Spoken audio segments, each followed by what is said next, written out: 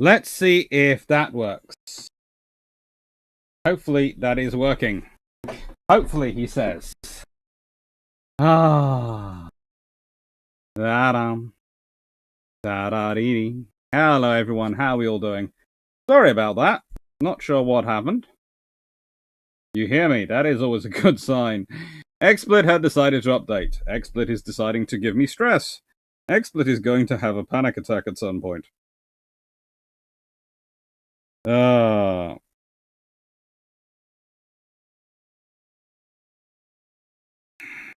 Let me just tell people the new link.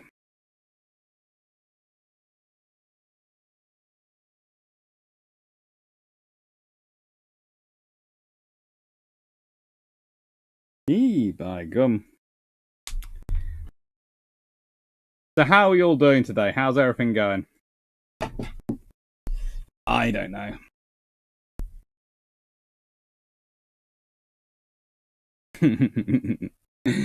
It's this day. It's just so hot. That's the thing. UK is not made for 30-degree temperature heat.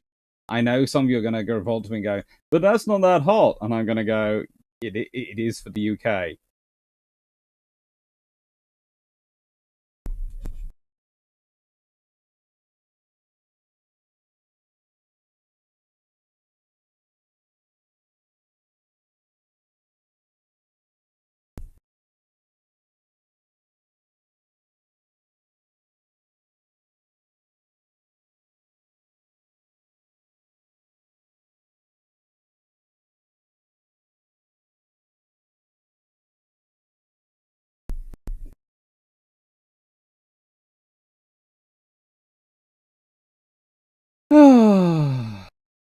I don't know. How is everyone doing?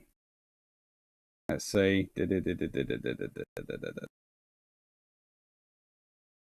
On. Right then, monetization is on. That's good. That sorts that one out. And let's go to... It's going to be a live stream, of course. It's Bruships. And it is going to cover a lot of battleships, battlecruisers, World War I, and cruisers. And probably a bit of admirals and commands. And probably some books. Hello, everyone. Right. Now that's all set up and all working. Just what you didn't need on a hot day. Hello. Oh, good lord, we've got a nice long chat, a lot of chat going. Hello, John Shea. Hello, Frank Spado. Hello, Strub. Hello, DG40. As you can see, this is the Irn Bru I've got for this evening. Because they've run out of the big bottles again. So, each of these bottles is roughly 500 milliliters. So, I've got roughly 3 liters of Irn Bru there. Hello, Frank Spado. Hello, Strub. Hello, DG40. Hello, Seneca Nero. Hello, Yickers. Hello, Paul from Chicago. Yay, thank you. I've got an admin on here. Hello, John Shea. Hello, Stuffer Thompson. Hello, Calvin Gasberg. The DAC 95, there's sound now. That's good. Eversman 42. Hello. Rapid Raceback. Hello. Peter Dawson. Good evening. Wayne Borean. Hello. Blue Ship Butter. Hello. Seneca, let's talk about big guns that are land-based. What is your comment on the Challenger 2 tank? Challenger 2 leak?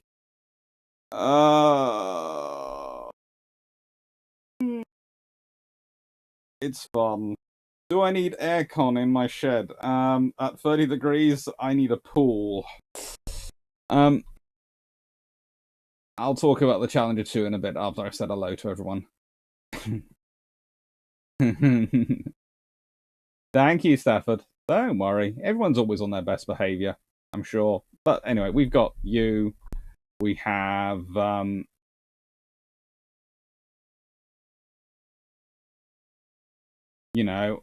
we have the lovely Paul. We have all sorts of people here who will keep track on everyone. Hello, Juicy Fusion. Hello, Peter Dawson. By gum. Are you from Barnsley? I actually do have family from that direction, so yes. I have family from all over. Hello, Graham Handler. Evening from the cold north. Stop. I'm actually... Here's the thing. Everything going to plan, and Nicola Sturgeon not saying no, I'm up in Scotland, not this coming week, but the following week. That's where I am. I'm up in Scotland. Or anyone asks if it's a research trip, no. It's the first. It's me getting to spend time with my girlfriend and her family, so it's way. Although, knowing me, I will manage to get some naval history research in there because that's just how I roll. Wherever I go, I end up doing naval history research. I do look like a panda at the moment, thanks to this lighting. I'm not sure whether that's sunburn or what it is, but I do look like a panda.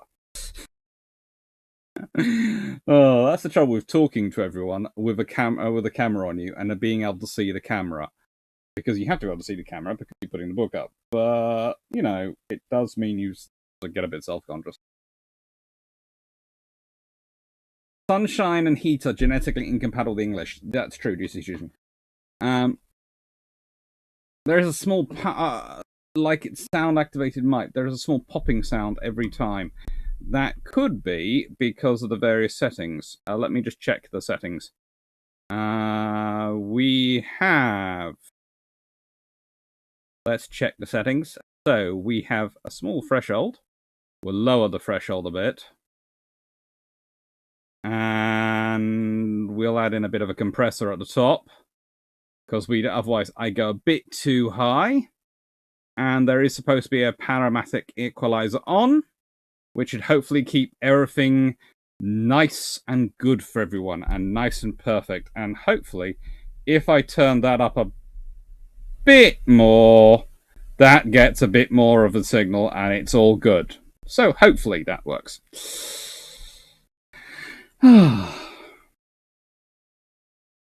Hello, Vice Admiral Nelson. Steve Winters, hello. And Portugal, yeah, at 30 degrees you need aircon or to design rooms for air movement. Otherwise, you get lots of mold. Lots of mold. Yeah, it doesn't happen that long in the UK, thank goodness. Hello, Almazaski, Team Luca. Hello, Ozzy Wilskis. Hello, Centurion X.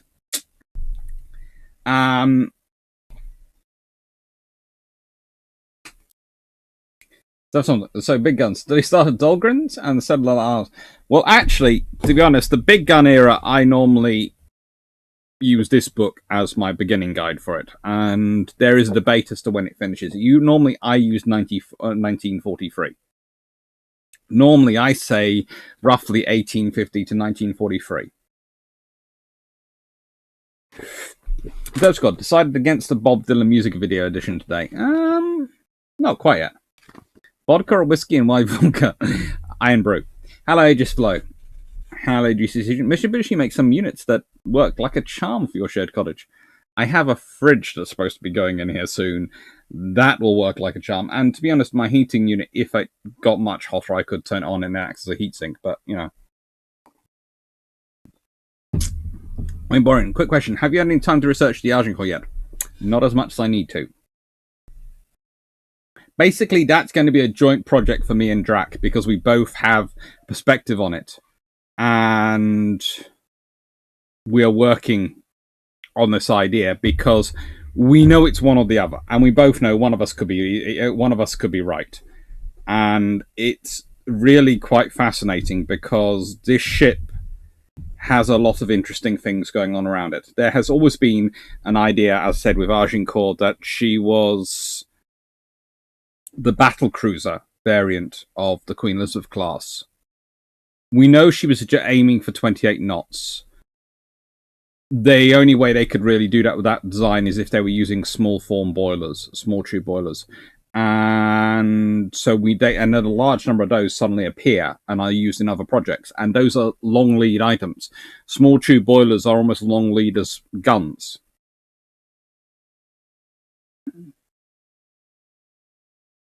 And, it just... We know the British are looking at 16 and 18-inch guns.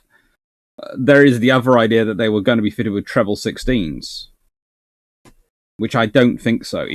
I think it would either be treble 15s or 18 or 6 18-inch guns, and I think 6 18-inch guns would be a lot of fun.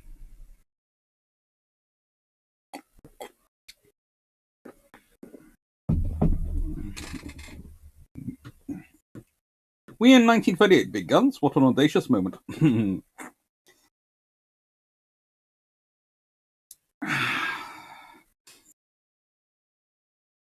I've heard him right. Doctor, we all know it's an Irn Bru resupply run. I am threatening the family with a trip to the Irn Bru brewery, so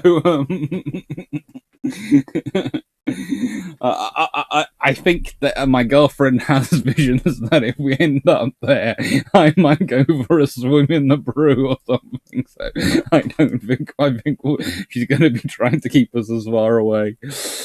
Oh. Although I'll be the one driving, so who knows where we end up. Would you ever have a shared video of Drac on his live stream? Yeah, that'd be fun. We have, we do live videos together quite regularly on the Armchair Admirals, and we have, as I said, the last bilge pumps that came out was pretty much him and me just sitting in a room chatting away.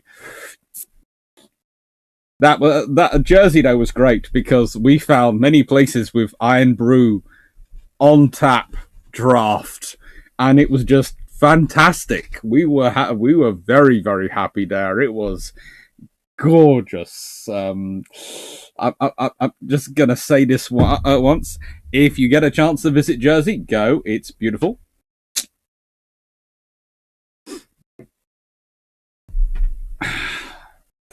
It's lovely.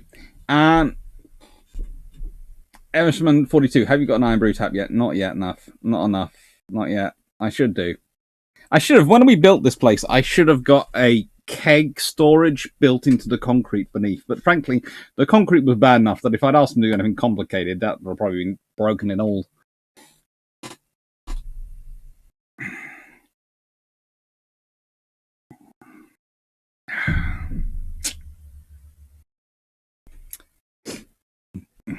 See, Winch, drill a hole in the fridge door, install a tap, and keep the keg inside.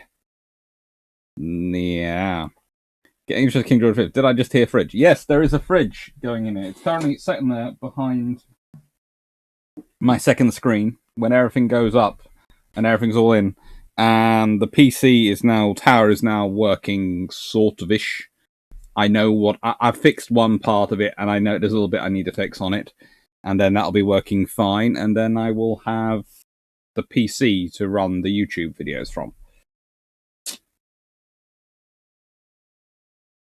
There's Scott. A fridge will only cool down the room if the back of the fridge is outside the room. That is true.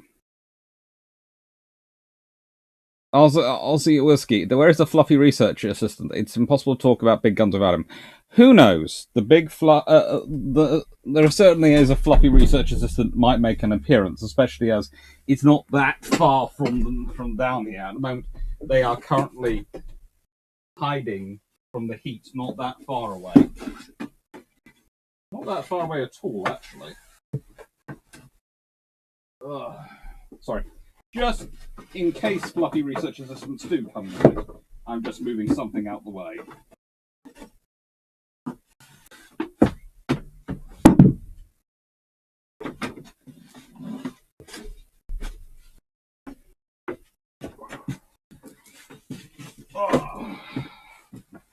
There we go. Space. I made sure there's space now for fluffy research assistant comes to visit.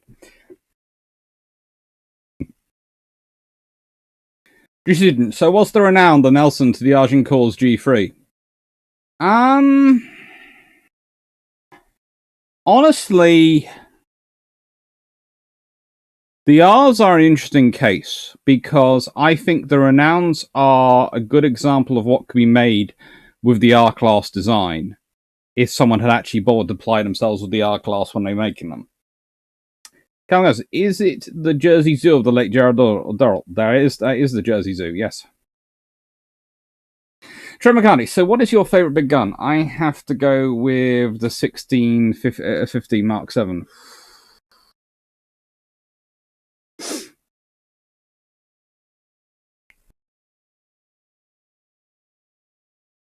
I have a lot of affection for one of the theorised 18-inch guns, because I have a feeling it wasn't just theorised. Let me just check its exact naming.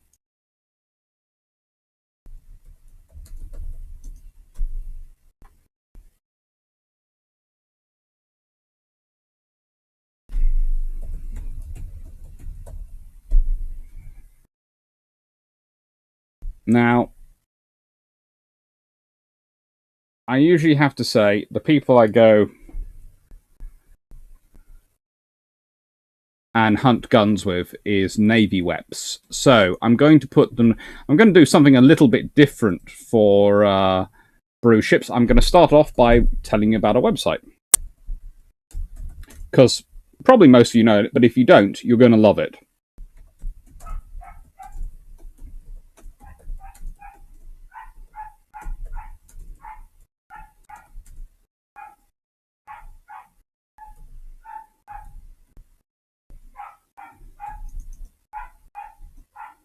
And let's see, it's 16 minutes in. Navy Weps.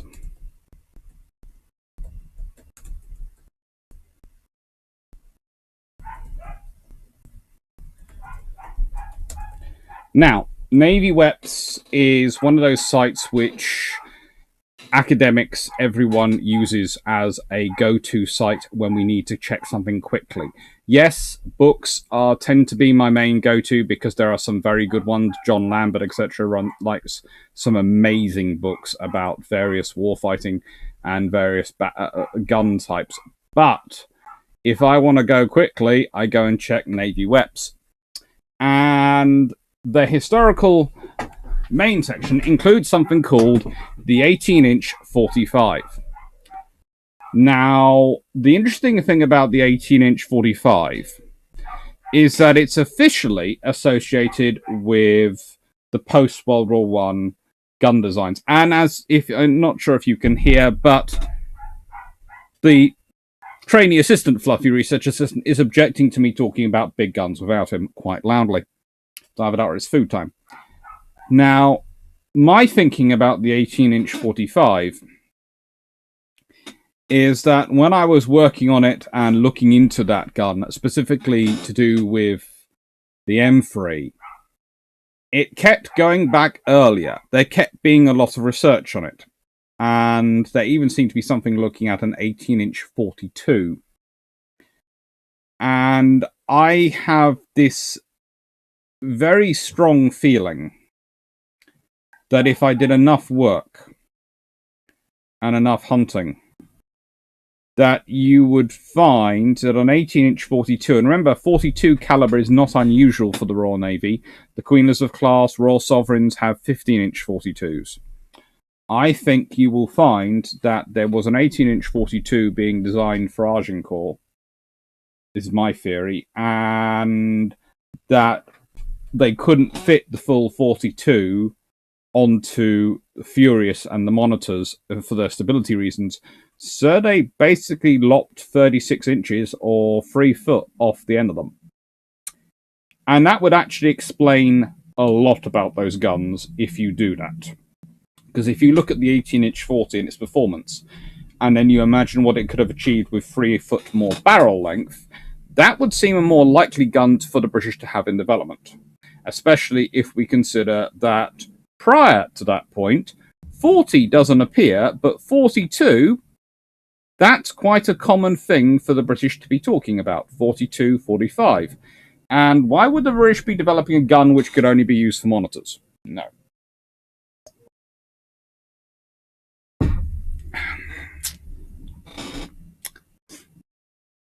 So, my favourite gun, in typical historian fashion, because I am completely nutty, is a gun which doesn't exist possibly, or possibly only exists in theory, or was testing, or what there's seems to be virtually no information about.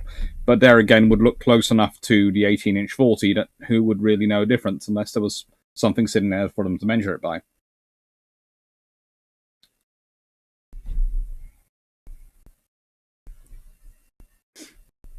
Crazy. Stafford and Dr. Now, is the Q super firing forward or single 18-inch?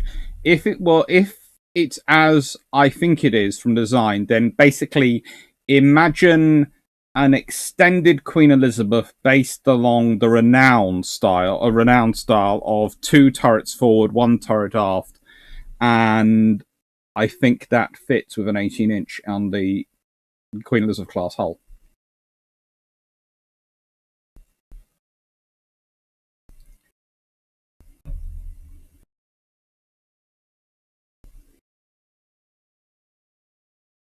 John Shea, if the 6th Queen Elizabeth would have been a battlecruiser version of Queen Elizabeth, now how much bigger would it have been for 10 18-inch guns in 2x5 regiment, or 3x3 for 9, or 3x4 for 12? It would have had 3x2 for 6 for 18-inch guns, and that would have been perfectly acceptable for a battlecruiser. Or a battlecruiser version of Queen Elizabeth class, probably with Queen Elizabeth class armor still.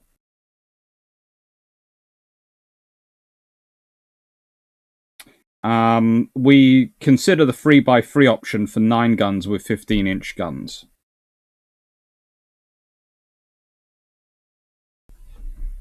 So, yeah, that's good. 15-inch 42, I'll be disappointed. Well, I like the 15-inch 42. It's probably my favourite of the guns which actually see service. Although, honestly, I would have preferred the 15-inch 45 to have appeared in service, because then the Queen Elizabeth could have been upgraded to the 15-inch 45.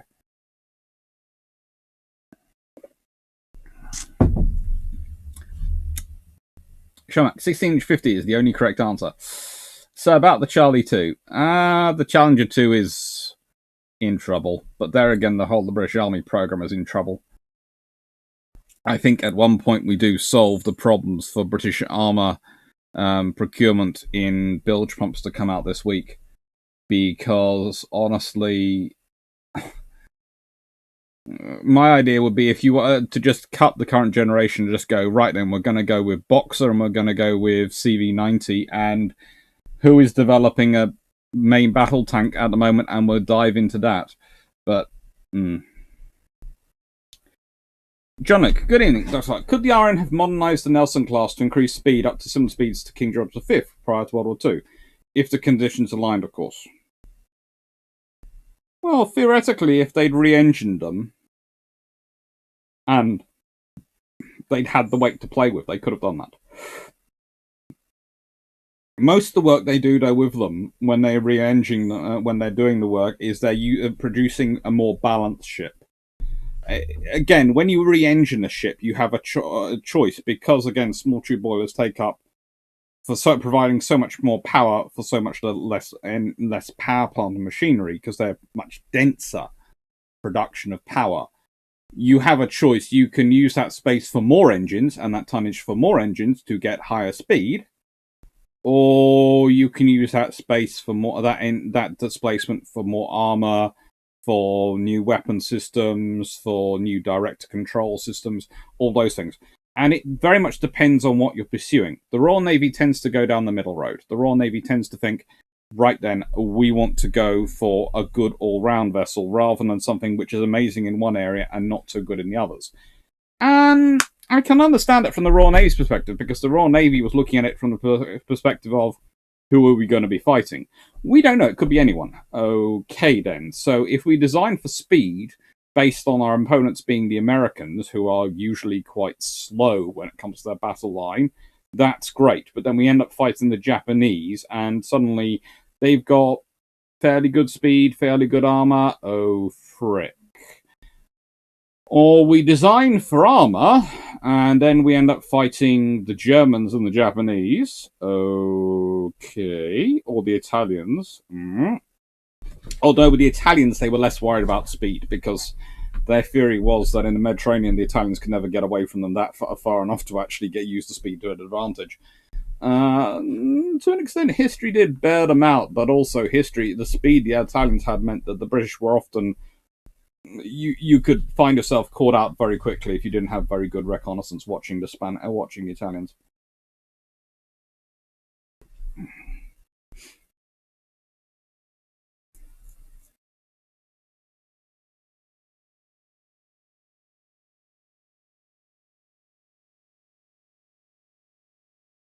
I thought it was an 1845 that was turned into an 1838.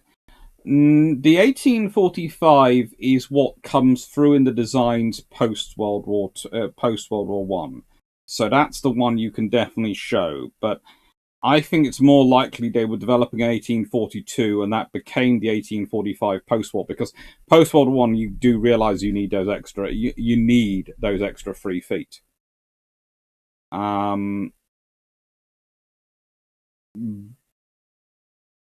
Those extra. Well, no, it's not 3 feet. It's 3 times 18, so it's 4.5 feet. But pre-World War One, an 1842 would have been a powerful weapon. An 1842 28-knot ship would have been scary as anything for anyone.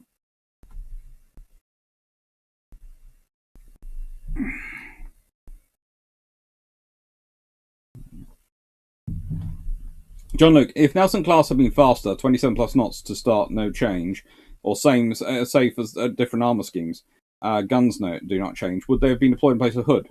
Possibly. But at that time, in the middle of war, you're deploying everything you can that floats. That's the thing. That's what's being deployed. But honestly, if you deploy your faster ships forward. So the thing is, they might not have been deployed there instead of Hood, but you might well have had one of them along with Hood rather than Prince of Wales, which again could have been a very different turnout for Bismarck, because honestly, Prince of Wales's main problems are it's working up still. If you have a battleship which has worked up, which has got all the kinks ironed out with its systems, and so is therefore fairly polished when it gets there, and it's firing 9 16-inch shells every time it belches flame and fury, you're not going to be having a good day if you're Bismarck in the Battle of the Bismarck Straits.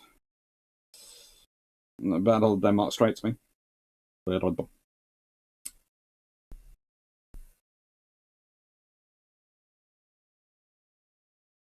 Frank Spanner, have you ever been on very big testing grounds? Yes, I have.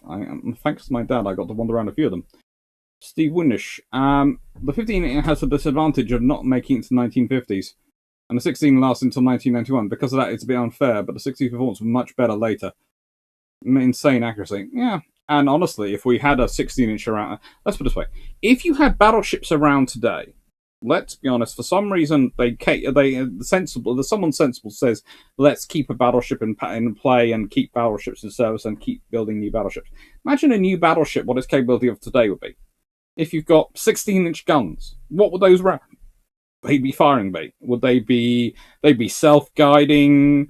They would have GPS coordinates in them. They would have all sorts of things, laser-guided, GPS, all sorts of targeting systems in them. They'd be a freaking nightmare to deal with. Missile age happens, aircraft age, and various other things, and we'll get into it, why it happens. Shulmac, are you saying the British were not entirely forthcoming with what they had on development? They have never done that, ever. Yeah, pretty much. And I think in the nicest way, the history books, which tend to be written off the records which exist this day, show it. Discord, why is the word caliber used as a measure of both muzzle diameter and barrel length for AE guns? Because everything's done in proportion to the muzzle diameter. Everything's in proportion to that. So it's a 18-inch 45, which means it's 18 inches diameter. That's the 18-inch diameter, and then 45 times 18 is my length.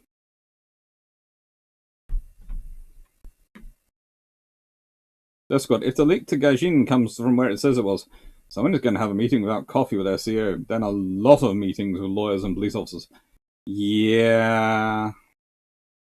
So, if you gave some pre-dreadnoughts some small tube boilers, and geared turbines, what would happen? They could get very interesting very fast, but you would also have problems with their hull length and the displacement design. You see, you have to have the hull and displacement profile to be able to take advantage of the speed and put the power down. Trent McCartney, I would struggle to see a 6 Queen Elizabeth with more than 6 18-inch guns. I bet you would have trouble getting more than 6 18-inch guns on an hour, and I doubt the 6 Queen was going to be anywhere near the size of ours. Yeah, I think I did a stat, and I worked out that if you did a Queen Elizabeth style conversion on a Queen Elizabeth hull, like you did on an R-class hull to get a Renown, it does go up a significant amount of length. But again, 6 18-inch guns is about it in 3 double turrets. That's literally the limit you're going to get into that hull. And that's enough. Let's be honest, that is enough. 6 18-inch guns, that is enough. Shomak, how to fix the British tank problem? Either fund the darn thing enough to build domestic, or buy Leos. No, we wouldn't buy Leopards.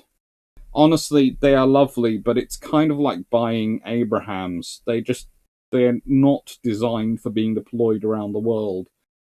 That's the main issue. See which 6 guns is a bad deal in any case. Many more miss salvos. Take the greater number of hits every time. 6 18-inch guns would be fine, I think. They would, like with the Renowns and a Renown class, they would be fine. What they'd be using them for, and basically, if she's an 18-inch Queen Elizabeth sort of fast battleship prototype thing rather than battle cruiser, then she's going to be with the battle cruiser fleet, or what I believe should be called the frigate fleet. I believe that's one side.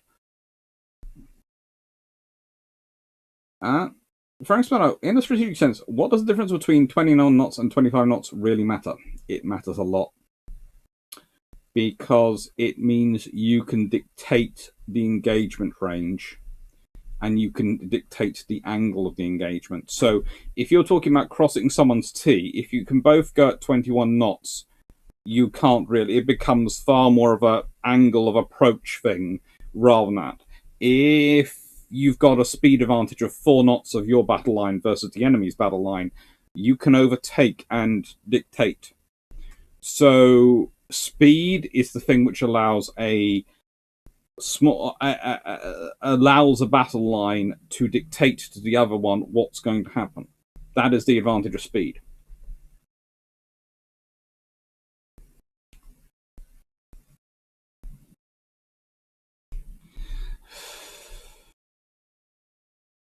Strap, given the amount of shore bombardment versus other vessels, would it be smart to design guns better for shore bombardment?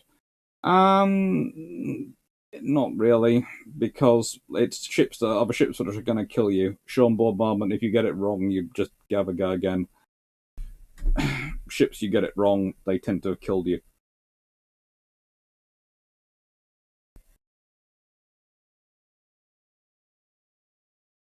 Seth Thompson, 28 knots, 18-inch mains, I'd reckon 666 for secondary, then with 12 to 14 inch. I'd say double 6 turrets for second. Remember, but this is again, we're talking about 1914-ish time. Double 6 inches for secondary, but I wouldn't be surprised if you had 3 or 4 of them on it. I do think it would have been turrets, because again, I think they'd have gone the same way as they did Renowns.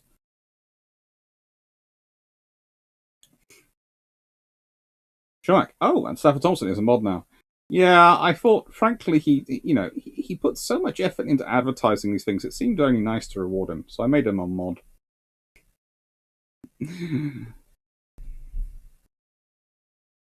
Yursel. On topic of crazy guns, is it possible that the mystery ingredient in the aborted Jelicoe Agincourt was an early attempt at autoloader? You see, there has got to be some complexity. Yes, there's I remember Alec Drac was talking about this on his live stream yesterday, and there was a big question as to whether or why it was cancelled. And it was basically, it comes down to, it's the supposed shortness of the conflict that they're getting involved in, that none of these things will be completed till after the conflict's over, so there's no point in it, which is the good, legitimate reason. It's also the reason they pause construction at the beginning of World War II and so many things. But the other option would be there's complexity there, which is massive, and that could be an autoloader. But autoloaders I don't really see being really viable in the RN's ideas till about the 1920s, 1930s. They start looking into them seriously. So, yeah.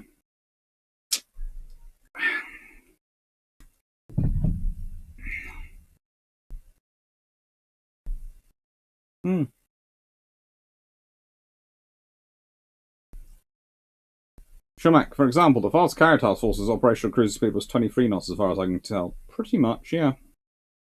They occasionally got up to 24. Frank Spider, would gauge have been a better measurement than caliber? They went with caliber, and it's the earlier general meaning of caliber was, as Steve Winters put, cinema quality has something to do with it, but also there's the fact that the phraseology that they had at that time. Shumack, M1's not designed to deploy around the world. Please explain. They're not designed to be deployed around the world by a medium power. When you consider the sheer amounts of logistics the Americans put into deploying them around the world, they are a wonderful tank, but to deploy them around the world is incredibly labor intensive. And you either go with the Americans in there deploying theirs anyway, or you really, if you look at it, think about the number of independent M1 deployments. And then you've got the Leos, and the Leos are also incredibly maintenance intensive. People love them, and they are very good tanks, but they are very much German tanks.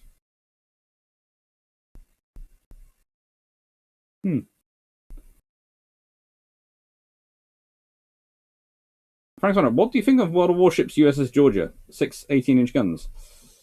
I haven't played it yet.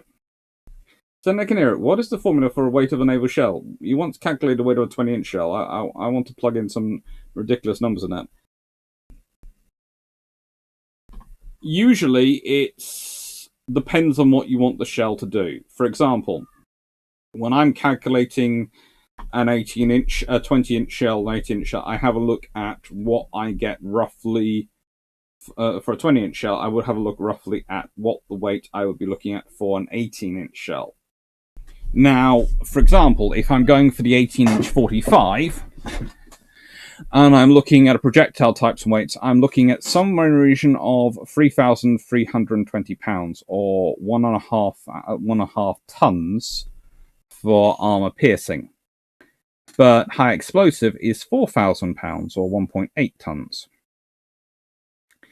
By 1921, these had the armor piercing had got two variants, both which had gone down in weight, as had the high explosive.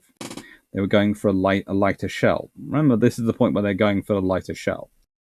Normally, what you're looking at is, well, the trick I sometimes use is times by 2, add 10, times by 20, and take off 400 for the pounds. And that comes disturbingly close far more often than it should. But that is not an official rule of thumb at all to use. So don't do that. Do not use the method of timesing by 20 and taking off 400. That might roughly work for the armor-piercing shells, but you shouldn't. You should not. It isn't what it's supposed to be. But no, there are various methodologies you can go through for them.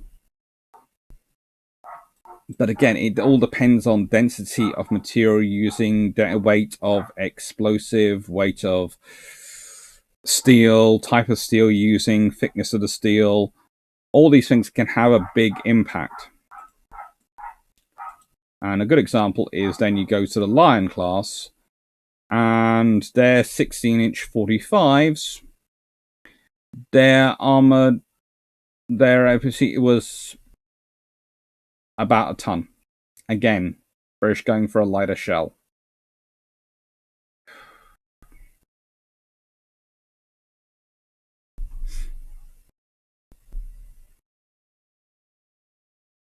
Right, Sparrow, does that speed advantage still matter today? Well, today, yes and no. It's still useful to have a high cruising speed and being able to move around the world relatively quickly. But honestly, when you're dealing with missiles which are moving at hyper velocities and all those other things, that speed doesn't make much of a difference.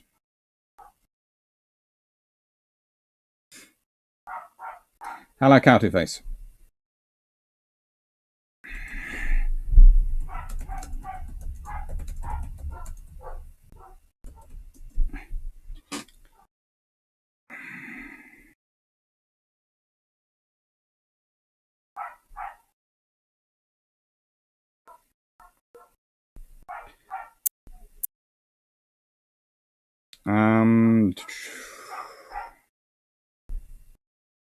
There are various formulas for working out shell weight. But in the end, it's what you're designing it for. So always estimate between about 1 to 2 tons for your shells.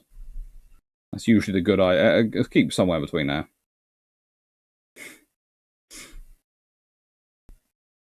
Hello, Catty Face. I think I said that already, but yeah.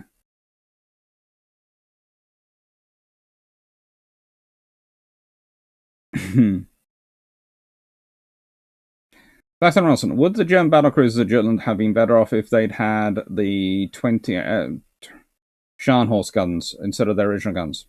Yeah, the Scharnhorst guns were better. Trent, would a 18-inch armed Nelson class have been a good idea for the RN post-World War I? You couldn't have done it on the treaty. You couldn't have done it on the treaty.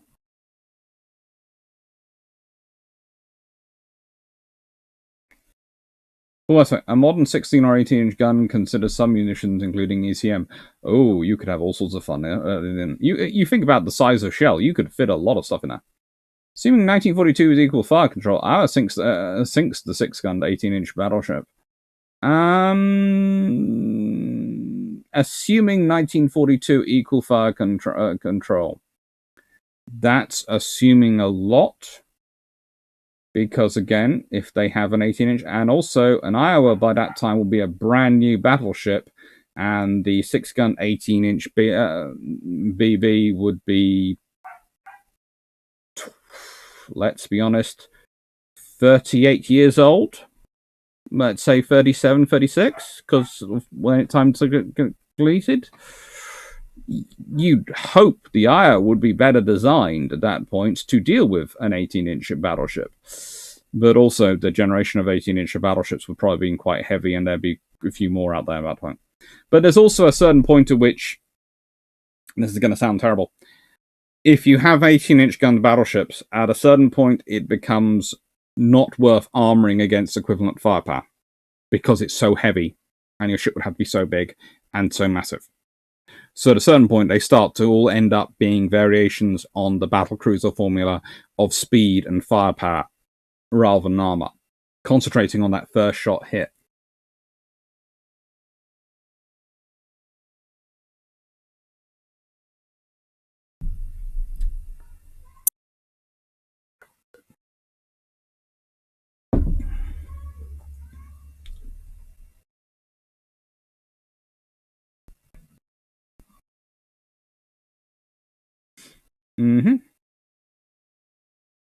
Dub's got M1 Abrams drink fuel like no one's business. If they're deployed in the field, you get a modern version of the Red Bull Express that's following them around to make sure they don't splutter and stop on the road.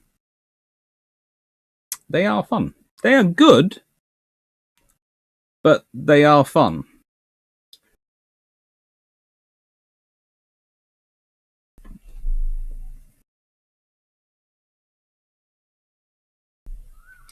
Technically, I want to calculate the shell weight for a Tirpitz battleship Jager, with a single 31-inch gun mounted on the length of the ship like those tank destroyers. Oh my lord.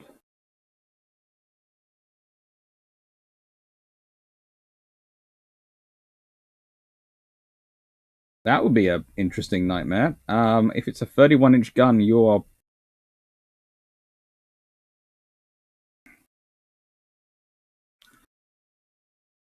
I would be very tempted to,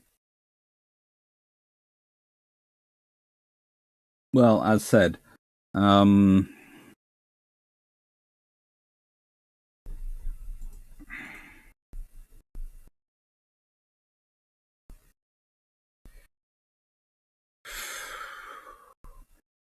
work that one out roughly in my head.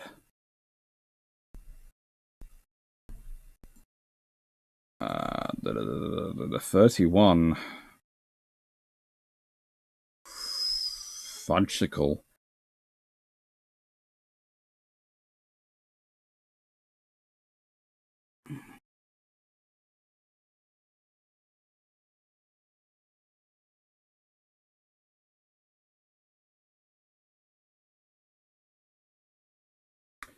$31 times 200, take off 400.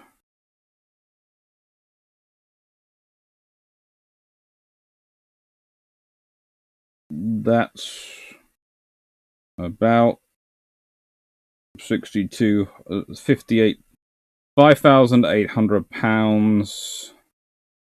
So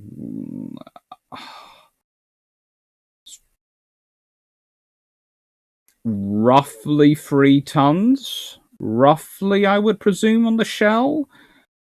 Maybe a bit heavier because it gets bigger, so could be, but that's going to be very heavy to move around. I'd reckon about 3 tons, and that better have an autoloader. That better have a lot of autoloader, because if you don't have something to move something that heavy, you're never going to manpower move it.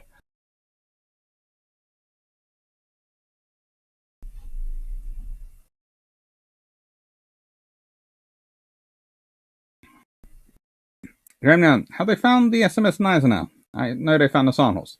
I think they have spotted it.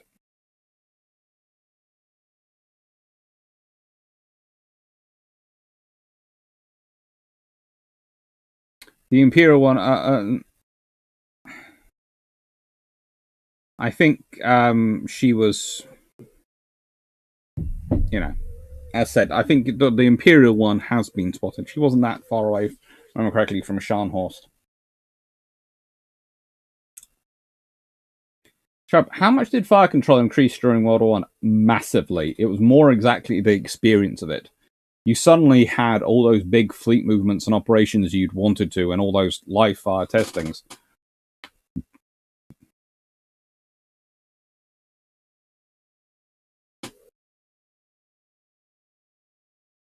Trent McCartney, you were talking about shell. What is your opinion on the American choice of Super Heavy 16-inch shell?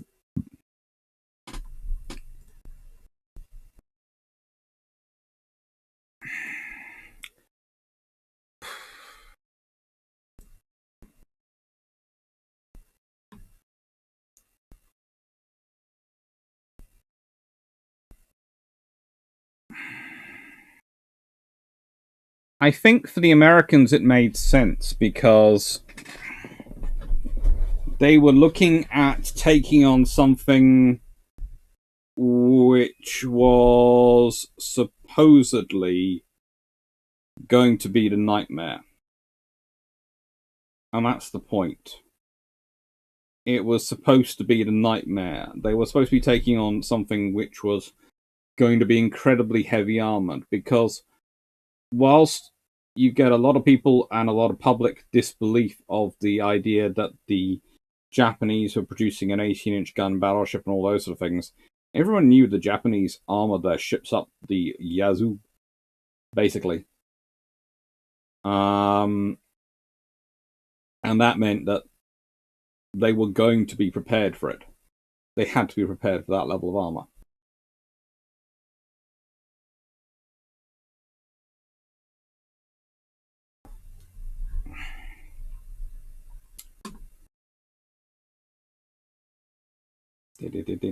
And it's sensible for the Americans. There is nothing silly about being prepared for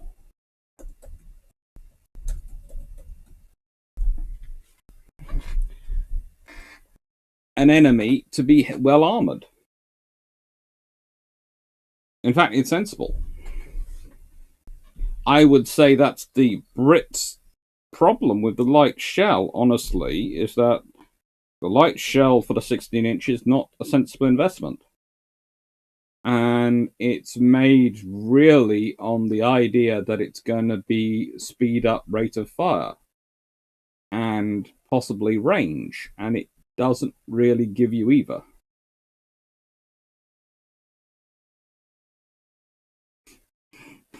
That's good. M1 is good if you can ensure air superiority. They're good for fighting below peer opponents, but I'd be worried about logistics train fighting a near or peer opponent. I'd be worried about logistics train fighting anyone with a drone force.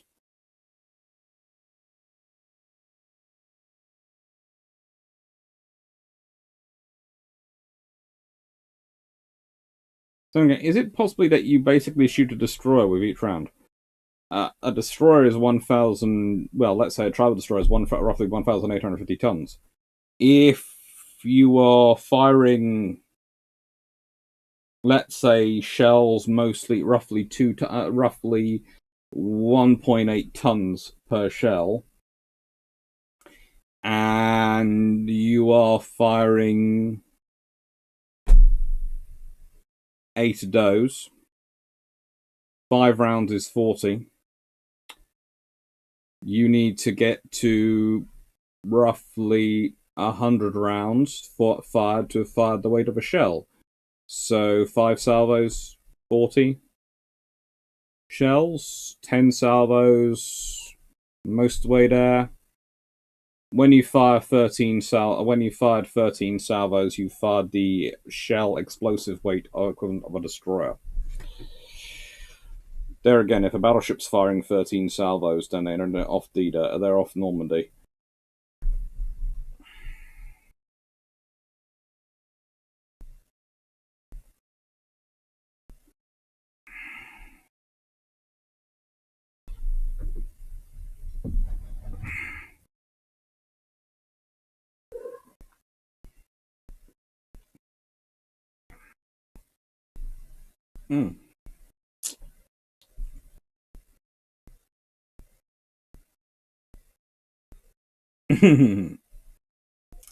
So Thompson, interesting way to scale reference there. 31.5-inch round weight is equivalent weight as to my dad's GMC 1500 pickup, whereas an 18-inch round is equivalent to my Dodge Dakota in weight.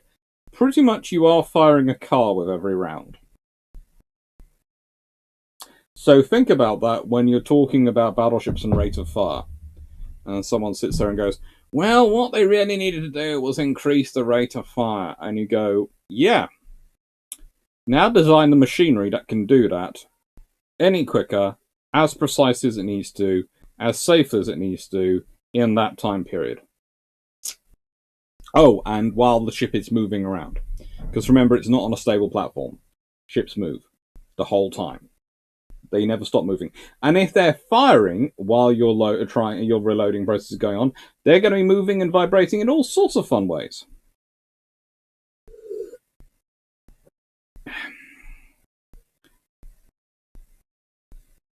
Timmy070, in your opinion, which proposal was more absurd, the Tillman Falls or Hidetro Canada Zipang?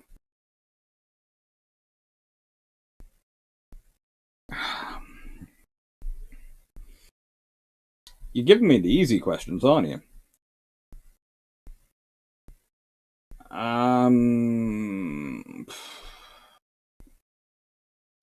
Honestly, the Tillman Falls, because the U.S. Navy and the U.S. had the ability to produce far more ships.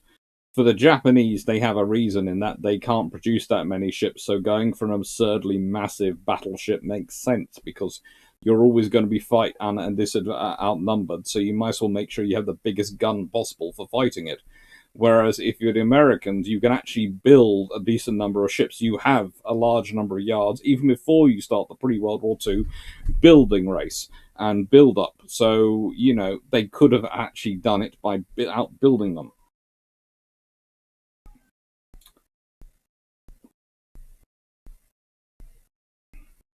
Usual. Presumably, it's also a good idea to speculate as to what nasty surprise someone could spring on you, which is a similar line of argument and prep for those.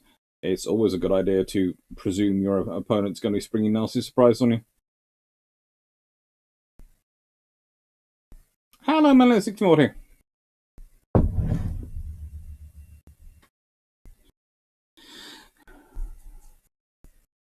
M35 Benvids. With faster firing, you will get the barrel far hotter faster. That's also the other issue. So, unless you have a cooling jacket for your barrel, you're going to be in trouble. In fact, it's one of the interesting things that they don't, that I'm surprised they don't develop more quickly, is the idea of a cooling jacket for the barrel.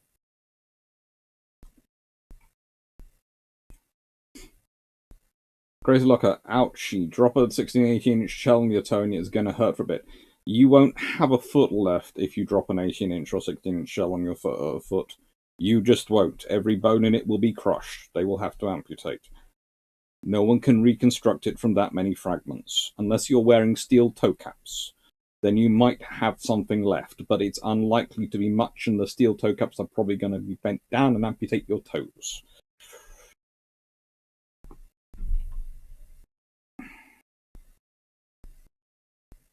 Sure, Matt. What if the admittedly fake H-45 was built by the Germans in World War II? Expect to see some massive Royal Navy battleships in response. Basically, if that thing had actually managed to be built, or was nearing completion, and the British didn't think that bombers, and every single bomber they could get hold of, could not stop it being finished completed, you would see the fastest work done on a British super battleship you have ever imagined. Basically, imagine the Lion-class battleships, but longer, bigger, and probably with the 18-inch 45 put on them. Because that would be the biggest, baddest gun the British could probably get out of storage somewhere and start building up.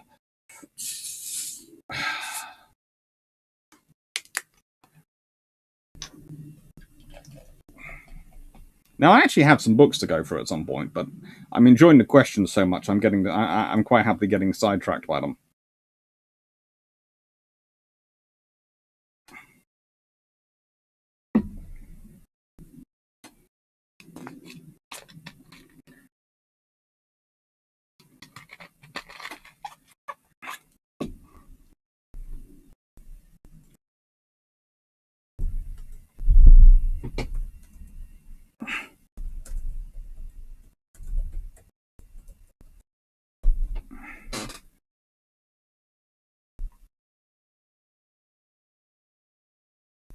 Somehow we're already on 290 playbacks, and I'm not sure how.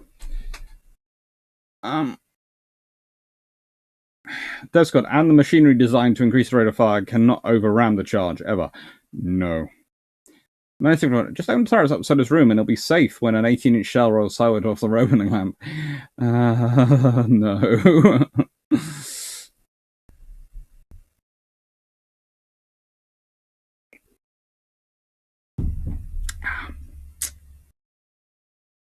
That's good. Have the crew stand on little platforms with no turret floors so the drop shell falls to the deck and rolls overboard. Again, no. Teamwork can't overram. Sounds like fission nuclear industry spokesman after the impossibility of meltdowns. Oh, you can overram, so you be very, very careful.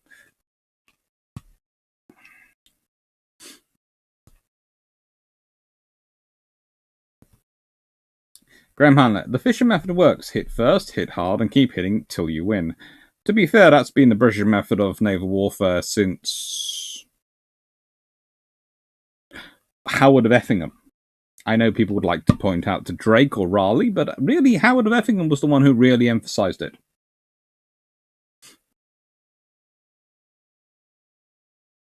Usual. No, then you have a 2D steel plate mixed in with the puddle that was your foot.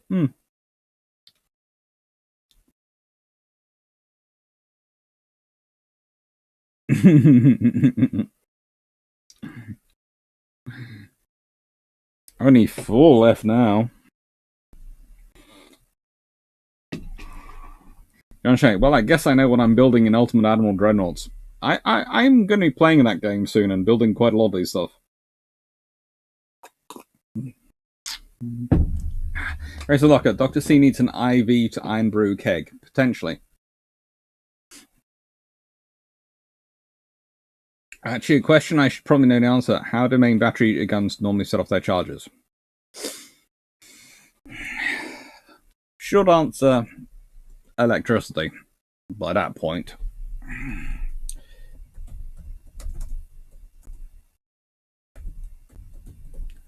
But I'm just looking up. Is that diagram done?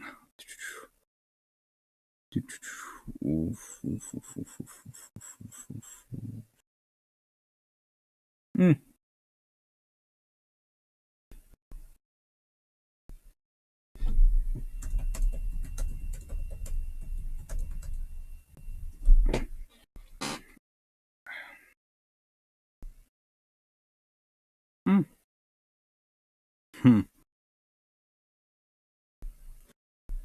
So, here is the really cool thing. If you want, and I knew I had it. Well, I knew it was somewhere. I didn't. It turned out not to have it, but this will make you all very excited. And this is from the Naval History and Heritage Command of the USN. And this is how to fire a gun. You will find, I've now put the link in down below, the manual and full list of how to fire a gun. So, from 1945.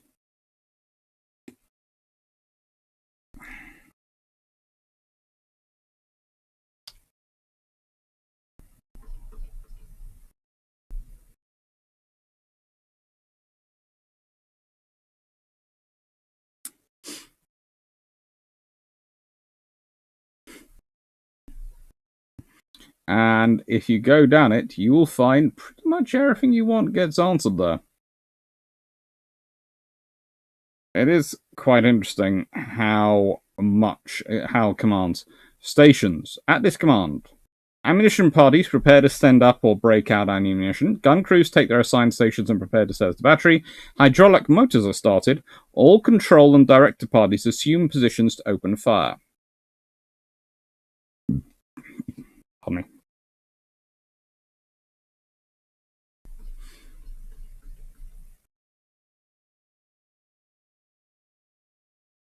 Thank you. Now,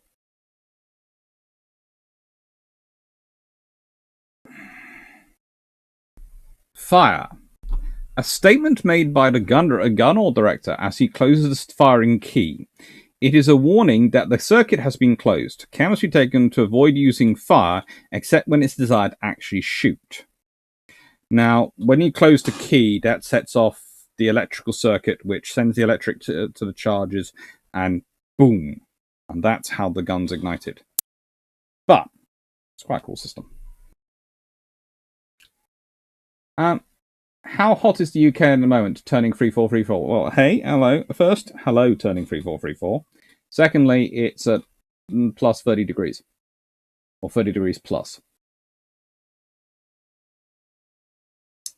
Manly 6 from Derp Squad. There's a discussion there. And then GeoGuy 001. Hello, GeoGuy. Gonna guess you're either interested in geography or geology with the geo.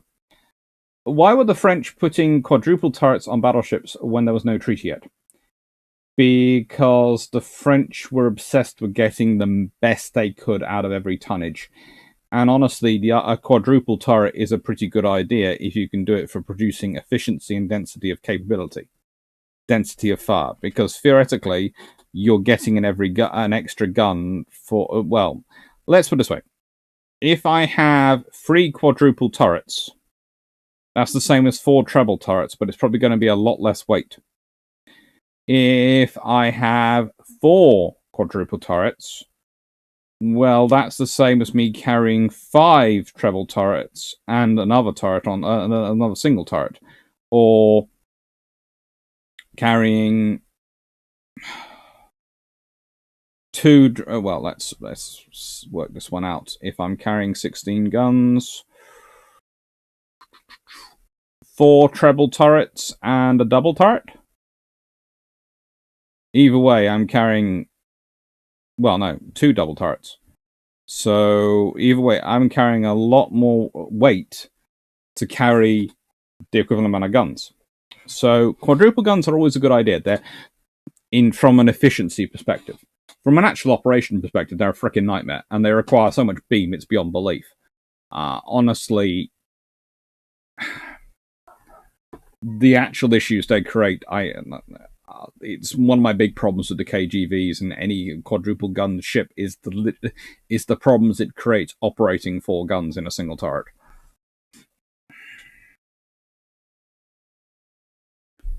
That's good. My suggestion about Flora's turret might not have been entirely serious. I had hoped not.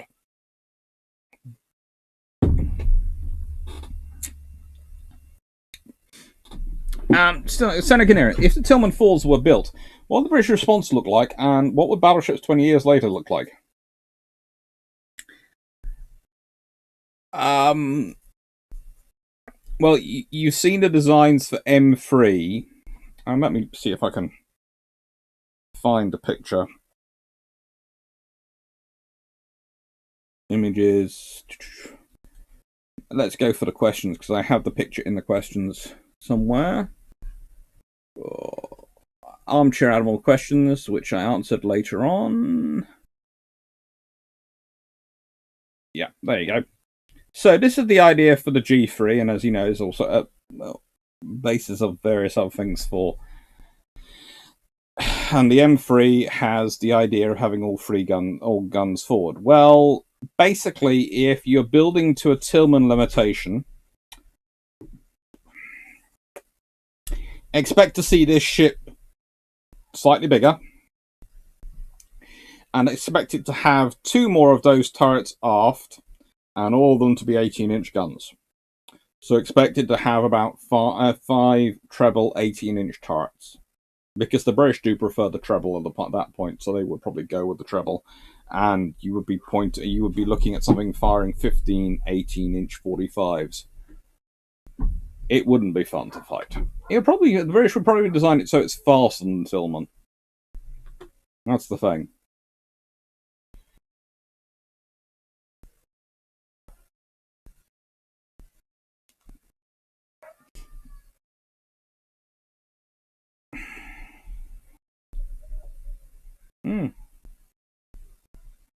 Shamak, to clarify, the H-45 was someone's thought exercise around building a battleship, the Skua Gustav, and would have been about 700,000 tons with 10-inch secondaries.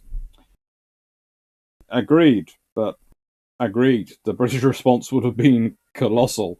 But it probably wouldn't have been 700,000 tons worth, because the British would have probably gone, is it still floating?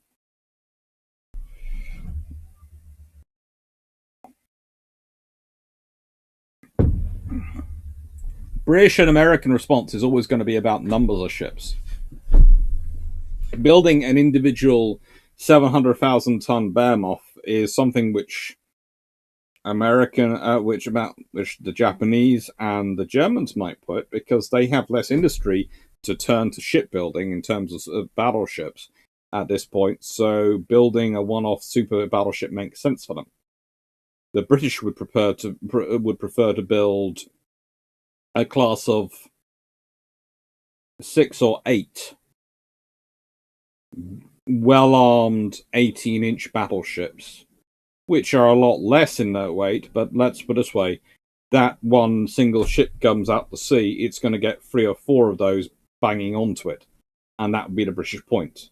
And that's what the Americans were concentrating on as well, which is another reason why the Tillmans don't make sense for the Americans, but as said, so that makes them even more insane for the Americans to be looking at than the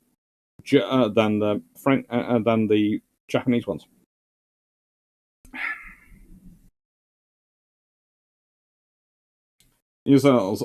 So run a voltage across the charge, cordite heats, and boom. Pretty much.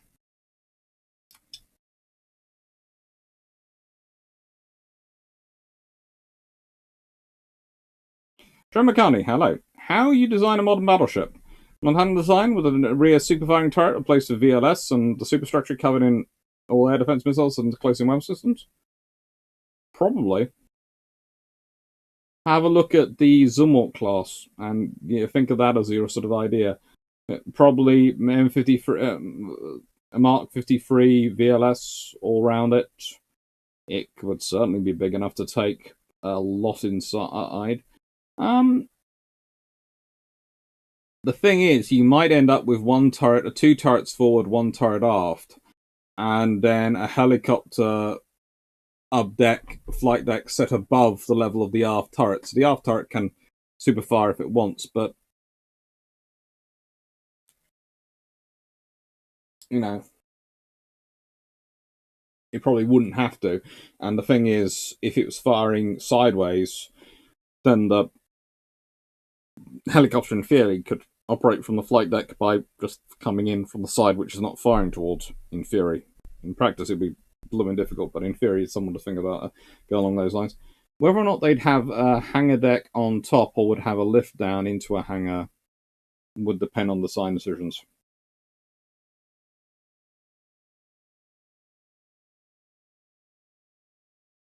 Paul Beswick, in a modern context, what guns would you mount on the new Type 83? If I had my way, we'd be looking at 6 or 8 inch guns.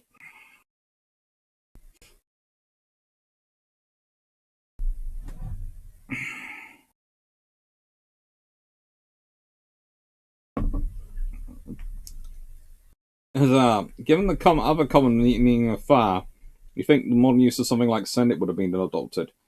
It's been around for a long, long time. They're not going to change now for no good reason. And that's the theory would be, why is this a good reason to change it? No. We've managed to work it out for the last 100 or so, a few hundred years. We can survive now. Dear guy, radars and missile systems on a battleship were vulnerable to overpressure from main guns. Reason why Standard and Sea Sparrow are not fitted to reactivated towers? Cost more than anything. Yes, they are vulnerable, but you can shield them if you're prepared to spend the money.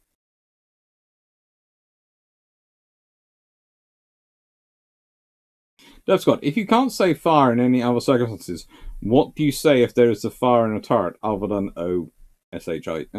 O, and we've got a $sign, an up arrow, an at, a hashtag. I really can't figure out what that means. You do say fire, but how do I put this? You shout, fire in the hold or something. You don't shout fire, you shout fire something. And honestly, again, this is going to sound strange, but if there is a fire in a turret, one of the best things you can do is get rid of the explosive and the shells as quickly as you can from that turret. So you might well want to press fire if there is a fire anyway, just to get rid of the shells. You don't want them in the turret, just because they might cook off anyway, even if you don't fire them.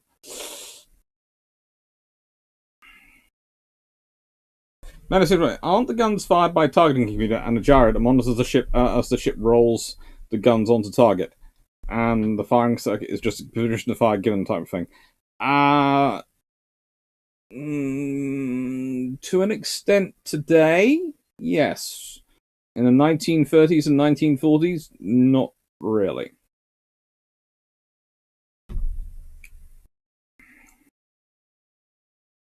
Mm-hmm.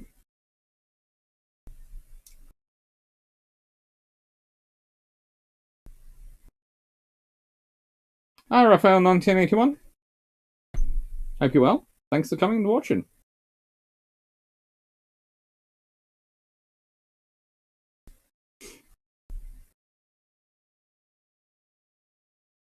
Given all or nothing armor scheme projects, only vital areas, but stuff like rangefinders, bridge, squishy crew are still vulnerable. Why not build ships with lots and lots of quick-firing guns? Mainly because the quick-firing guns tend to be the smaller guns, which tend to have less range. And so your battleships wouldn't be built with those. But your cruisers, conversely, are. And that's the whole reason the British have the 6-inch gun cruisers. And town-class cruisers, etc., are basically epitones of that. And if you look at the various battles they're involved in with battleships, that is what happens. They damage everything else, and they basically put the ship out of the Battle of North Cape. They take out the radar. The 6-inch shells from Ajax and Achilles are what do a tremendous amount of damage to the Graf's Bay. They stop it being serviceable for sea. I know there are lots of people who love to hold on to the vision that it was only the 8-inch shells from Exeter which did the necessary damage, which meant that the Graf's Bay couldn't put to sea again. But honestly, she's not there firing for long enough to do all the damage necessary, and she doesn't fire that many shells.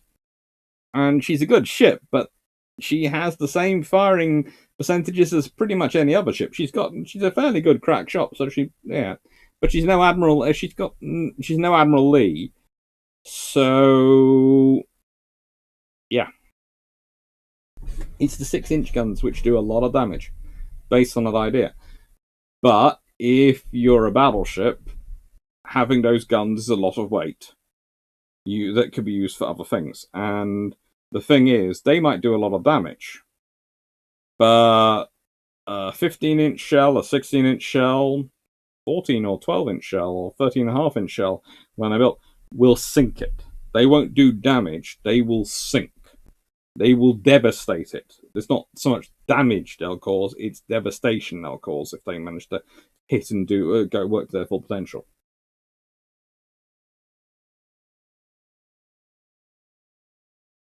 John Hargreave, RN uses the word shoot for firing the guns. They do, but they use other things as well occasionally.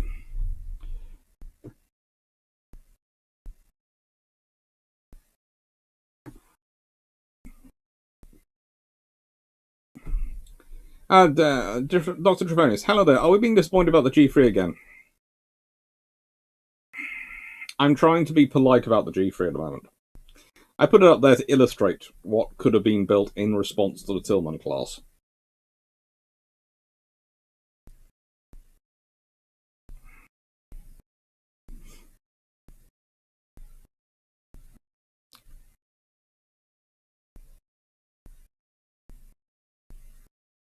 Lucas Jones, hello.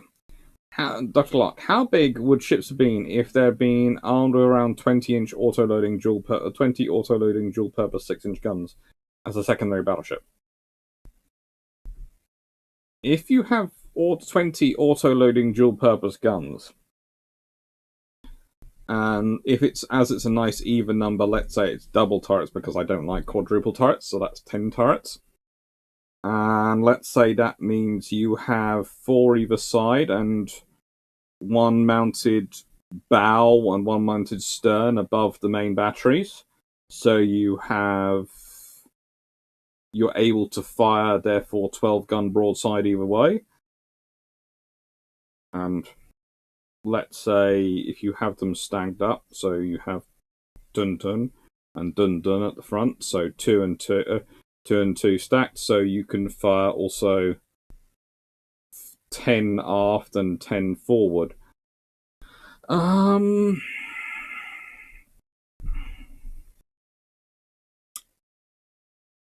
big would a ship have been to have out of those? Honestly, you can do it. You don't need necessarily a massive ship, but you do need quite a beamy ship. So if again, it depends. If you're designing a battle cruiser for that sort of beam, you're looking at something hood-sized, if not G3 sized, maybe a little bit bigger. But if you're talking about battleship, you could probably, if you really wanted it, have got it on not much more than a KGV, if you really wanted it. Possibly even Queen Elizabeth class, if you really wanted it. Depends what modifications are you prepared to make to the superstructure for it. Scott, could a turret be designed to get 4 guns in reasonable size in a 2x2 instead of 1x4 configuration? That is what the French were basically working towards, 2x2. They actually divided their turrets down the centre for some of their designs.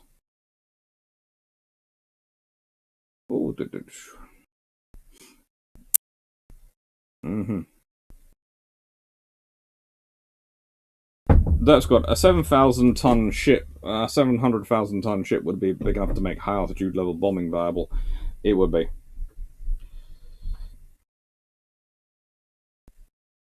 Decision. What are your thoughts on Japanese treaty compliance pre-Yamato design? Honestly, they're... That's what I say. No one is innocent. It's a spectrum. It certainly is a spectrum. But no one is innocent, you know. Don't ever go away with the idea that it's only one nation which is mucking around.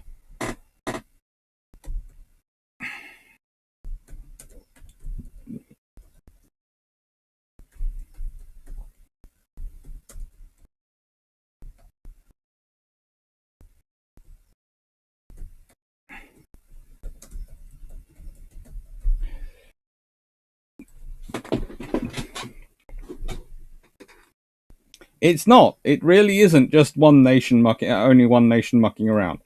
The Japanese push it further than most, but if you say this is a spectrum where this side is compliance and this side is completely ignoring them,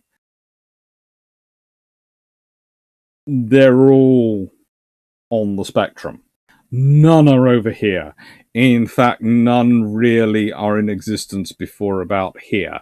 You've got the British water for armour, and the county class, and the town class, and all the other systems which are basically designed to be fitted rapidly in wartime with all sorts of other bits of equipment which they don't have in peacetime, so they're treaty compliant.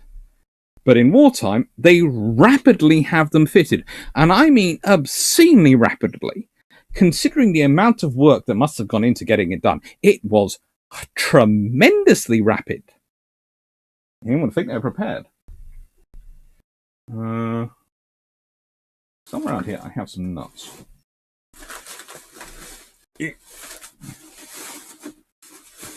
Now, a few weeks ago, I ordered one giant bag of nuts because I fancied some nuts. And I got sent about a dozen small bags of nuts. Actually from the same place which today responded to my request for 2 bottles of 2-litre bottles of Irn Bru with 8 small bottles of Irn Bru. They didn't charge me anymore, so they were fine, but you know, a bit weird.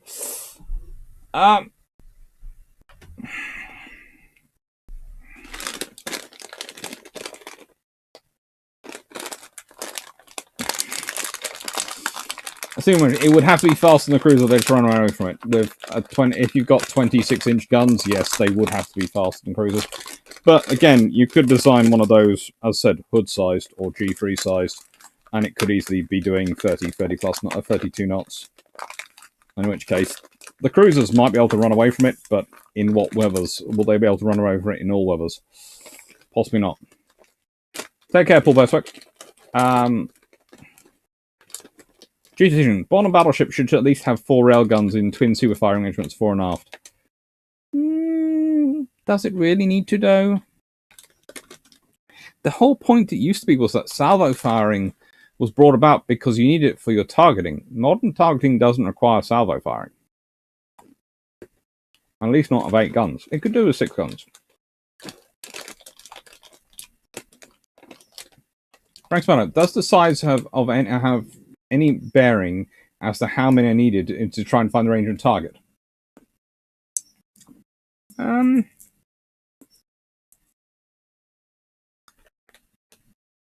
Not really. But the thing is, with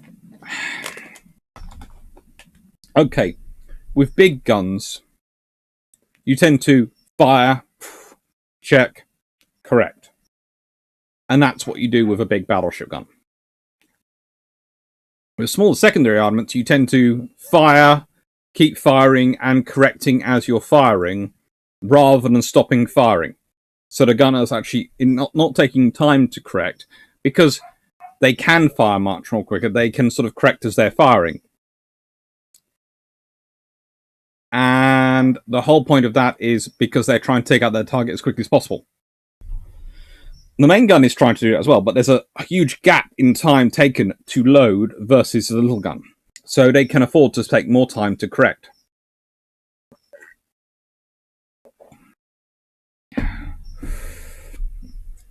And as said, bigger guns do shoot further. So, one question.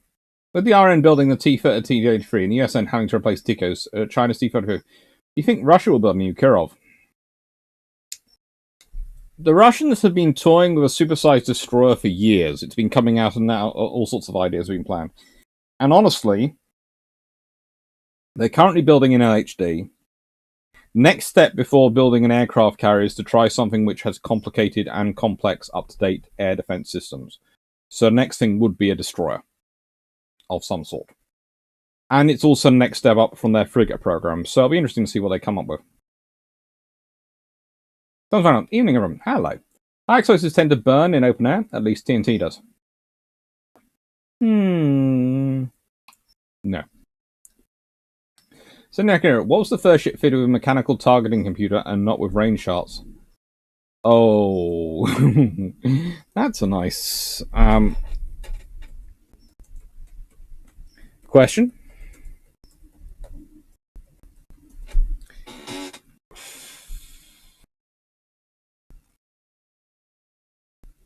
That depends on who you believe, what you define as a targeting computer.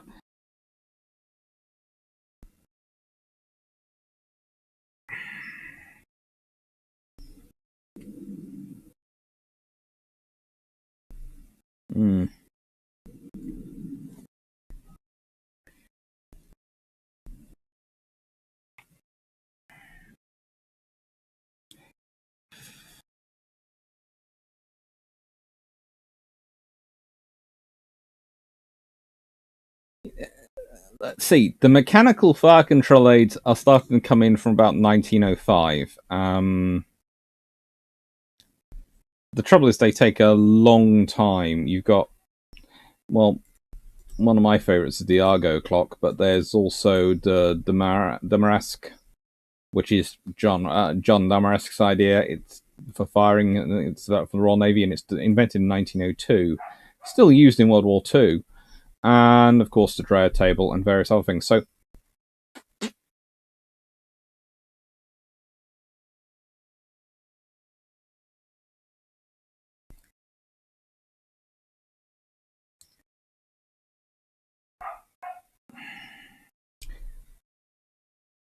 the thing is, the fire control tables, etc., they are the first real proper mechanical one. I would say, honestly, the first proper one is probably the Dreher table. But I would say the first one that I would actually place a lot of faith in is the Admiralty Fire Control table, which is built in 1927. And the American one soon catch up with that.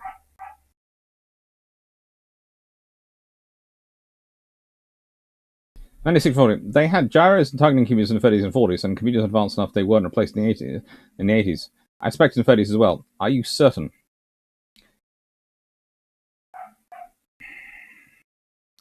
They had fire control computers, yes, that were very precise and gave you a lot of information. The main reason they're not replaced in the 80s is because it's a lot of complexity to reinvent the wheel when you've got something which works fine for all you're asking for it to do. However, having a system which, let's put it this way, interferes with your rate of fire, so you're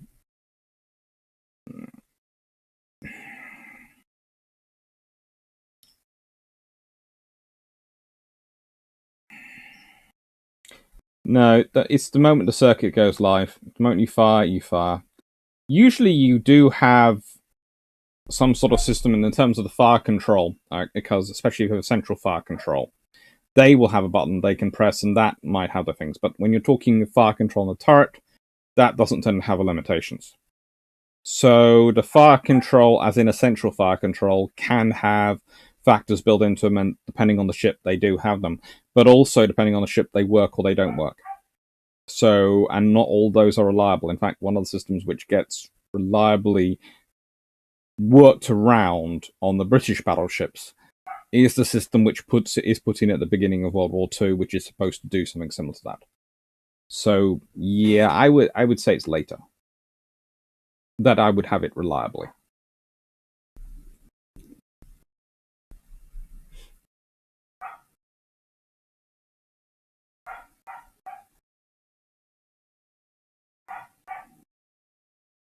Guy 001. Was an autoloader being developed for one of the later design iterations of the Lion class? Any info? The British were certainly working on autoloaders quite heavily. The British and Americans both were interested in autoloaders. And actually, I would love to be able to talk more about this, but the book I have, which has a paper on autoloaders from the period we're talking about, has actually been borrowed by Drakenfeld to photograph.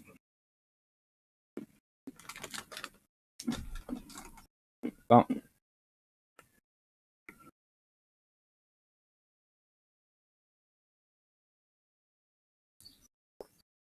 the thing is, we know the autoloaders were more advanced than they were saying publicly, and enough that they were looking at them for the designs, but they weren't advanced enough that any of them actually fitted.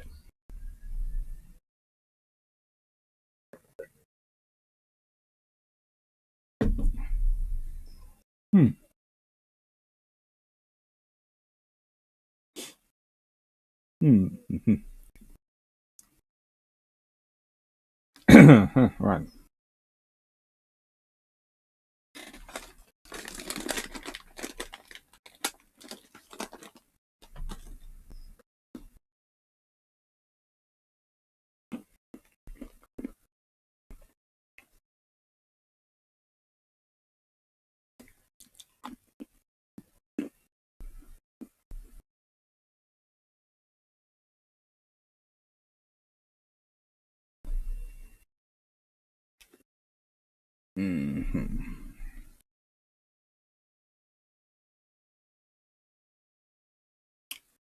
So, the gyros on Model 2 fire controls are counted for ship's roll and pitch, so we're usually not waiting for the right moment of the roll.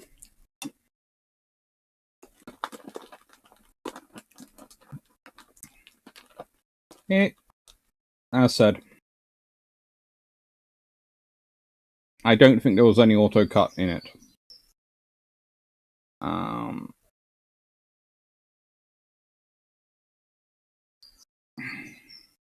The third turret on the G3 seems next to useless unless coming at it from a certain angle. It's broadside firing. But as GeoGuys points out, there's a lot of worry about a battlecruiser being designed for broadside firing. This is why I don't like the design of the G3.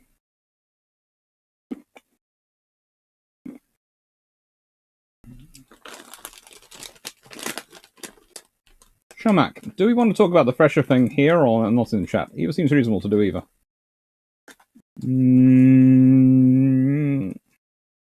see. It depends if I can get into some books. That's good. By 2x2, I mean 2 guns placed at a level above the other 2 guns in a 4-gun turret. That sounds complicated. And very heavy and top heavy. And thinking about the momentum of that for if it's turning around.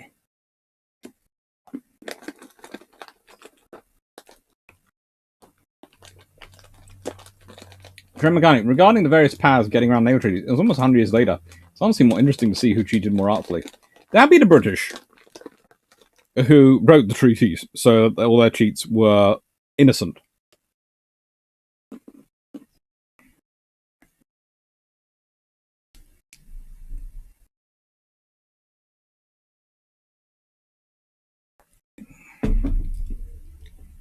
As Shormack said, no, the Yorktowns are a 22,000-ton design. Honestly, why would we lie about this? Also, Langley definitely isn't a carrier. She's a seaplane support ship.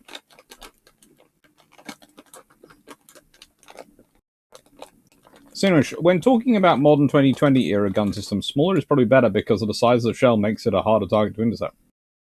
theoretically, but above a certain point, it becomes a harder target to intercept because not only of its speed, but what are you going to intercept it with? What is going to stop it?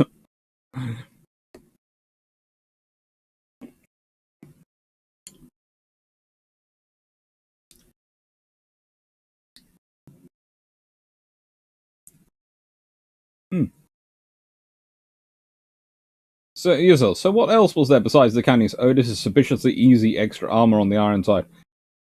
There was entire.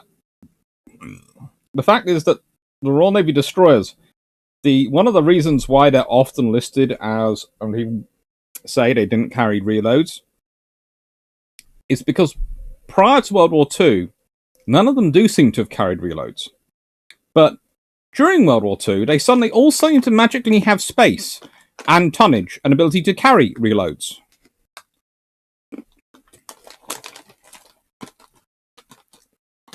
But of course, any reloads would have been counted towards their standard displacement.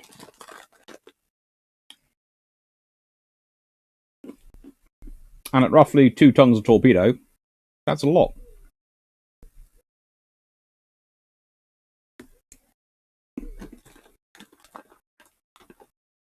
No, it's running. Found in 1945 man. Guns are fired automatically by a gyro device as the ship rolls the gun across the target. Suspect this was the case in the 30s as well. Not really. It's one of those things, a lot of stuff gets done, and you have to remember the standards get pretty much rebuilt after Pearl Harbor, the ones that are still in service. And the ships that end the service have got a whole new system built into them in many ways.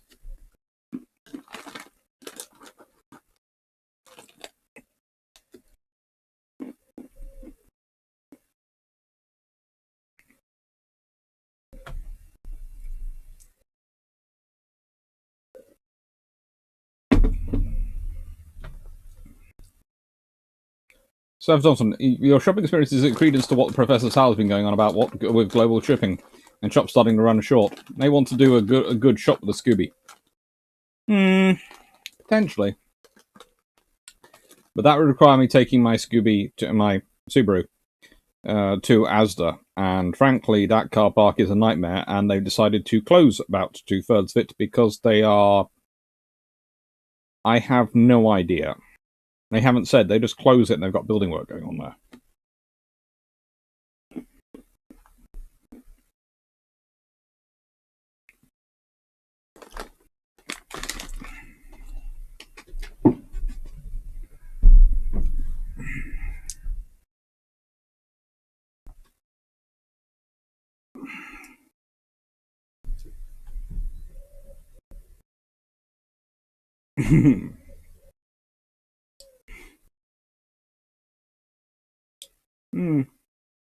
Yeah, guy, multiple railguns need more electrical power. Let's be honest, at some point, someone's going to admit the only way to make railguns really work is to fit a nuclear power plant. That's going to be the only way.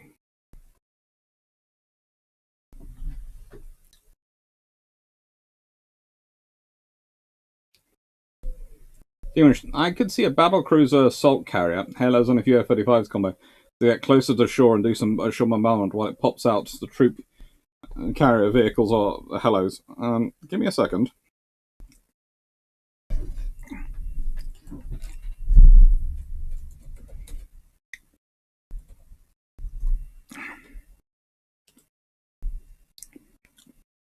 Yeah.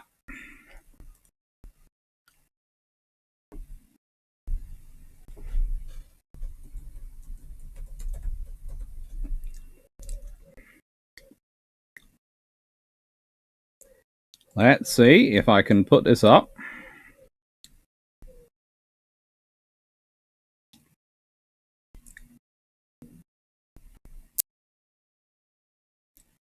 I think you mean something like this.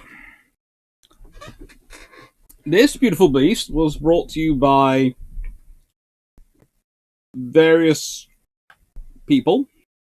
This particular design, I believe, is created on DeviantArt by Zolly. It's appeared on Battleships and various other things gone on, and it's a really, really cool picture. There are other options going around there for those who would like to know more. There was even models built. And I will add a link to one of the better papers about it.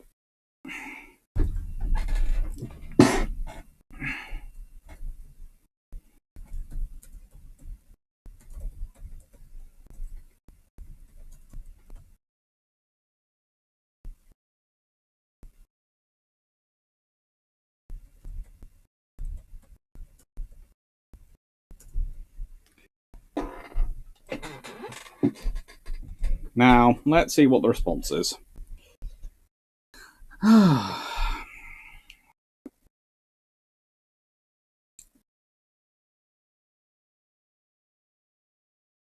don't think I've got to the bottom yet. Let's see. Hi, Tiffany, and hi, Decision. Draw the missiles away from the carrier. That's what battleships tend to be used. Hello, Chris Southgate. How about a smaller gun as a ranging weapon of a main amount? Longer barrel, quick firing?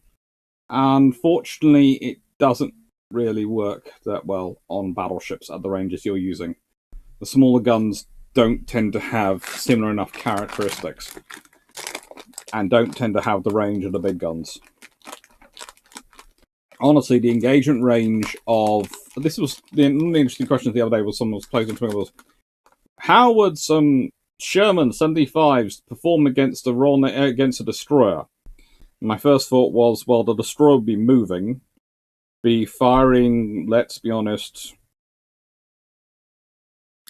115mm guns, roughly. 4.7, let's say 4.5s. Roughly, actually, 120. And it'll be firing them at its range at a far faster rate than the tanks can fire their guns. So, yeah.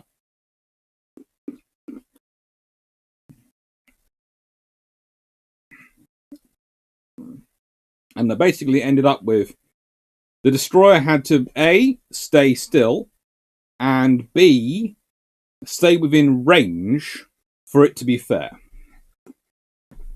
And then the tanks could possibly win. Probably win. Who knows?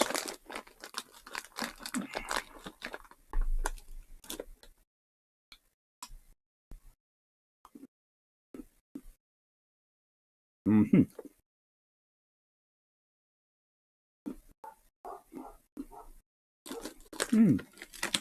Okay. Russian super destroyer. Did they stop calling those destroyers? Cruisers. Pretty much. Or their cruisers are going to be something even bigger.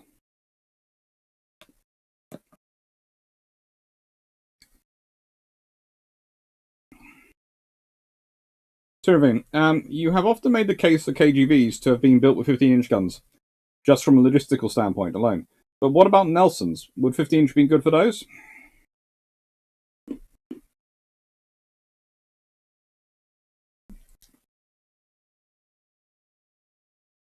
I'd have myself preferred, from a logistical point of view, them to be armed with 15-inch 45s. But, or 15-inch 50s. Which was being looked at one point. But they went with 16-inch because everyone else had 16 inches their upper, so the British couldn't afford to have less than 16-inch.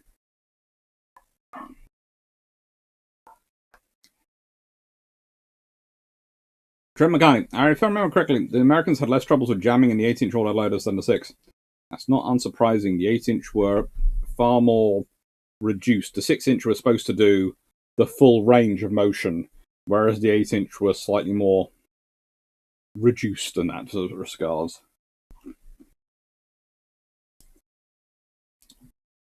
Have we discussed how quick-firing guns change the strategy in tankers? Not yet. I'm going to get into the book segment in a moment. I'm answering all the questions.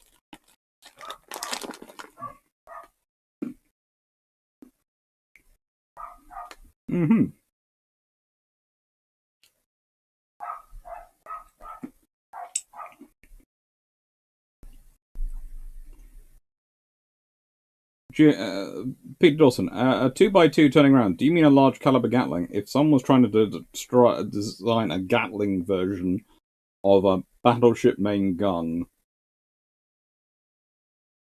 the logistical and technological requirements of that would be amazing. Would be absolutely absurd for what you get out of it, and I don't think would actually speed up things or help in any way, shape, or form.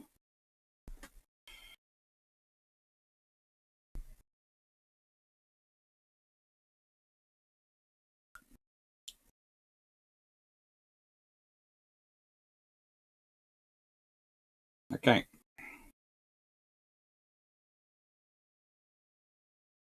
Sure, guy. The Japanese Navy published a postcard of Nagato and said it was Yamato.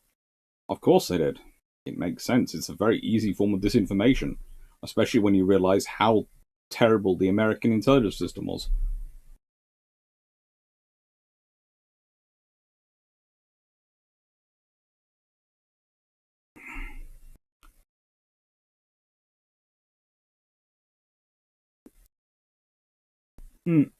There's one. I think there's more. We can't hide what we're building to new BEs. We can pass them off as 35 to 40 ton, 16 arm type. You can if you control the picture and no one has anything on there for scale.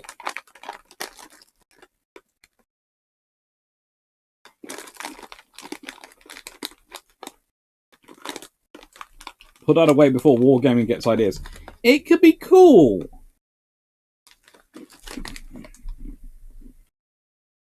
Imagine it on Wargaming.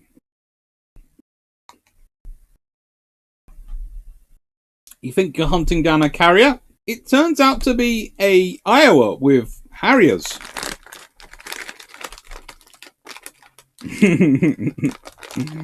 Oh.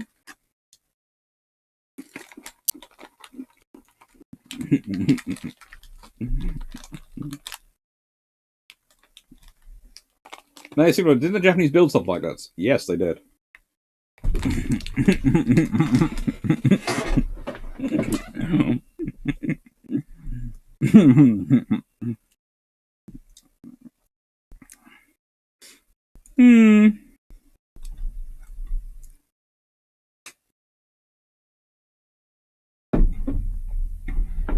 M35 Bevins. Tell me that thing was nuke pad. It's perfect. No. Not nuke pad.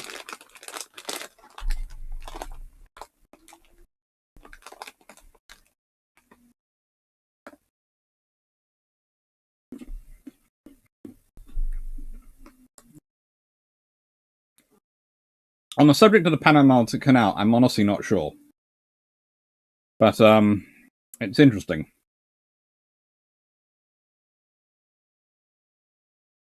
Shrema, is it a very nice battery in the middle of the flight deck? Yep, it is. Just in front of the elevator, which, by the way, that is a phalanx sitting between the ski ramps.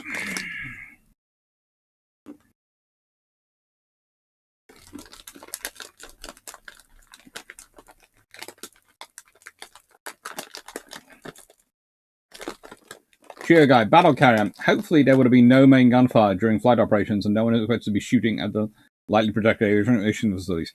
I'm hoping no one has to fire the VLS. That will cover that flight deck in FOD. That's terrible.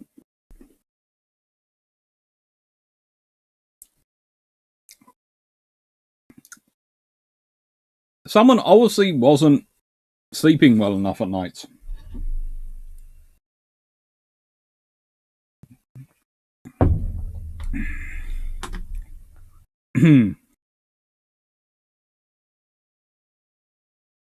Cunningham, tanks versus DD, even a light cruiser. If you catch a warship on a narrow river or a narrow fjord, maybe Suez Crossing, tanks can kill it.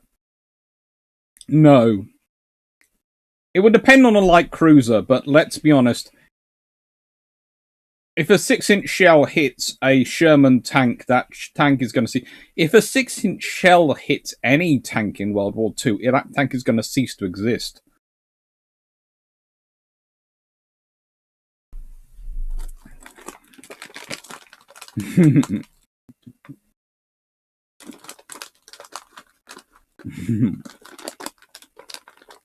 Turning 3434. I can imagine US Navy officer not blending that good into pre-war Japanese society. Surprisingly, no. The British had ways around it, and the Americans did have ways around it if they trusted their minority populations.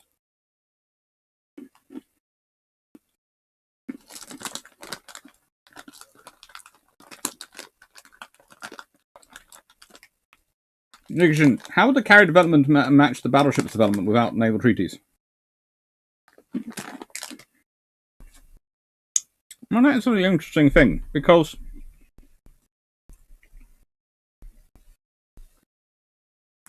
honestly, if you don't have the treaties,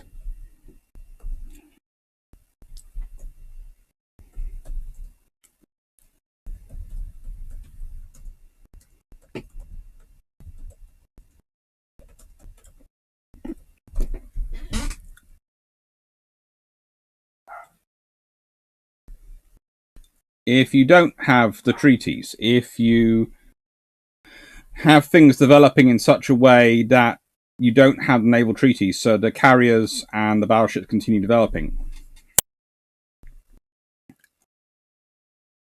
I honestly think you see the first custom-build fleet carriers in the early 1920s. I don't think you end up with a straight-up massive battleship race. I think, especially from the British perspective, you end up with carriers coming in quite early, because the British are obsessed with air power. And the Navy's just obsessed as anyone. In fact, they're more obsessed with it, arguably, than the Americans and the Japanese even at that point, and I think you end up with a carrier race. I honestly think that you would end up, without the treaties, I wouldn't be surprised if you're looking in the late 30s, or mid to late 30s, at aircraft carriers coming in at about 45 to 50,000 tons, and battleships coming in regularly about 70,000 tons.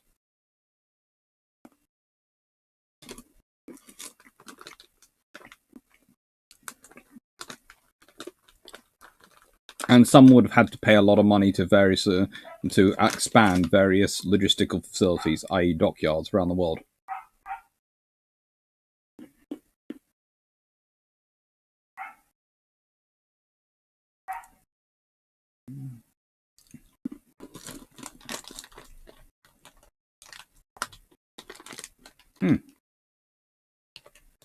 Trend mechanic. I think it would fit the Panama through the Panama Canal. The flight deck would be high enough to clear the sides of the locks, if I remember correctly. We'll hope.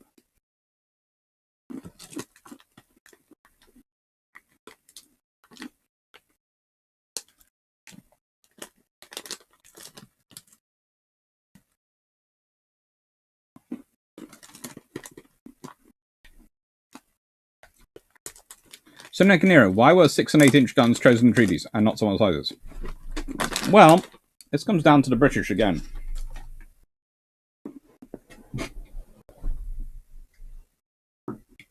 Six-inch gun was considered the lowest practical gun for a cruiser, due to its high rate of fire, but generally have far heavier performance than that required for a destroyer. So that was set as your light cruiser at the start. The British were building 7.5-inch gun ships in terms of the Hawkins class. They are their ships. So they don't want them to be outlawed. So they create a heavy cruiser category. And there's a lot of debate, and eventually 8-inch is what's agreed. Now, at one point, the British considered pushing for 9.2. In fact, the British were considering 9.2 and 12,000 tons. Which, imagine if that's the setting. It would have been very interesting. But, in the end, worry mainly over what and I would like to point this out, it wasn't the Japanese or the Americans the British were worried about, it was the Italians in this, would turn 9.2 inches and 12,000 tons into, in the Mediterranean. They decided 8 and 10 was more sensible.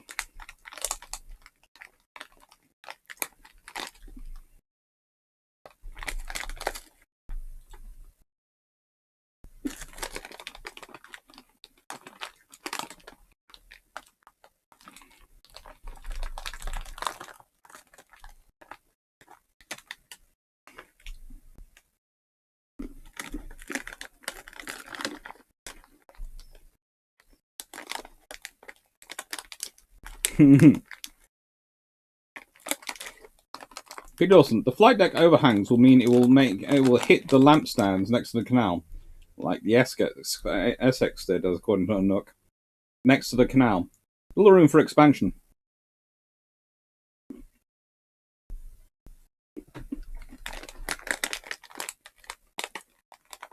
Referees, wouldn't life without treaties just accelerate displacement inflation? Yes and no. It would to an extent, but there's actually a maximum limit at which it's practical to build. And 70,000 tons is about it.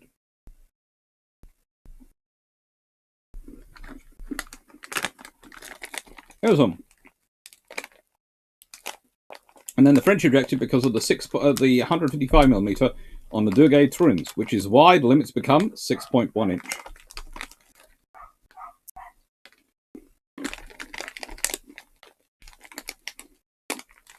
And everyone links.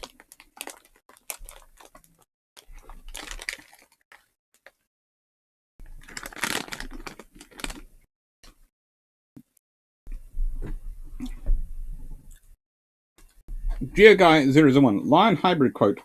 The conception of these designs is evidently a result of an unresolved contest between a conscious acceptance of an aircraft and a subconscious desire for a 1914 fleet.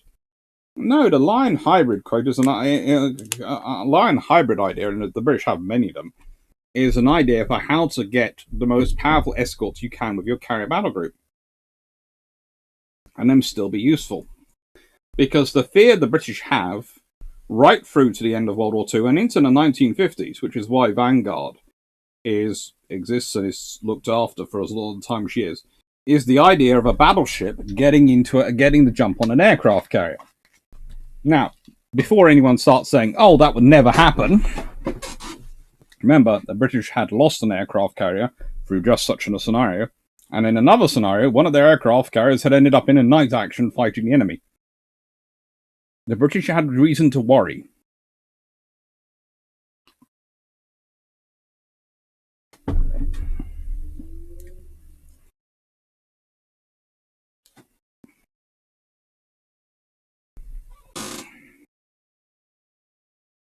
Turning 3434. Oof, a short-range med covering 9.2-inch 12,000-ton Italian cruiser would be a beast. Yes, it would be.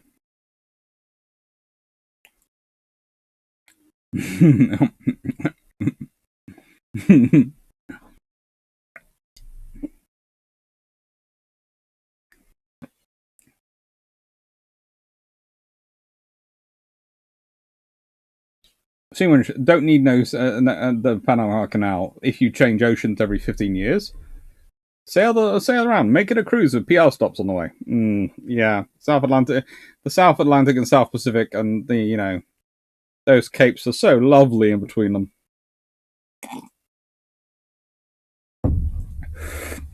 In 1938, I believe the Panzer IVs of 2nd Panzer Division sank a British destroyer at Boulogne, but I'm just checking out their claim.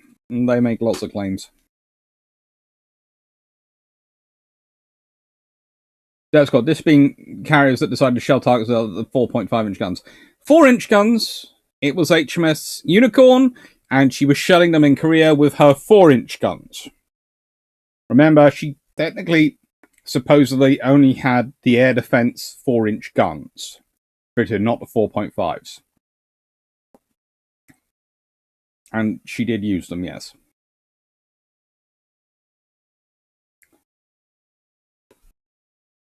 Dawson, reason to worry if an aircraft carrier gets into action with a battleship. What about Taffy 3?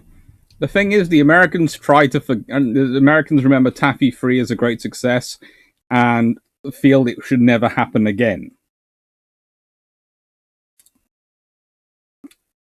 They're less inclined to it, but they still do some, but they're less inclined.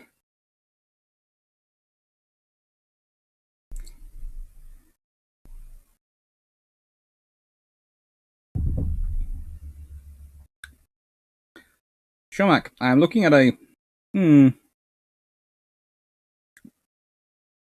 Yeah. Surface ships can always be sunk. The question is, it's like with castles and everything else. You're not building it because it's impregnable and it can never be taken. You're building it because it's going to require a significant amount of effort from your enemy to take it, or to sink it, or to destroy it. That is the point. So people who go, well, because our carrier battle groups are not completely invulnerable, we shouldn't build them, are missing the point, usually on purpose to make a case for funding whatever else they want funded. The point is, you're making it significantly difficult for the enemy to kill them, so the enemy has to devote a large amount of resources to them, and even then, it's not a easy run thing. Luck can go both ways, and if it happens, then you're in a lot of trouble. So it's better to not leave it up to the fates and to try and decide it over a negotiating table, where the most dangerous thing usually is someone's brought in the wrong coloured pen.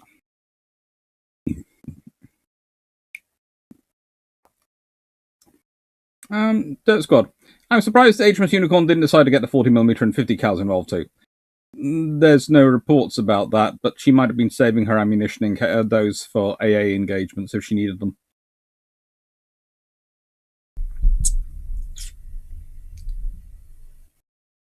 Cunningham would re-18-inch treaty limit. Also, the Germans had no word to defend their beloved 21 centimeters.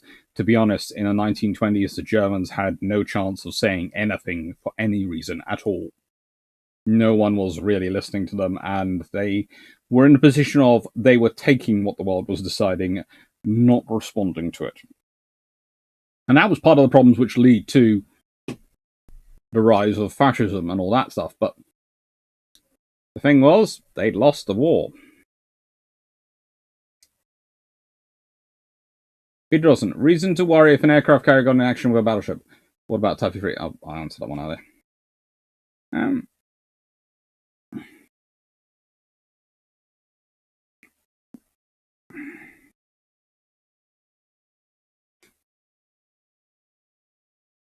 Trent McCartney. I've heard that the 1540 AIs that were being considered for the KGVs were also going to be designed to be able to swap in the Queenos as well. Is this true? Yes. It looks 100%. It looks very, very likely that they were going to. Honestly, the trade-off of the 1545 for the 1542 does not seem to be that much at all, and could have been easily dealt with. Win 1938. HMS Venetia. Damaged by 75mm tank gunfire and small arms fire while evacuating British troops on 23rd of May 1940.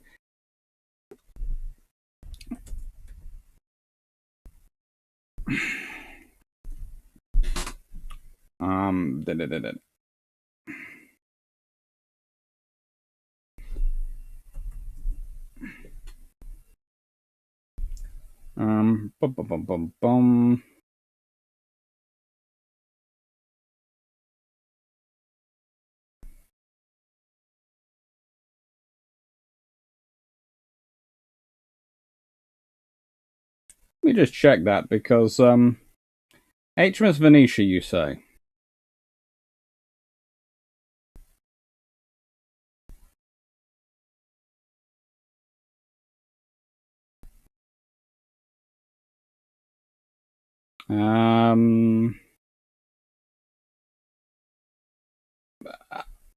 This is just me. She's lost 19th of October 1940. So let's see. Yeah. She lost escorting a convoy in October 1940, not in October 1940. So, yeah, damaged.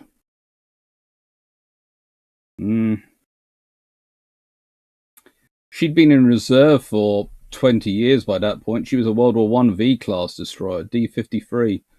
Yeah.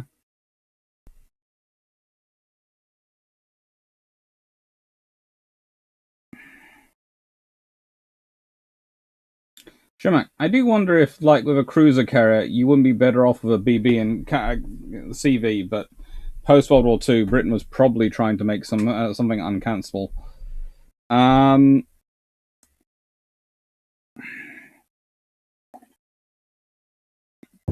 To be honest, post-World War II, the Royal Navy doesn't have... It loses its good politicians very quickly. it had some very good politicians around prior to World War II. Unfortunately, they'd all gone or died during World War II. And let's be honest, one of the biggest losses is Admiral Henderson. As I've ruminated in my book, the idea of him being First Sea Lord post-World War II is not beyond likely possibility if he'd followed Fraser's experience in terms of going out to command a theatre as an admiral, probably somewhere, and then coming back and becoming a First Sea Lord. He could well have done that, considering what he achieved prior to World War II in the 1930s. Imagine what he could have achieved post World War II. But Charles, you look at it and you look at the Royal Navy's First Sea Lords in the immediate period after World War II, and you're going, you're not major political. There's Andrew Cunningham, he's good, but then there's John Cunningham. No, and it basically goes worse. Oh, finally, we've got a decent one, and then he comes in to stabilize things. But that's Caspar John. And that's a long way down the line of First Sea Lords.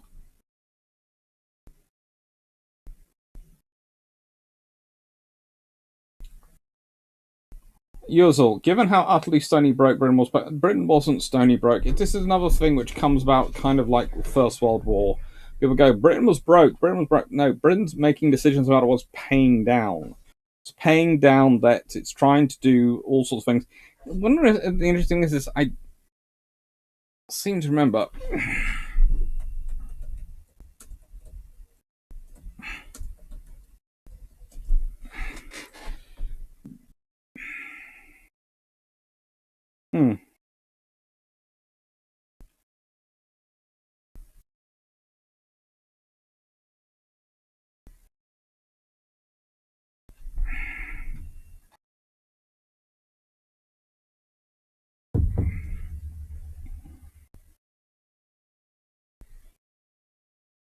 Yeah.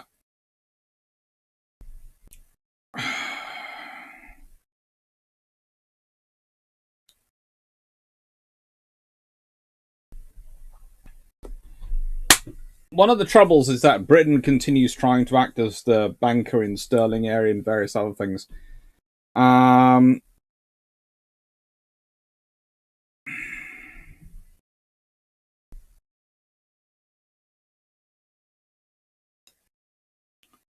What they're choosing to invest in, that's the problem in the late 1950s, post World War II. Honestly, what Britain needed to do was a massive infrastructure program. And they do eventually get onto it, but when they get onto it, it's almost too late. And it takes...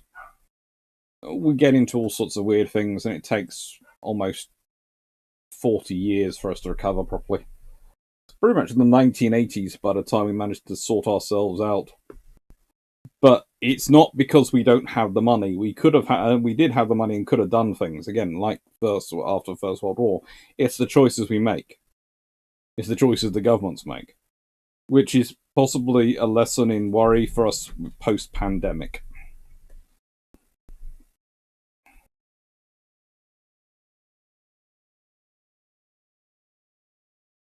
Graham McCartney, you know you're having a bad day when you're being shelled by a forward aviation support ship.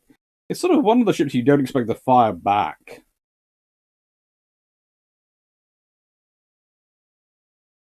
Seneca, modern day Germany comes back in time to time when the naval treaties get done. What is the naval reaction and Germany's place at the negotiating table? If modern day Germany goes back in time to the time when the naval treaties get done, there are some big issues. Because if you're talking modern day Germany, they have a huge... Are you talking the technology level goes back, or the people go back? If it's the people and the technology level go back, you remember you've suddenly introduced a whole population in there who really don't like what's coming next. So honestly, that could be civil war. And that's going to be a huge stuff, and all sorts of problems. If you're talking modern day Germany's technology goes back in time to the 1920s, when the treaties are being done. Remember, there's still various occupation forces in Germany. That technology will be quickly pillaged by the powers as part of their reparations. So that means the whole world accelerates on in technological terms, which I don't think Germany now currently has any functioning nuclear reactors. I'm not 100% sure on that one, but they still probably have the remnants of them, which means nuclear power comes in a lot earlier. Solar power, wind power as well, maybe. And high-speed trains. And a lot of car manufacturing facilities. So it could be really interesting.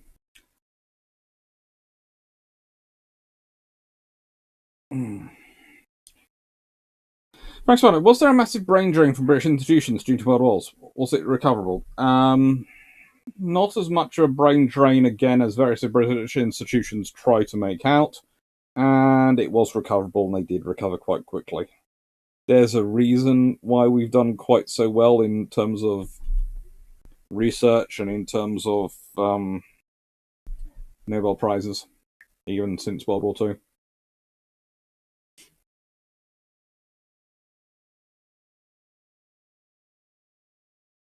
Alright, since we've resurrected the Daring class, let's resurrect the Tribal as a free triple turret 8-inch autoloading cruiser. Could be fun. Usual, I stand corrected on British brokenness. Yet the British often plead poverty and broke as a reason for them not being successful with things. You then go look back and go, actually, you were spending quite a lot of money. What were you spending it on? Well, we had these great ideas. Oh, that's the problem.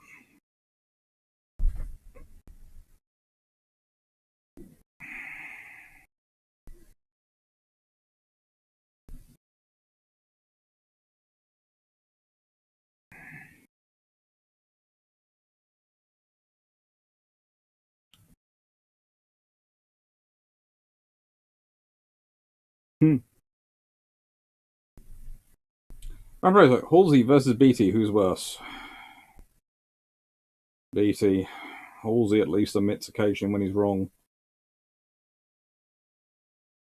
And actually has a more success rate, a higher success rate. Seneca, old day Germany gets replaced in modern day Germany, the people and everything. The people living there are replaced. Well, considering the current defence debate Germany's having, I wouldn't be surprised if they try to push for global international disarmament. Also expect a lot of people to be asking where their garrison troops are gone. And probably going, oh, that's a nice Leopard tank, we'd like that.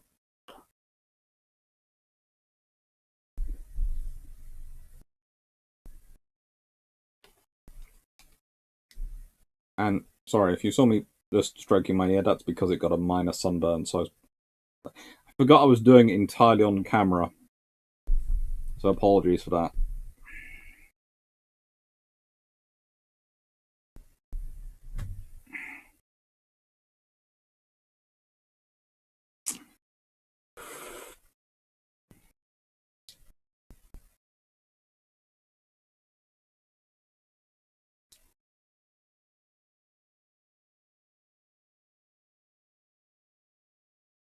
So, going off of Germany, going back in time, how about a final countdown scenario where the current day British Isles are caught in a time warp and sent back to 1939? Spring 1939. That would be kind of interesting. Let's see, we'd still have all the warships deployed around the world.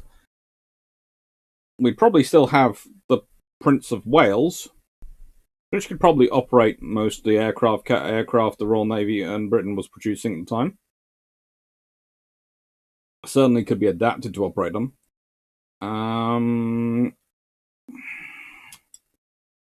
Let's see, if we go back to spring 1939, that's a very interesting world because we now have Eurofighters and F-35s back there. Okay, yeah, and we have interesting abilities in terms of the things to produce them, but if you have Eurofighters with their ability to drop precision-guided munitions, there isn't much the German Air Force has that can match up against them. And if we're going back there, we have all the infrastructure with us to put them. Remember, Britain does have refineries and various other things, so it could be interesting. I think the issue you have most of is with various organisations like the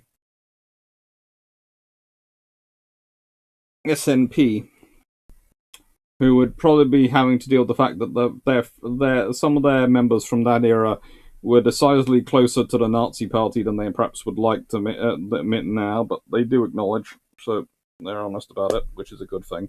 The Party should always be honest about their roots, because we all have roots we don't like sometimes. If you look back far enough, you have weird uncles, etc., who you're not that keen on. And just admit it and move on. Trying to cover these things up is usually what takes you down.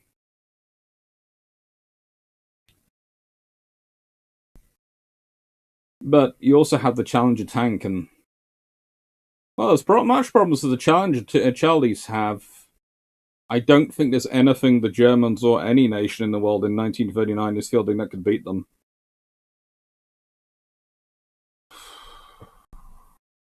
Admittedly, and also we have now got Boxers under production, so we'd have a decent APC we can mass produce. So we'd have a decent APC. We don't have much, but what we have would be world beating. Truly world beating at that point. The question would be whether our tanks would run out of ammunition before they ran out of enemies to shoot. That'd be more of a problem.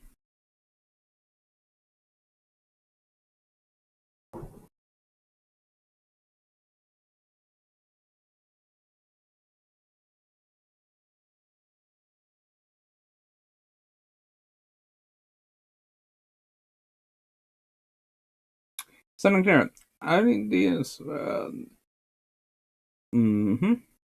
Roosevelt, how quickly did the institutional knowledge regarding how to fight with guns disappear post-war?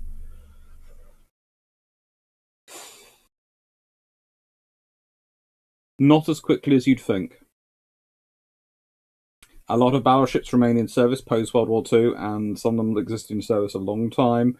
And you have a lot of junior officers going up who are of the battleship era still around.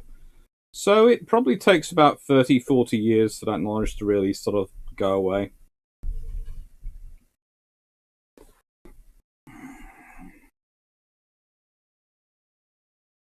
Graham Hunter, have you read Chris Parry's book Superhighway? I'm asking due to post-COVID, which I really am pondering and worried about. Yeah, I actually know Chris. Yes, it is a small world in naval history. Yes, quite a lot of us do know each other. Yes, we do have opinions about each other. No, I'm never answering those questions or getting into it on here.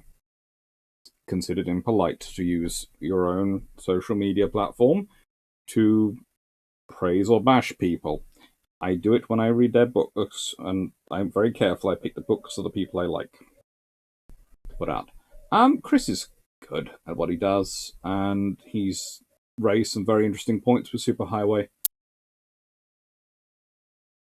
There are going to be complications, but honestly, the biggest one we have post-COVID is going to be dealing with the way the global economy changes. And it's things like university teaching, etc., where you have students going, we want to be taught in person. Well, for a university, teaching the students in person is incredibly expensive. It is.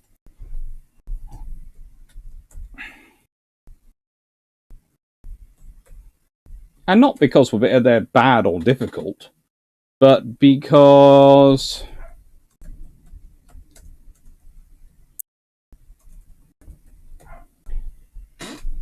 students are complicated, and students have needs, and you have to look after those needs, and you have to assess those needs. When if they're all working from home and you're doing it online, they have to look after their own needs. You don't have to do it. Think about it. If I'm teaching online, if I do the lectures online, those same lectures can be, if they're recorded video lectures, like I do when I do pre-recorded videos for YouTube. And apologies that last week's one hasn't come up. It's been written, but I've kept rewriting it because I wanted to include stuff about the red, white, and blue admirals and the red, white, and blue squadrons and their admirals. and how it's different from the image versus the reality. And it's now been written, it'll be recorded probably tomorrow at some point, and will go up at the same time, probably, well, I'll probably structure them so they're included in the ones, both long patrols, which was scheduled for last week, and this week will probably be structured into something going on. Tomorrow's one will probably be the one which is scheduled. I mean, Tuesday's one. But, no, if I can record my lectures, it's not the same experience for the students, but combined with a handout, it theoretically does the same purpose, and the university can give that to thousands of people. They're no longer limited by access and how many people they're allowed on site. They can do it as many as like. The question then becomes seminar provision. And again, you can structure seminars around things. You can get people to work hours. And seminar leaders and seminar instructors are often paid a lot less than lecturers. And again, can you do that work with fewer lecturers? Well, if I'm not doing seminars and I'm just recording videos, preparing a lecture, recording a video, preparing a lecture, recording a video, preparing a lecture, recording a video, occasionally updating or re-recording videos when new information comes available, I can probably cover about 40% greater workload than I normally would do. Universities are about money in the end. They're about education, but they have to run on money. The moment you strip them away from the fact that they are funded entirely by governments and are there for education alone, they become financial institutions.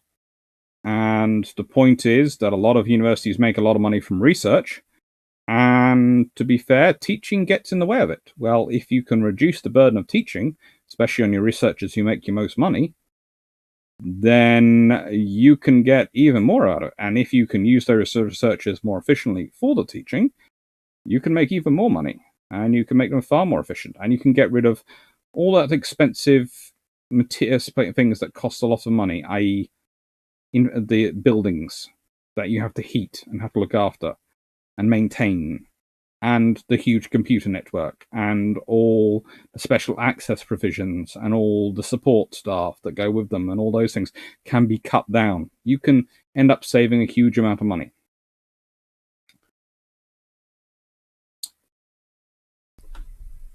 All right. The Blitz 6794. Was it a matter of funding the Navy versus other priorities, or was it where naval funds were going? A bit of both. A bit of both. Turning 3434. In Netherlands, it is actually not that unlikely that a few nuclear power plants will be commissioned. There is space, there is commercial interest, and political is swinging back to it as a green source. Agreed. Peter Dawson. Peter Dawson, I thought about the current Queen Elizabeth and Prince of Wales going back 40 years to the Falklands War. Oh, good lord, one of them turning up in the Falklands War. Depends. If they turn up with their current air group in the Falklands War of Merlin AWs, Merlin ASW, and Commando Transport, and F-35s, then there's no Argentinian Air Force within about 5 minutes. Because the Argentinian Air Force in 1982 versus a modern Queen Elizabeth class carrier is not going to continue existing. The problem becomes the U.S. Marine Corps squadron aboard with Queen Elizabeth. But if you have them, if you have a Fleet Air Arm or a Royal Air Force, or one of the joint F-35 force squadrons instead. Is Jack Cornwall a hero, or was it a scandal that he was 16 in the military? No judgment on my end. A hero, but, there were a lot of 16-year-olds in the military at that point. It wasn't as strange as it is today. Today it seems strange to us. Those times it was considered normal. Seneca, okay, what if both Germany and Britain get sent back in time?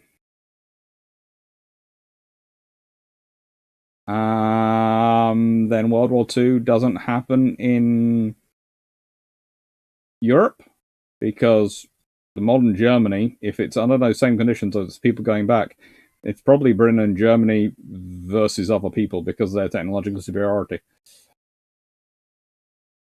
Who is a British partner with Eurofighter? Germany? I think Germany was one of the partners on Eurofighter. There are a few others as well. Geo Guy in 001. I think author Chris Nuttall from Scotland did the UK final countdown thing. Second chance. Cool.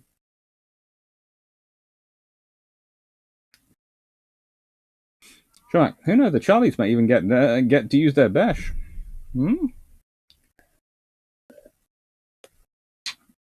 Possibly. Andrew, if you could choose only one gun era vessel to form your own navy, what ship would you choose? Only one vessel.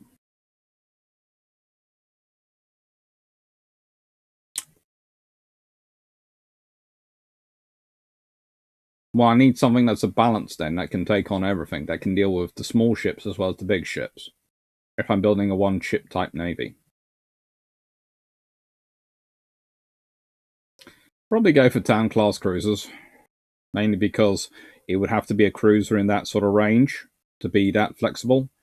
And I like the town class.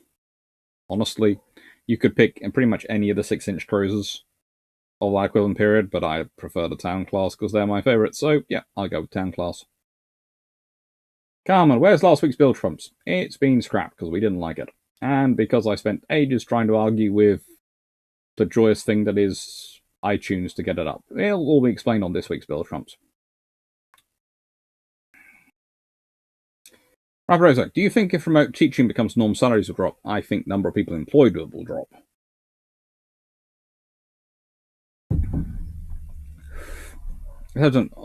Staff Thompson also just overheard just the overhead of building maintenance. How much are they saving not having to do the windows and buff the floors every day as they've had minimal traffic and dust transfer? A lot.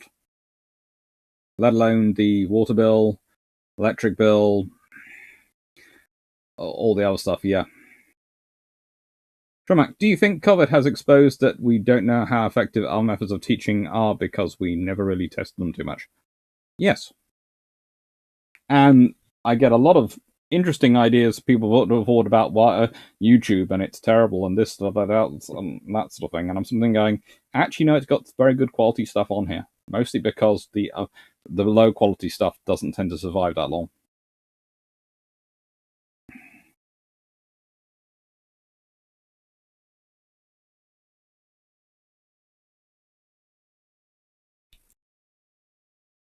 Counterface. I did my second semester history over Zoom and PowerPoint. It was just not the same as sitting in a room. It won't. It's not the same. I don't say in any way it's the same or even really the full experience, but it's a 75 to 80% solution that for universities could be far more cost effective.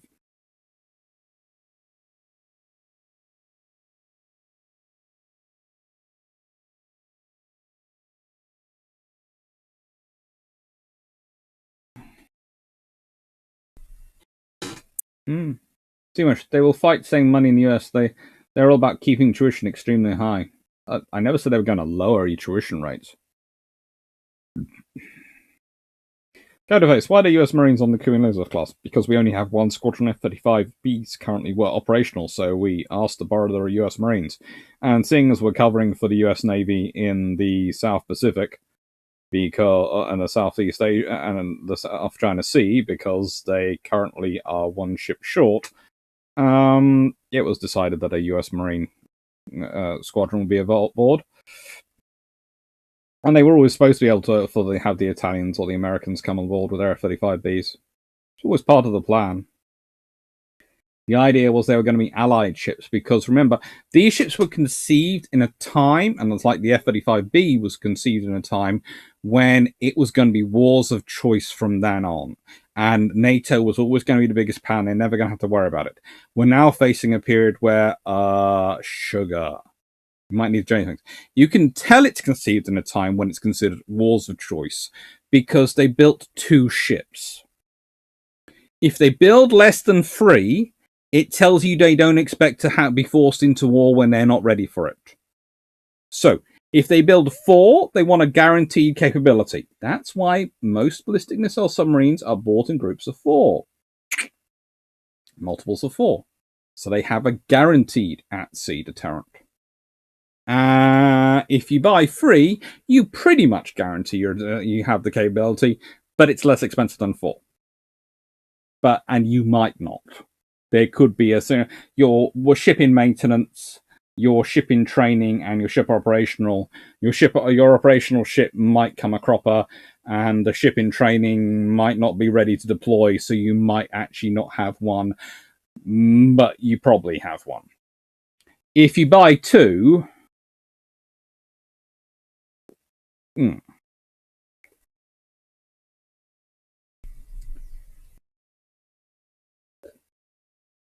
Andrew Reynolds, I see your Town class cruiser and raise you a Des Moines class cruiser. Yes, but a Town class has torpedoes, which means they can take on a battleship. Des Moines doesn't.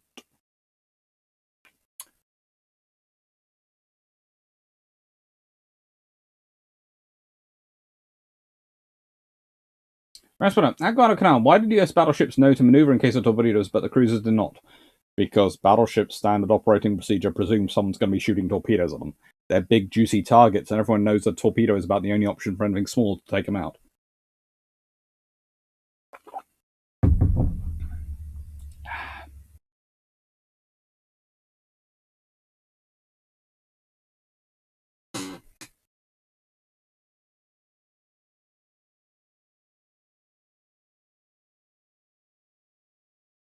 So, I have live online lectures, and the best profs were those that responded to the chat.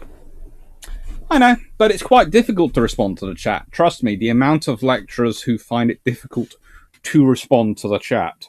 And I do a lot of seminars, and I've actually had to be used as a lecturer training lecturer and teaching other lecturers how to do this and how to manage to respond to the chat, because they're going, but there's a new question coming in while I'm answering this question. And go, no, you pick the question, you answer the question, and then you scroll till you get to the next question. You do not get distracted. You do not try and answer multiple questions at the same time, because that will just confuse everyone and confuse you. So as you notice with me, I pick a question, I'm answering it. The chat's going up. It's not as fast as it does for Draken NFL. For him, the chat is going zoom like that the whole time. It's like discussing it. It's sometimes like the Matrix. Zoom. I don't have it quite. I don't have that many subscribers compared to him, so that's why I don't have it. But it does move, and when I have 300, 400 students on there, it moves, and you just go, kunk. No, I've picked a question.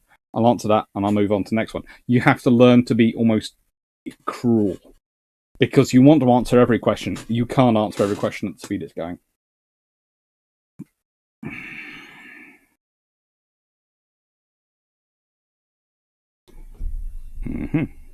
Right then.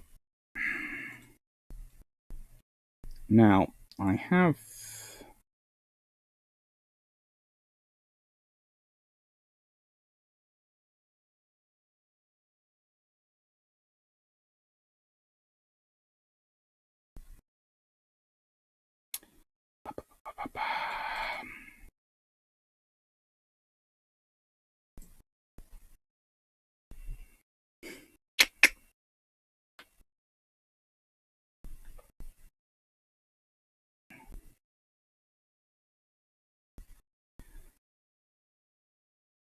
Now, someone just popped into the door, so I'll be back in a second. Just going to give you something nice to look at while I disappear. Again, another trick I learned from uni teaching.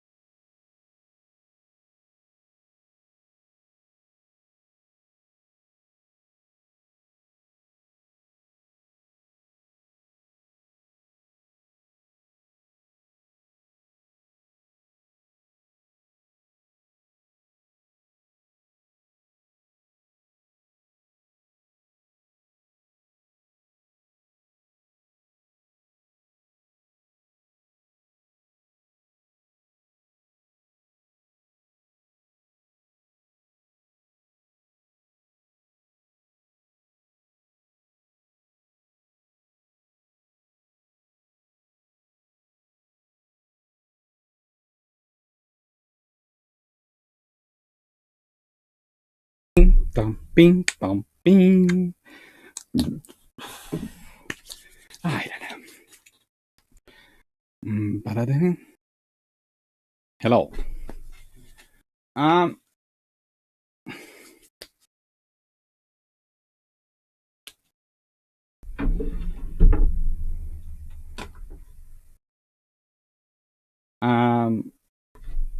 Trent McCartney, so USS Robin 2 Electric Boogaloo. Not quite, but there is certainly an element of we're short in this area, can you cover? Yeah. And that's part of the reasons why the British designed the Queen Elizabeth class. That was the whole idea. Have ships which were big enough that they could, if necessary, assist the Americans. Because again, it was war of choice. And the Moines have auto-loading 8-inch guns. Yes, but... And I please point this out. Town class have torpedoes.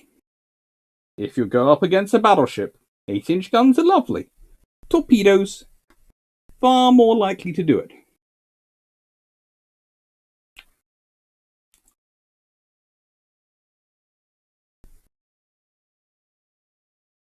So Drac basically only responds to the super chats because those are slow enough. He tries to do it a lot. I know he worries about it. Hey, turning 3434. Hey, you're at 6.3 subs today. Remember the 1K challenge, didn't you? Yeah, my aim, and this is going to sound terribly big-headed, but I worked out that if it gets to 10,000 subscribers, I can potentially get rid of one of my uni lecturing jobs, and the one that I really, really find very, how do I put this, time-consuming for what they pay me. It's the one that pays me the least. They try and demand the most, and it's constant office politics, and it's really, really annoying. So yes, there is part of me which is going, roll on to 10k, and when it gets there, I can hopefully, if Patreon, etc., and all this works out equivalently, I can go, yay. Bye-bye.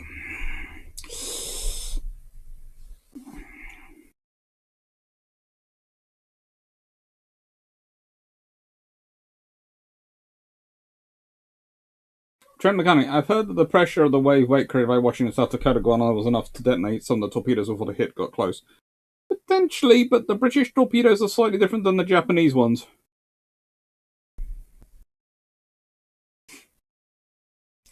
M35 Benwers, with large, fast-moving chats, I see this question roulette. And I have to admit, that is one thing I have noticed. When I go through the advantages, the faster-moving chats, they do get more super chats because people are trying to edge that roulette in their field.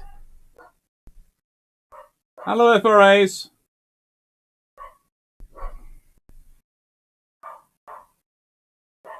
Kessa, I have missed, but any chance on a Jelicoe doctor video? I might well get round to one of those.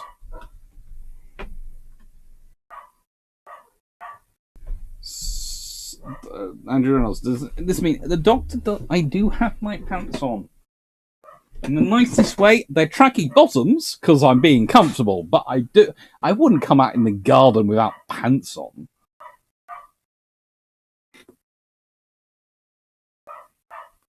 I'm not going to say the thing that comes next because it will insult an entire nation.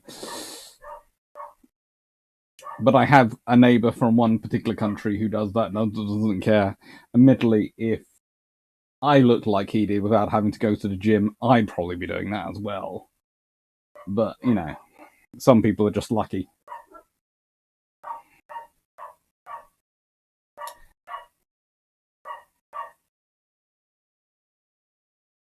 When the captain of the Iowa was on the Drac channel, he said their wakes were relatively small, which I thought was odd. Actually, no, if you consider their hull form and shape, compared to other battleships, their wake was relatively small. Vicious, but small. Graham Highlander, if more BT squadron mean rotated to the ground fleet, in your opinion, does it make a difference in the run to the south? If BT's got Well, you see, the thing is, it's hard to think of what could have been replaced. What they could have been replaced with. There aren't that many more ships around. If more of the battlecruiser force had been concentrated and the older ships had all been sent, all the 12-inch battlecruisers had gone up. He doesn't have that many ships left. He honestly doesn't. Let me just check.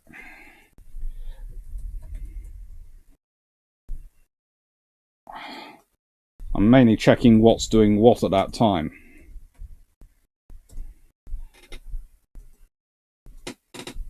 So, if all the eyes up to and including New Zealand are all up with the with the Grand Fleet, so you've got 5 up there, he'd have Lion, Princess Royal, Queen Mary, Tiger. So he'd have 4 of those, and he'd have the 4. He'd still have 8 ships. It might be better, but let's be honest, they have 9-inch and 8 inches of armor. Well, no, they have 9 inches of armor. All these all those, the 13.5 vessels. So they have an extra 50% armor versus their 12-inch cousins. So yeah, he might lose less, but there's also the problem that, in a way, those earlier battle cruisers with him allow him to keep in contact, because they limit the speed more, with the Queen Elizabeth's 5th Battle Squadron, because if he doesn't have them, his speed is 28 knots. And as we all know, 5th Battle Squadron's 23 knots, really?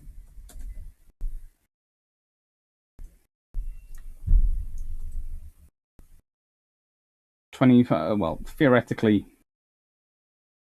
24 knots. So, you see, with the slower ones, he's limited to 24, 25 knots. There.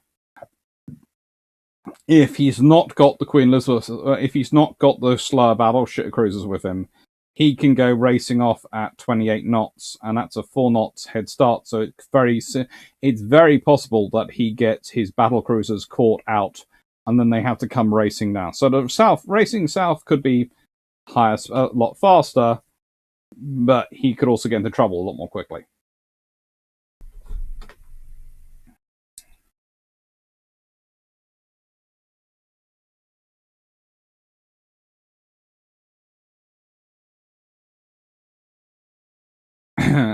Graham Hanna, that pig is where one of the ships don't exist.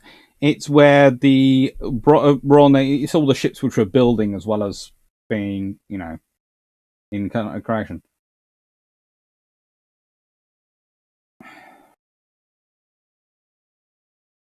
Frank Spanner, one of the strangest things I noticed in fleet construction is that sometimes there'll be multiple hulls just sitting in dry docks for years or even decades.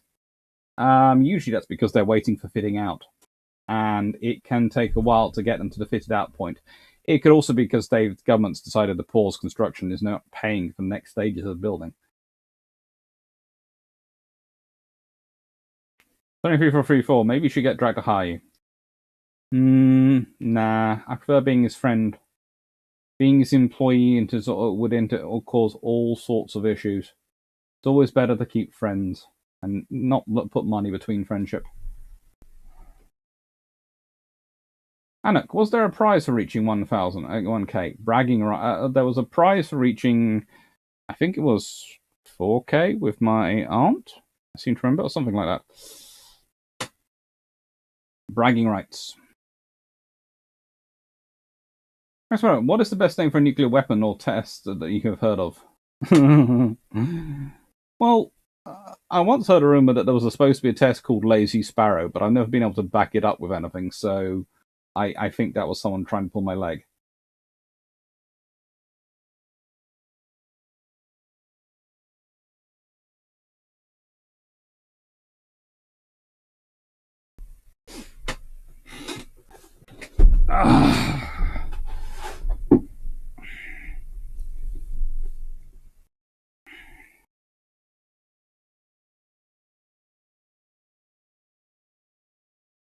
Seneca, why was the turret developed? Were Aegis sail guns not good enough?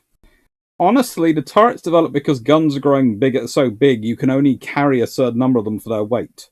So you have to be able to cover more of an angle. And it starts off, if you've ever noticed, by those ships which have the guns basically built into casements and they can do a certain angle. And then after a while, it's a case of, well, hang on, if we have those up above the deck, we can move them around. And then they can fire all that area, so we can use that weight. We can get the same amount of coverage and actually get more coverage and better fire because we can bring 2 or more guns to bear, because most turrets, remember, very quickly they developed the idea of having twin gun turrets. So we can bring 2 or more guns to bear without having to have 6 or 8 guns, so we can use that weight for other things like power plant, armor, fuel, all those things which matter.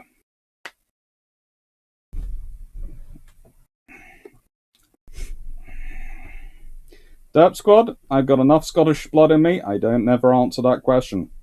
I have trousers on, that's all you need to know.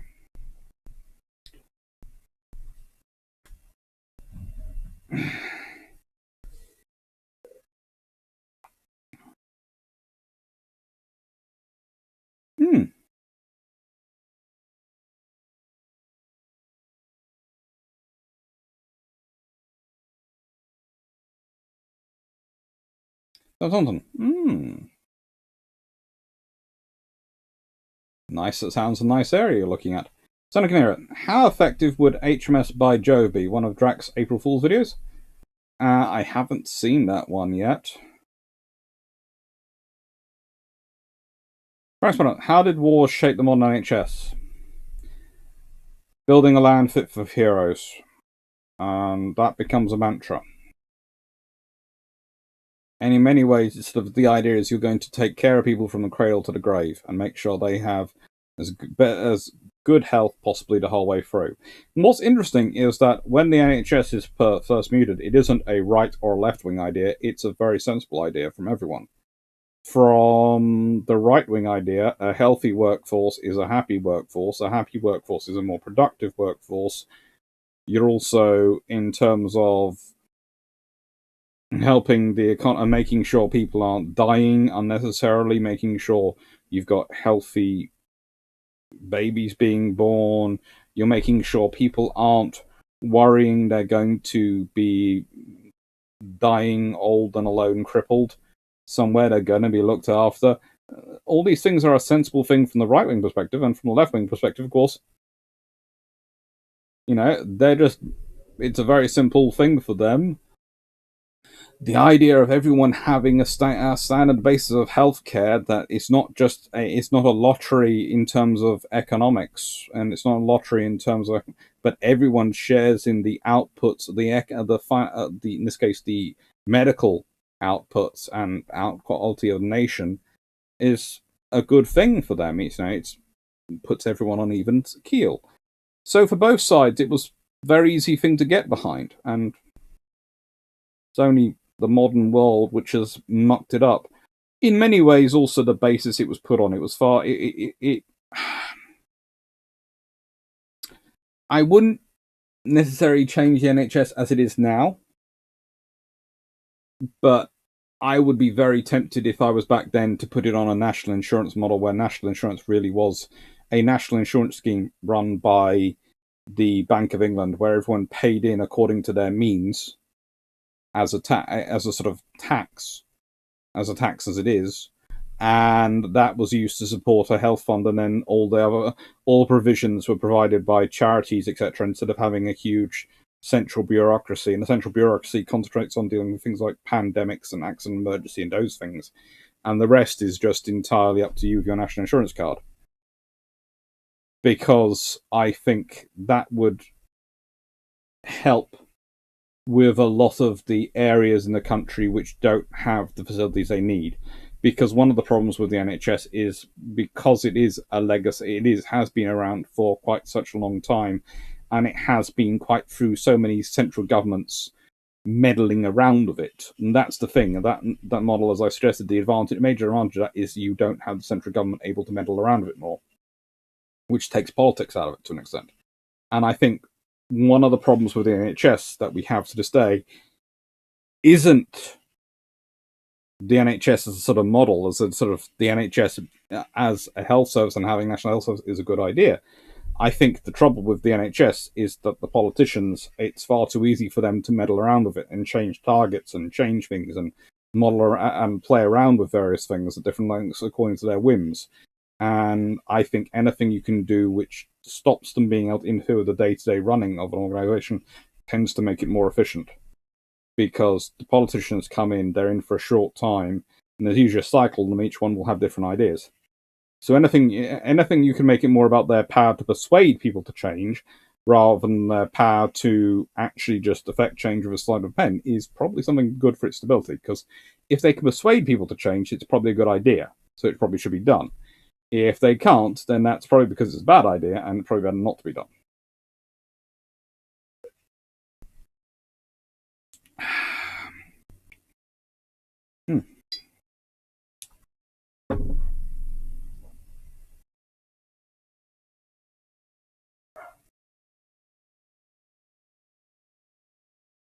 I was asking, when we see you wearing a proper kilt? That's a while away. Me wearing a kilt on here. Besides, I don't really have the accent. I might have the Scottish relatives and the Scottish family, but actually putting on the accent, having the kilt on, I should probably be putting on the accent.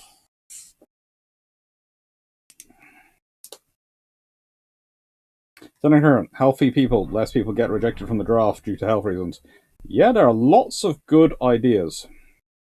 Senator, you are describing the German healthcare system. To an extent, yes.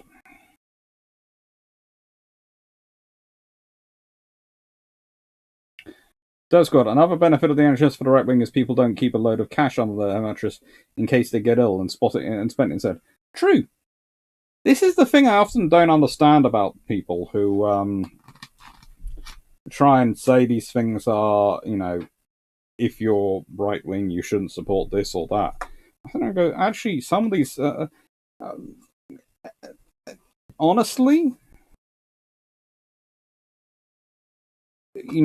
when I see left wing's anti-capitalist and right wing, and this is going completely off topic, we'll get back to it shortly, and right wing is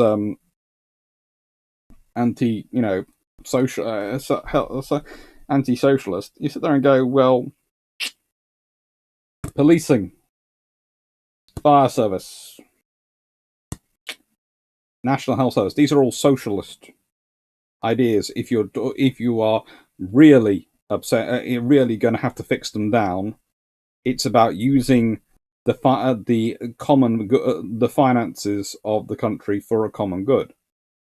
But if you're a socialist, you want money to spend on those things. And the trouble is, directed economies don't tend to be efficient in terms of the allocation of resources because humans get involved. Because, I said, rather like with the NHS, as I said, the big problem is you have a lot of politicians coming in and keep mucking around with it every few years and changing around, and changing goalposts on you. The same thing happens with economics, because if you have a centrally developed, a centrally controlled economy, no politician ever wants to admit two things: one, failure, and two, that the predecessor was any good. They never want to admit those two things. So they're always changing stuff, sometimes for the sake of it. Doesn't matter what hue they are. So you arguably need a hybrid of the two for it to work. But probably admitting that is probably bad politics, because then you're admitting that the other side has some good points. And you can never admit that in modern politics.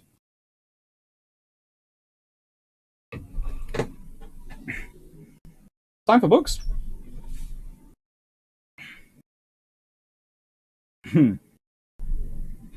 And you should have noticed we've only got 2 bottles remaining.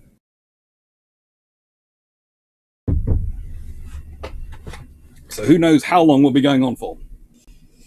Because we have 2 bottles remaining. But I have got through 2 litres of Irn Bru. So they are getting into the 3rd litre. So they're bonus time, because normally it's a 2 litre bottle.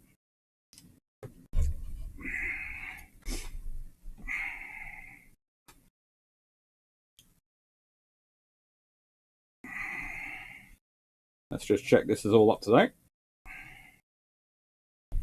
Ba-da-da-ba. 02. That's going to be 24.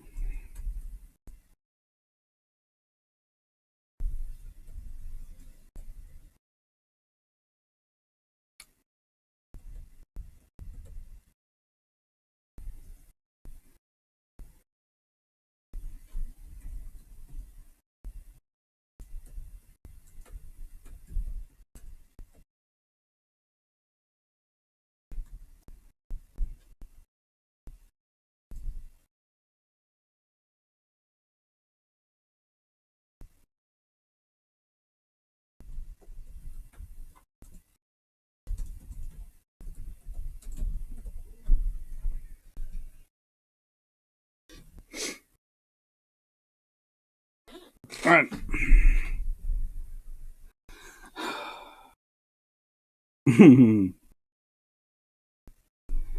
I would not waste your time. People's worldviews are hewed in stone these days, and all it does is make enemies. That's true, but I'm a university lecturer. My job is not necessarily to be popular, it's to try and get people to think. And they won't always agree with me, and that's a good thing. I don't want my students to agree with me, I just want them to think. That's my purpose. That's what I do. I give them the information, and I give them the tools for how to go and do research and how to check sources, and then I look forward to the responses they put in their essays. And it doesn't matter. I don't care if they agree with me or not. I care if they're well argued, and they are well written to an extent and well researched. If they are those 3 things, then they get a good grade.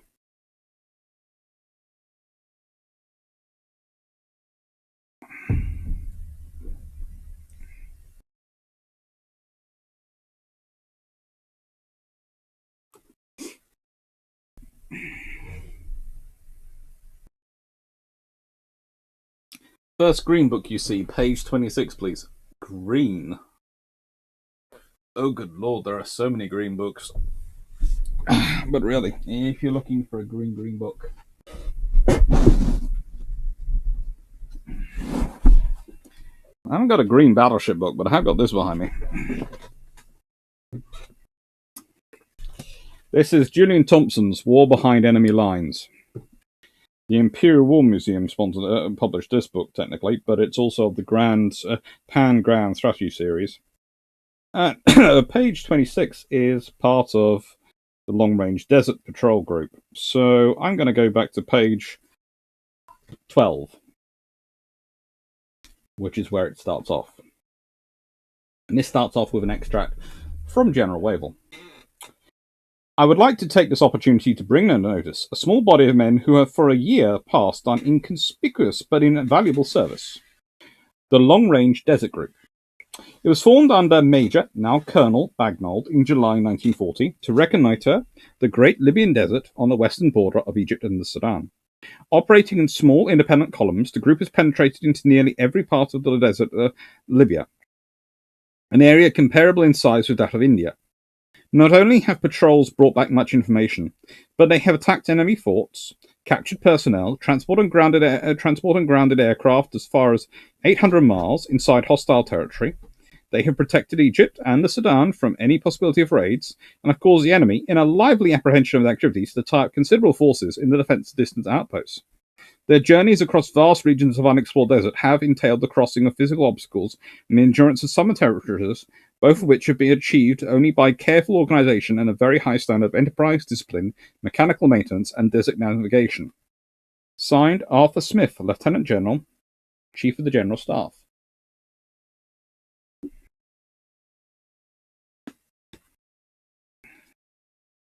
Now, by 26, he's got on to The report from Crichton Stewart. A huge column of black smoke from the direction of the aerodrome told us that New Zealanders had been successful. On reaching the aerodrome, they found the Italians running to man their posts. They forestalled one lot and knocked out another with their Bofors, after a little trouble. Unfortunately, this machine gun post killed Colonel Dano, who was travelling with Clayton, when he ran onto it unexpectedly. When the remaining 40-odd Italians had been rounded up, the hangar was burned, together with 3 fully loaded reconnaissance bombers, petrol, oil bombs, and other equipment. Finally, 4 prisoners were selected from the rest, and Clayton fired a white flare as signal for the withdrawal. We never saw the signal, or sand had begun to blow, and the Italians had brought all their heavy machine guns to bear on us. Any movement brought down heavy fire. Midnight made himself extremely unpopular with one post. He would fire his rifle. He had knocked off the sights before they obstructed his view, then stand up and shout abuse at his enemies. When the signal for withdrawal finally arrived at about 4 o'clock by hand, the patrol commander, Crichton Stewart, had to run the gauntlet to get around the various posts. It seemed that we must suffer considerable casualties in extracting crews and trucks and getting away in the soft sand, but God most opportunely sent the wind, as with the Armada, and the whole patrol withdrew in a fixed sandstorm to the aerodrome, where the Italian prisoners sat in a miserable huddle. We couldn't take them because of the problem of rations, and the French were very annoyed that we did not otherwise dispose of them. We called the roll. All the patrol and trucks were present. One guardsman was badly wounded in his leg, and several trucks were hauled without serious damage. New Zealanders had had a couple of their men slightly wounded, and Sergeant Hewson, who commanded the New Zealand troop of our patrol, was shot dead. We cut back onto the Hon Road, on top of the escarpment where we had made our plan that morning. We parried Colonel Downer and Sergeant Hewson together, while heavy firing continued from the fort 6 miles away. One of the French officers had been shot through the leg. He had, however, cauterized the wound by applying the lighted end of his cigarette, and had not bothered to see the doctor. That is probably where that tale is one of the scenes where you get where the idea comes from for the Rambo scene.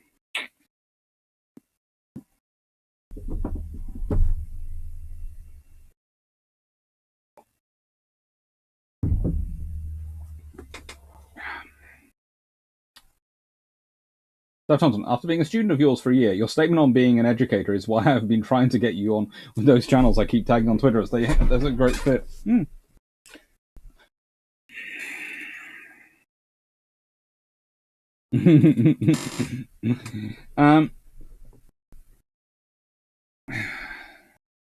Look, Shunch, I couldn't imagine my professors being like you, but I guess the mathematical topics haven't that much room for discussion. I teach engineering students, and they say they don't have many professors like me, or lecturers like me in university in British university terms. Because in British ones, it's the professor is the top of the tree, and there are lots of lecturers below. I'm a contract lecturer. Then it goes junior, senior, then associate professor, deputy professor, or assistant professor, and professor. And there's also reader somewhere popping around there. Usually that's a title of a associate or assistant professor who has been made a full professor yet because they're mostly trying to save money, but they want to give them a title bump, so they make them a reader.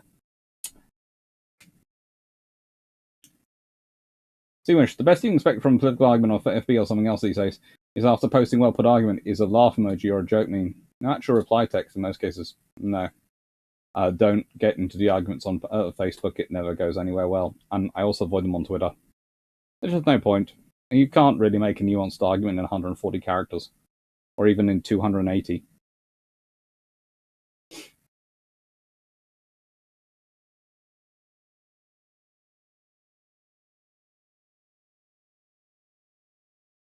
That's good. Essentially, it came down to Rick wouldn't let anything or anyone get in the way of the officers he wanted in his boats.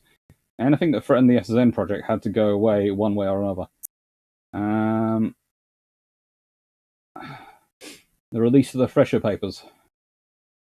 I would say there are many options with the Fresher papers. And I could understand a Navy both wanting to cover up because They didn't want to admit they had a problem with their subs. They didn't want to admit they had a capability they might not have had. And they didn't want to admit that the people didn't have a quick death. Because honestly, if you think about it from a submariner's confidence perspective, and from a family of submariners' perspective, you either want to hear they died quickly or you want to hear they recovered. You don't want to hear about, like the issue the British had with a T-class boat prior to World War II. You don't want to hear that. That's not a good story to hear. Not to think about your loved ones going that way.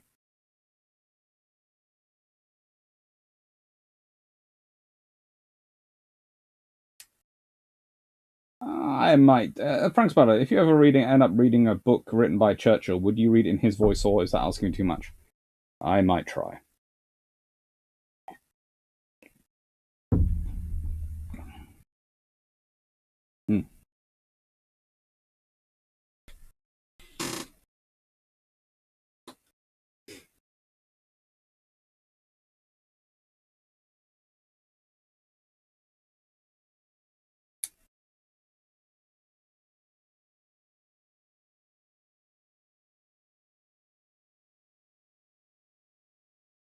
Deathsquad, rather than let the yard look at all the silver brazing joints after 14% in a batch were found to have failed.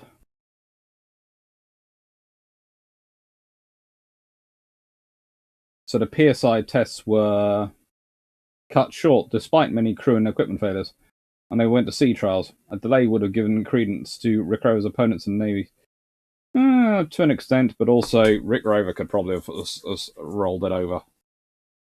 Rick Rover is good at dealing with politicians.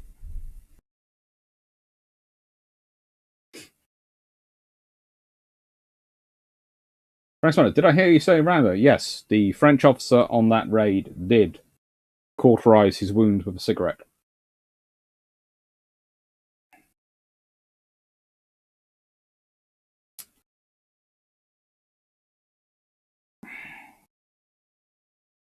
Peter Dawson, a reader is immediately below a professor. I have a friend who was only promoted from reader to professor 4 years ago.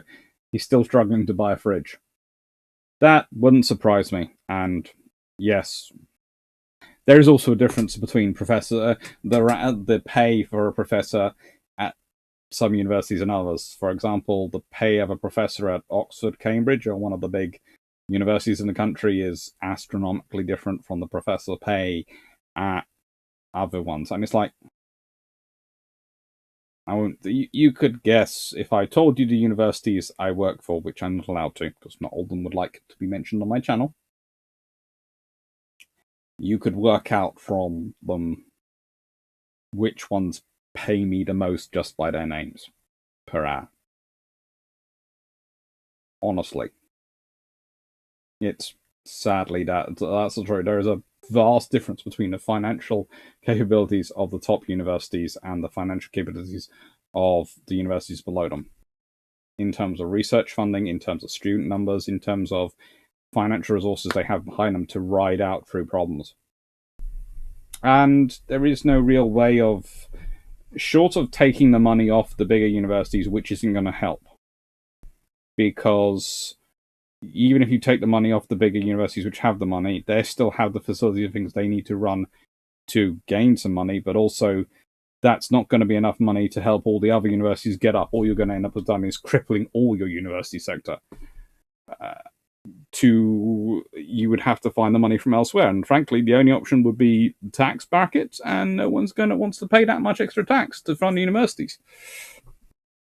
They don't even really want to pay extra tax to fund the things they want supposedly want funded. Basically no one wants to pay more money.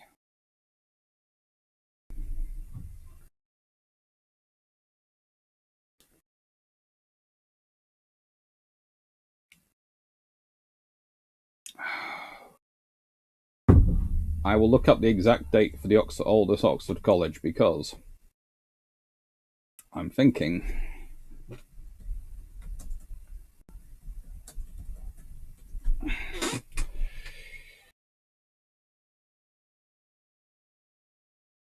The oldest colleges are University College, Balliol and Merton, established between 1249 and 1264.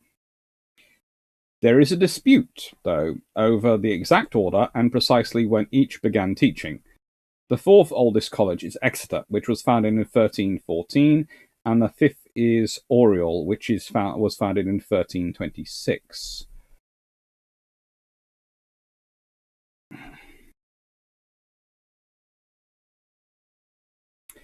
But the first academic teaching in Oxford took place probably around about 1100.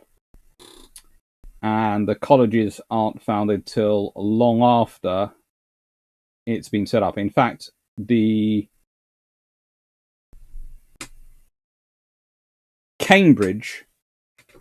University of Cambridge gets set up before the colleges of Oxford start being set up.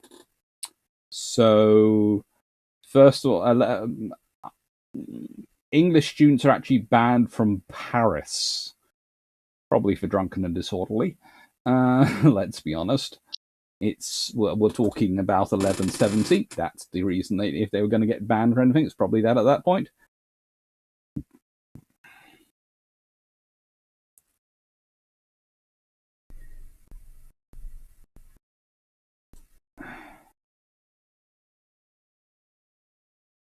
Good Lord.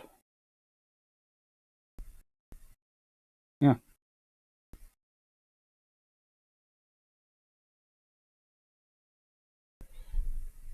Let's go back to that because that's far better for my view. Right then.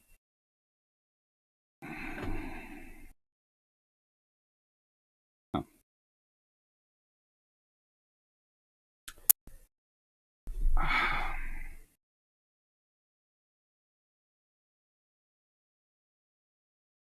Black copper. Thank you. That's very kind of you to say.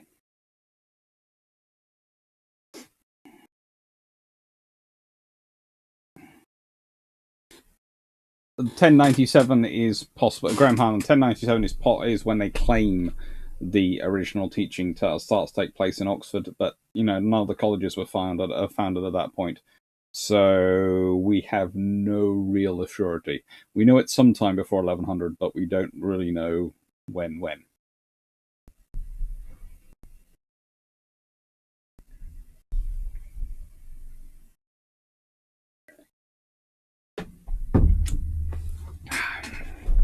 Senator Canary, which admiral would you like to slap the most other than BT?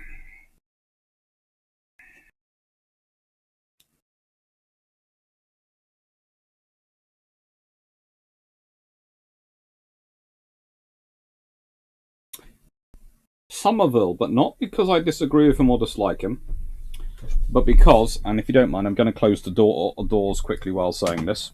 Sorry, back in a second. I'll be talking, but closing the doors. The reason I would hit Somerville is because, as much as I respect him from all he did and all he did achieve, if he had been acting properly, he could have scored some major victories.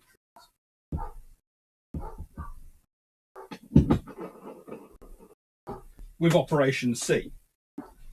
If Somerville had acted as he could have done with Operation C, he could have wiped out, heavily damaged, possibly even wiped out I've turned on the top light.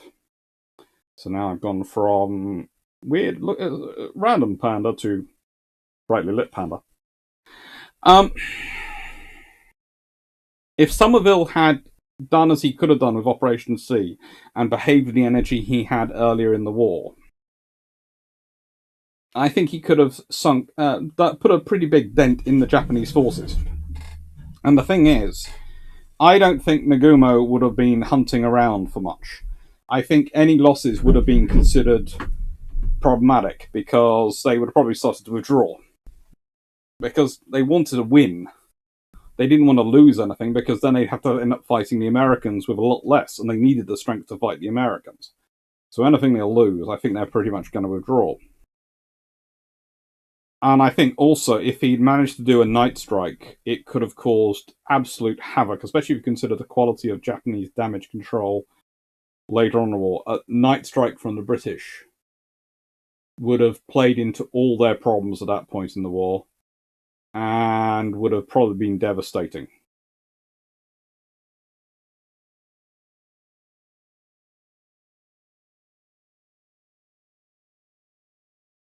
Peter Dawson, would you prefer to talk to an economist, a politician, or a World War II pilot? Save the trouble. Talk to all three at once.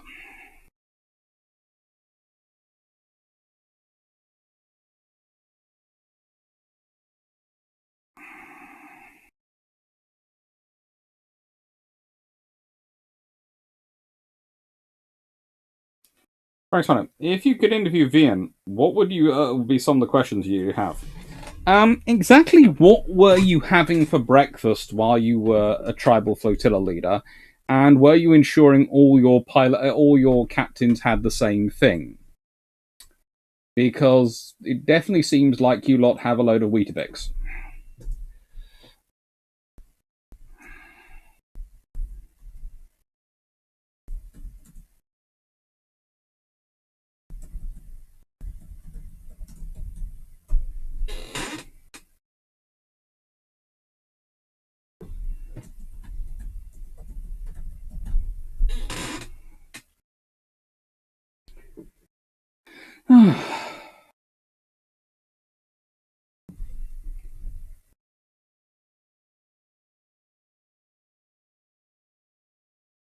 Sure, I love what Drax said about Operation C. If things could have gone just slightly different, then the answer to could the carrier sink another carrier would be yes, but with guns. Not that much differently, but yes, if a British armoured carrier had got in range of any of the Japanese aircraft carriers, it wouldn't have been pretty. They carried a lot heavier armament and a lot more armour.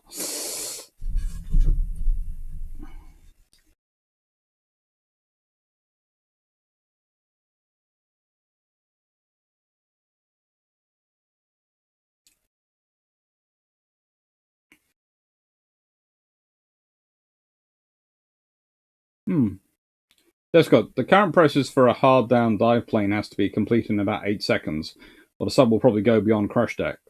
Even if they are carried out, the sub is probably a write off. It's not exact.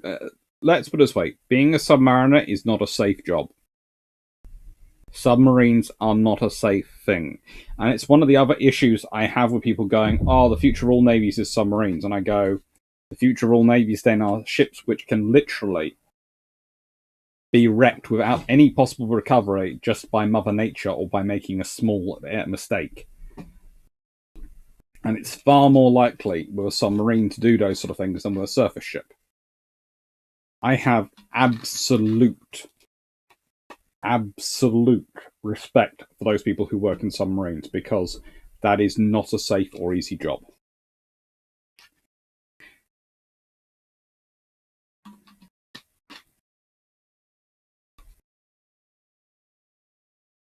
Graham Handler, your recommendation for books on the Grand Fleet.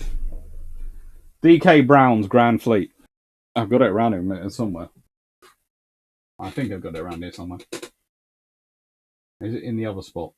No, it's in here somewhere.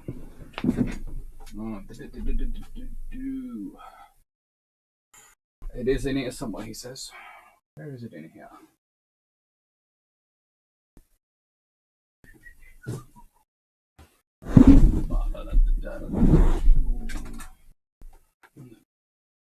Oh. This is when you ask yourself, what research were you doing recently? And therefore, where were the books reorientated? Because I do what I'm researching on structure of book organization. If I'm working on it, it's closer to the front. If I'm not working but currently, it's towards the back. And the longer I don't work on it, the higher it goes up. I think it's back upstairs.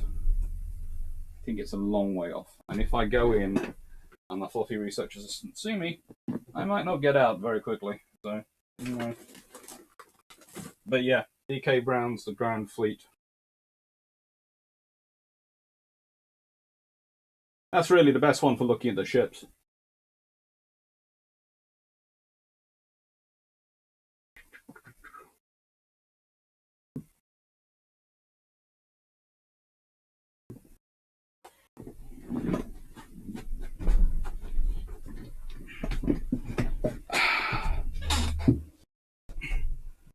Frank's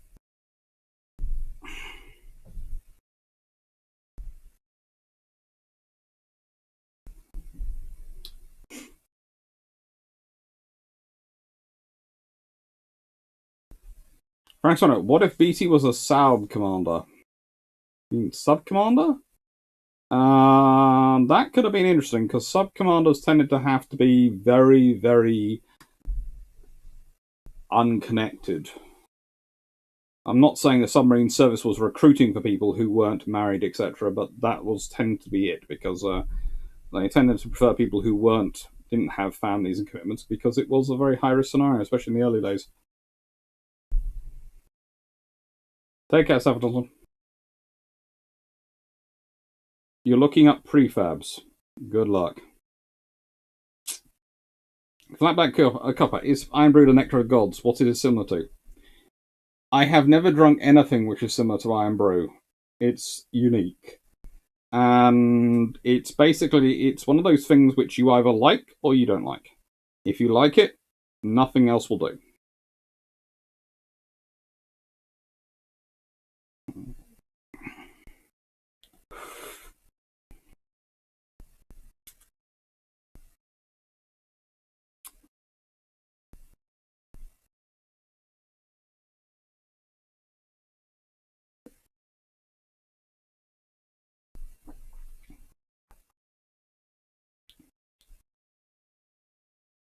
Everyone builds quick and cheap occasionally to get numbers out.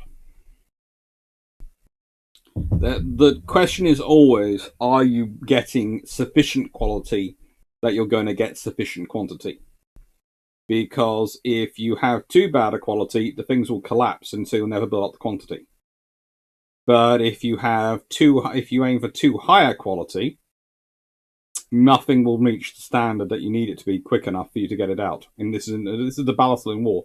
The battle in war is to hit the right sort of margin where you're getting sufficient quality, you have the operational quantity you need. That is the difficulty. And you can argue that's the problems for many nations in terms of production in World War II and World War I, is in different areas they all muck up the idea of they ever go for too low quality to get quantity and then what they produce is terrible, or they go for too high a quality to get the necessary quantity so they never have a good enough. And again, with the Germans, the Panzer IV is excellent and it's the workhorse of the war. But it shouldn't be. If you consider the rate at which other nations were introducing tanks and replacing entire tank fleets, the Panzer IV, despite it being upgraded and all the other things they do with it, it shouldn't have served the whole way through World War II. It does, because the Germans can never get that quality balance right.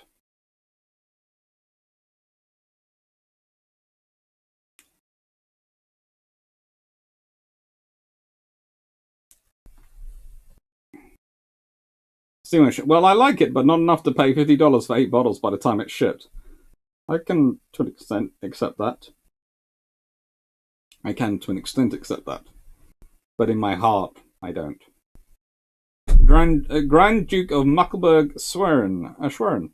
We used to have Irn Bru in Texas. I think you still do have Irn Bru in Texas because I know a friend who, when I tweeted about us having the draft Irn Bru in Jersey, tweeted from a hotel in, I think it's Fort Worth, that they were having lunch and they'd found out, just for a joke because they'd seen me do it, had asked if they had it, and they went, yeah, we do.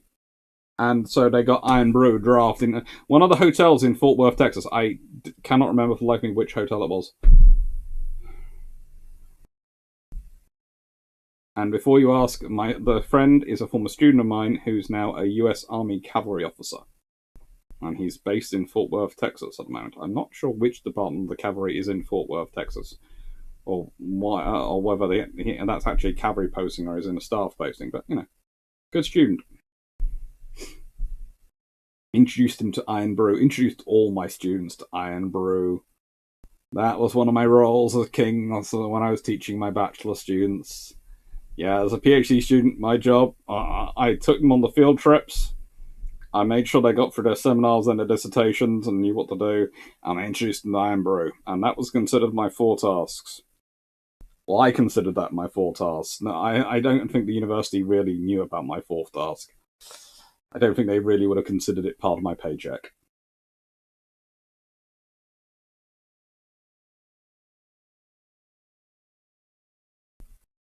How about coming to America with Drac?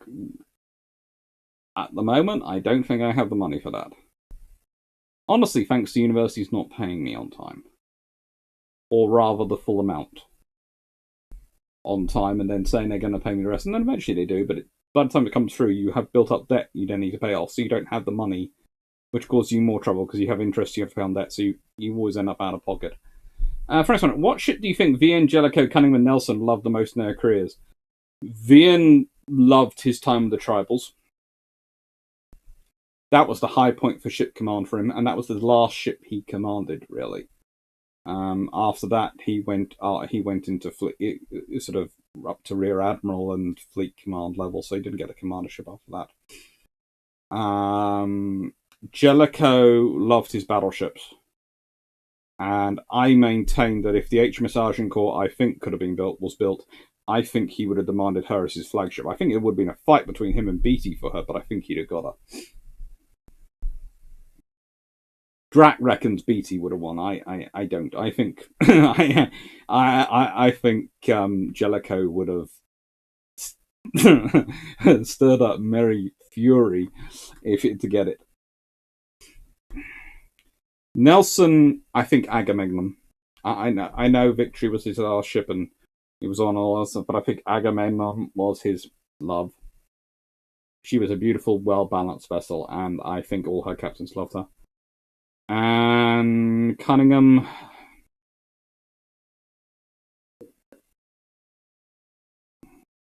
Cunningham's a harder case in many ways. Because he had 2 he really loved.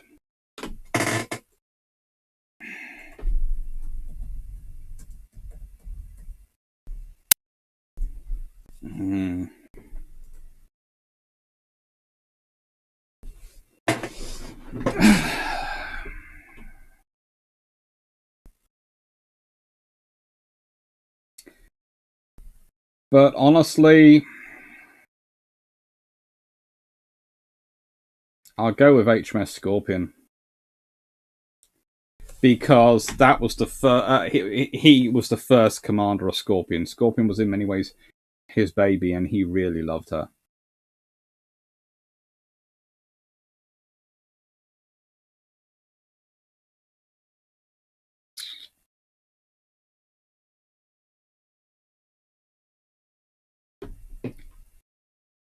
And he did a lot of random things in her. Really lots of random things in her.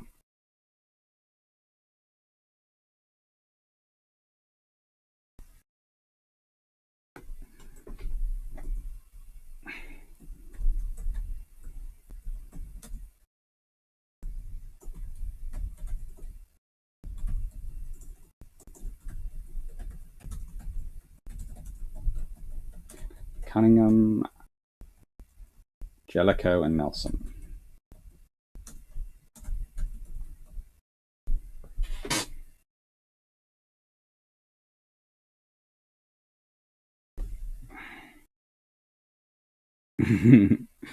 M35 events. I'm not just south of Fort Worth and have not seen Irn Bru here. Well, I will look it up and I will try and get him to tell me which of the hotels it was, but apparently it was one of the hotels.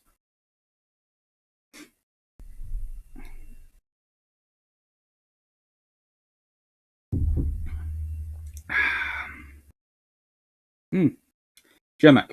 I'd be frank, my first can of Irn Bru had my first can of Irn Bru this weekend. I expected it to be more sweet. For me, it was flowery, bubbly gummy with a sort of tint of caffeine. It's interesting.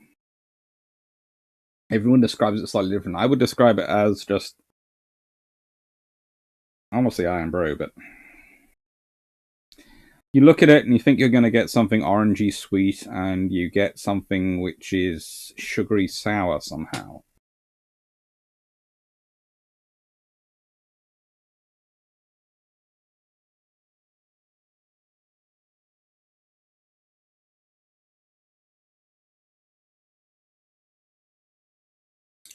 Hey, just so, do people add liquor to Irn Bru, and if so, what? Is it good for mixing?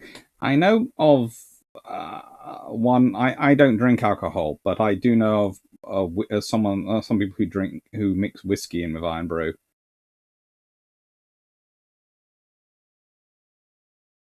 Deb Scott, let me guess. If you kick up a fuss about being paid in full and on time, you end up getting reputation, not getting jobs. I won't comment.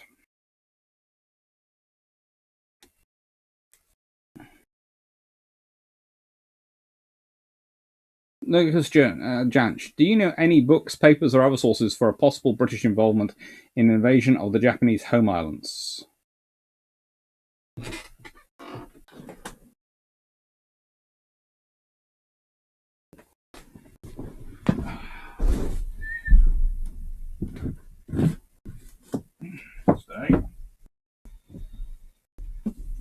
Andrew Boyd's proposed successor to this one, the Royal Navy in Eastern Waters, his British Pacific Fleet book, is supposed to look at it, but it hasn't come out yet. But I think he's the only one who he's the only one who I think is sort of working. There have been various people who've done British Pacific Fleet and this sort of that sort of thing, but honestly, most of them are looking at what the ships are doing, not what they're proposed to doing. British Naval Intelligence in the 20th Century has a section, but that's also a Boyd book. So Andrew Boyd is pretty much your best source to go for. But the book which has got it in, will have it in, presumably, has not come out yet.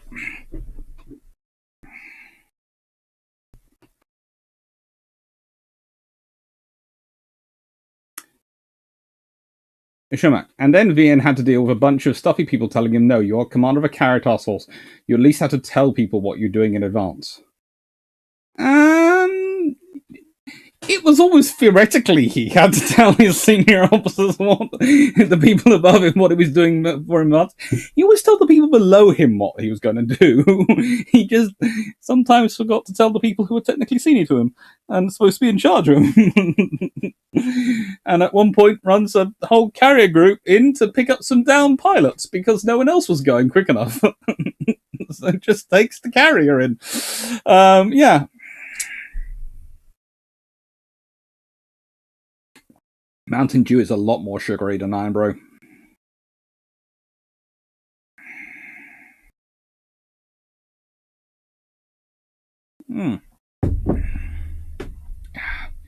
Captains of HMS Warspite in World War II. Let me just check that one, because I think there's 3, but I'm not sure.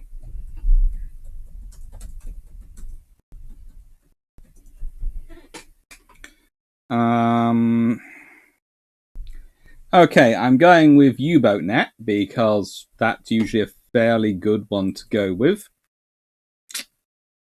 And in World War II, Warspite has 2, 4, 6,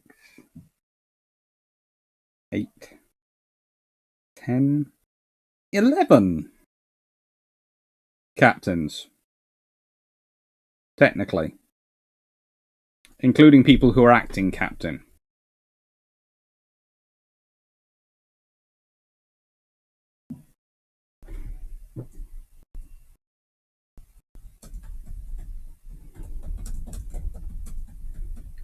But honestly, I don't really see much of them.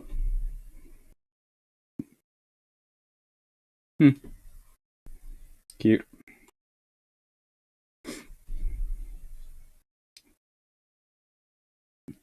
So, Nico, what are some of the exploits RP Bismarck would do? Oh, God, Lord, this is coming back to haunt me. Okay, this is because I was asked the question that, what would happen if prize money was still a thing in World War II Royal Navy? And I said a lot more ships would get captured. And one of the things that came up was, well, the Polish, Bismarck might have ended up getting captured or something. And if she got captured, I said, well, you know, the odds are, if the Polish would have definitely wanted to be involved in the capturing, and might well, of if the five the tribals and the Polish and Luzanka had taken, oh, it's Pirin, isn't it? It's Pirin, had taken the Bismarck, the Poles would have probably gone, well, instead of getting our share of the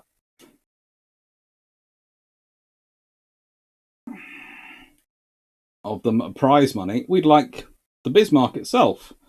And so you end up with ORP Bismarck. Or whatever they rename it, although they might leave it as Bismarck just to wind up the Germans. Probably knowing the Poles, they would. What would she get up to? I think the Polish with a battleship. The only way the British and the Americans could exercise any kind of control over where it was going would be very, very tight scheduling and making sure it only has just enough fuel aboard. Otherwise, if it managed to get more fuel than it needed, then it would probably be doing something like solo raids on German soil or something like that, or taking on the Atlantic Wall and going on for radar. It would not be fun for anyone to try and have to manage.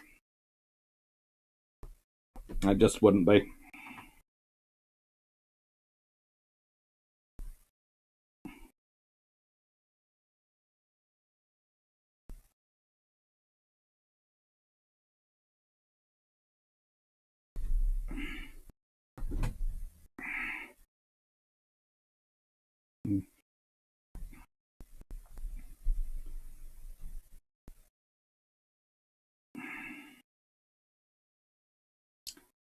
Graham Highlander, that's sacrilege. Nothing goes in the water of life. That's the thing. The whole thing is Irn Bru and whiskey are both things which should, which really, you know, are treated as their own separate things, and nothing is ever usually used to besmirch them. And it just mix them in.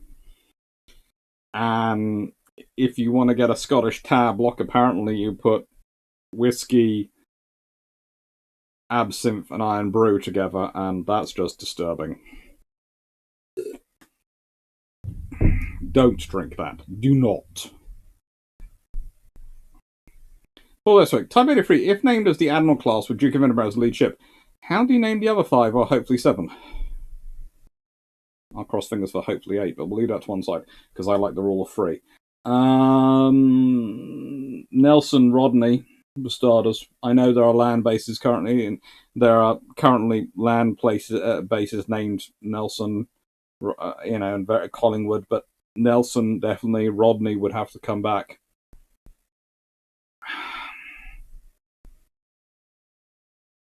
Maybe go with Vian. I would like to see Vian. Howe would certainly come back. I'm not sure about bringing back Hood. St. Jervis. Collingwood again, but that'll be another base which will have to be renamed, so you might not go with Collingwood.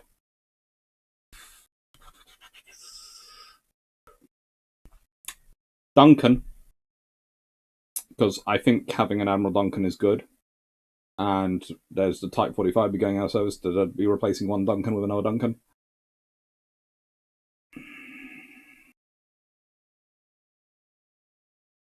Cunningham. And I think that's enough. But if not, then probably Jelicoe and Beatty. Just for the hell of things.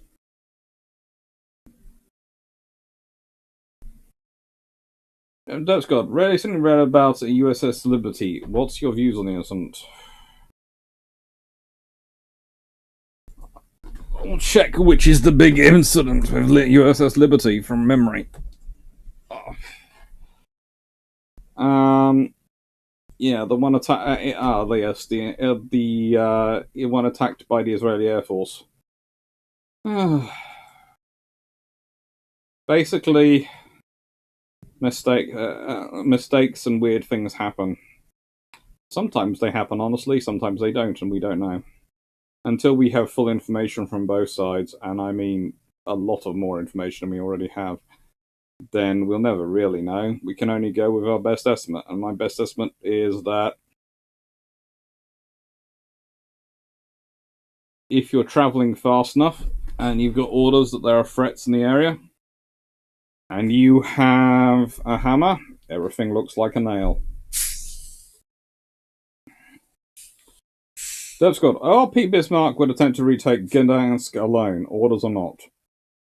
Potentially, but the Poles wouldn't want to risk losing it because that would giving it back to the Germans would be even more annoying. So they would probably be doing some other things as well after it.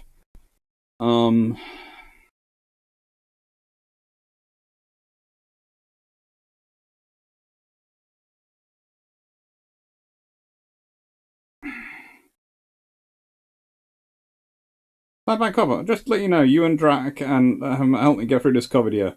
Knowledge and brevity. Sincerely thanks you. It would come to Inverness. Your money is no good here. Well, thank you. That's very kind of you. And thank you.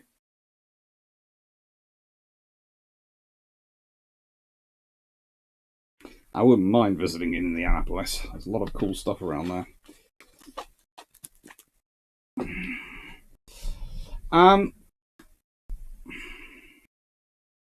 Graham Handler, what was the last naval action as such in World War I? The sinking of UB-116?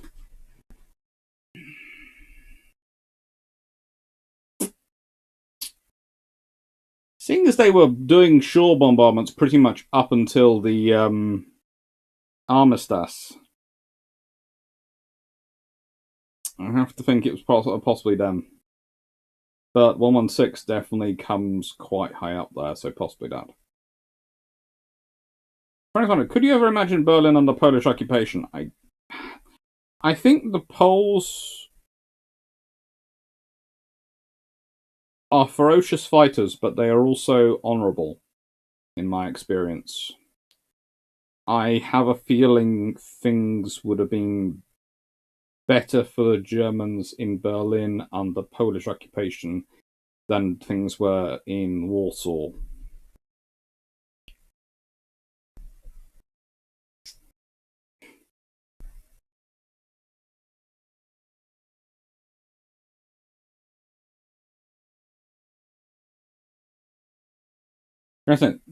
Oh, they would find a way to acquire more fuel, take my word for it, with the help of every other Polish ship, probably.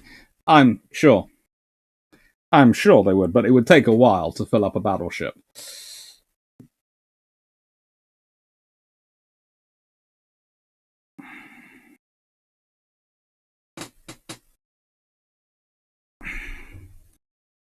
The ammo would have been slightly more difficult to get.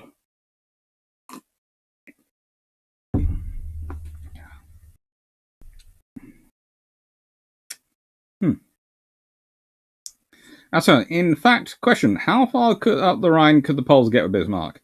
Probably not that far, because there'd probably be a lot of mines in the way, including British mines. Because remember, we kept dropping mines in the Rhine as regularly as we could. Cafes, remember, you talking on Beltrams about the QE should have been 30 or so meters longer. Let's just say the Royal Navy had a third with your specs. What would you call it? HMS Ark Royal. That's easy.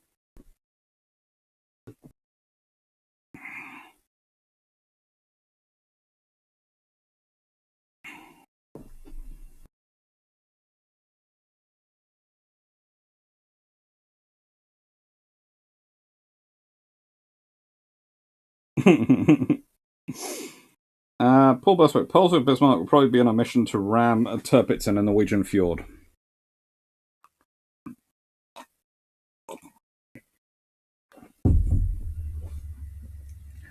Potentially. But they would try their best.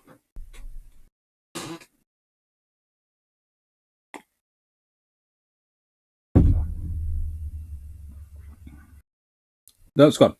I think the occupation of Berlin and fought by Polish forces after what happened in Poland wouldn't be kind. No, I think even honourable soldiers and well-behaved soldiers, I don't see the Poles taking vengeance. It's going to sound strange, but the Poles, they might seek out the leaders to take vengeance on them, but they wouldn't be probably exacting it on the general population. I don't see them doing that. Basically, what I'm saying is I don't see them doing what the Soviets did. Mainly because the Soviets have a complete command and control breakdown. Their troops have been not well treated by their own side. They get to Berlin and they're basically suddenly command and control breaks down as all the Soviet commanders are going off. And it takes until a couple of brand new divisions pretty much get there, and the higher generals who are trying to keep control, use them to get back control. I just don't see that happening with Polish formations. I see them maintaining their discipline.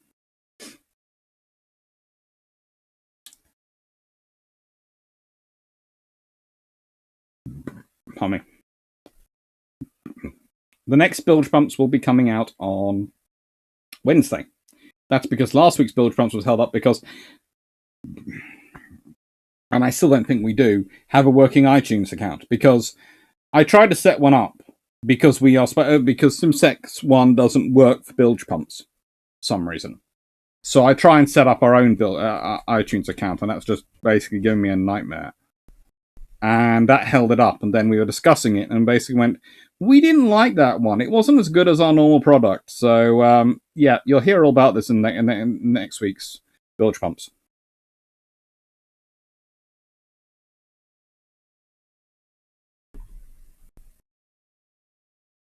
Jack, may I remind that there were Polish units alongside Soviets on Battle to Berlin, Division Independence units, and they did behave better than the Russian or Soviet ones.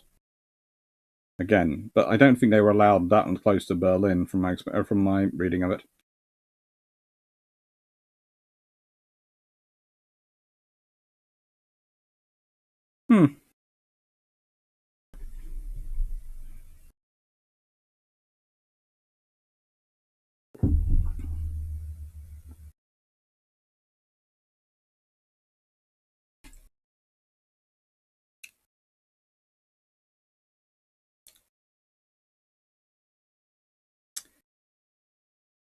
Governors, the Soviet discipline broke down intentionally several times. Also, remember the Katyn massacre that they smeared on the Germans, and the Poles were told to shut up.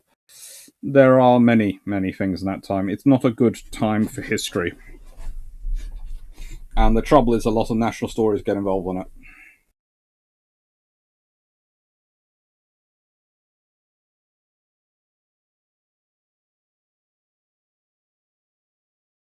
Death Squad, it wasn't unheard of for similar failures of discipline happening in UK forces. Usually they met another division when they woke up hungover, brushed on the carpet. It was not brushed under the carpet as much as you'd think.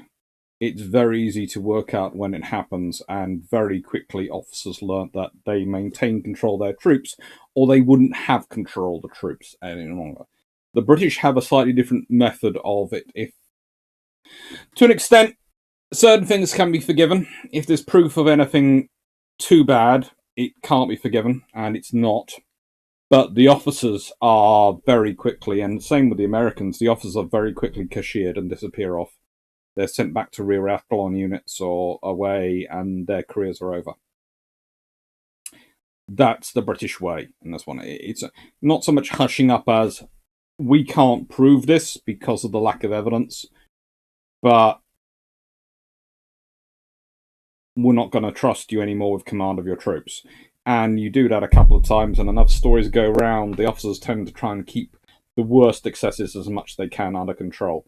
It's different once you get to the occupation forces. It's far more difficult for the officers to maintain because they're not in battle formation. They're often in subunits with junior officers who are inexperienced, who come in fresh, and senior NCOs who are tired. And then you have different levels of problems. But during the battles and during those operations, officers lose control. Their men don't stay around in services for not long.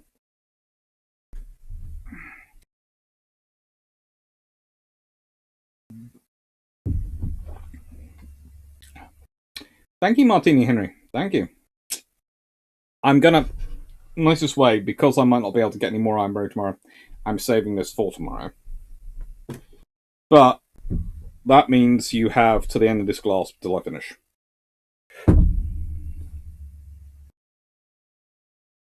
Graham Highlander, you certainly need to come up here when the new museum reopens in 2022 and give a lecture. I'd love to. I like going and doing public lectures. It's again strange amongst some of my colleagues because I actually enjoy them. I enjoy talking to the public. I enjoy taking questions. I enjoy taking random questions. It's fun. I have worked out what the thing is, though, and it's something my girlfriend pointed out to me. She basically said, you're dyslexic, and you've always known you were dyslexic since I was diagnosed at 11. You're used to admitting you don't know everything and that you're wrong. For you, your sense of self is not wrapped up in always being right. For a lot of academics, especially senior academics, a lot of their self, and it's nothing wrong with it. They're still very, very nice people and lovely people. A lot of their sense of self is wrapped up with always being right. And I find this when I talk about them coming on bilge pumps and coming off with Drac and Jamie, because there's the thing is, what happens if we're wrong? And I go, well, we'll have a conversation. That's what it is. And Andrew Lamb, of course, came on, doesn't mind at all. But again, he has a very similar attitude to me. If I'm wrong, I'm wrong. That's good. I learned something. It's good to learn. The first step to learning is admitting you don't know something or that you're wrong. What you've learned, what you already believe is wrong. It's the first path to learning. So it's important. But there are many who aren't that brave. And yeah. It's fun.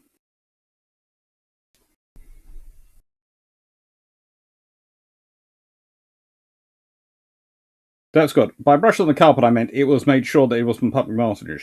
Also, if you don't look, there's not enough evidence. Again, I'm not saying they didn't look. If there was something bad, i.e. murder or anything like that, they looked. And they found out and they dealt with. If it was some minor thievery, they'd make a judgment call.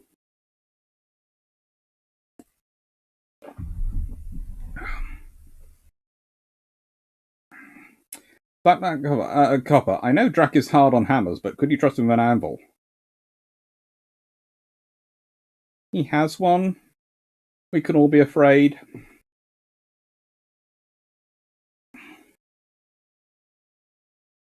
A lot of that was from the officers who which was all about making the Germans pay, especially when they saw how the Soviet prisoners of war were treated and how many died. I hope not sending you too much of Discord. Please let me know if I am. You're not, but I'm sorry I haven't been able to respond more because literally I've just been swept under. Book is with the publishers, and one of the interesting things I found was I needed some more pictures suddenly because some of the pictures didn't work. So, this is my copy of Brassey's 1939.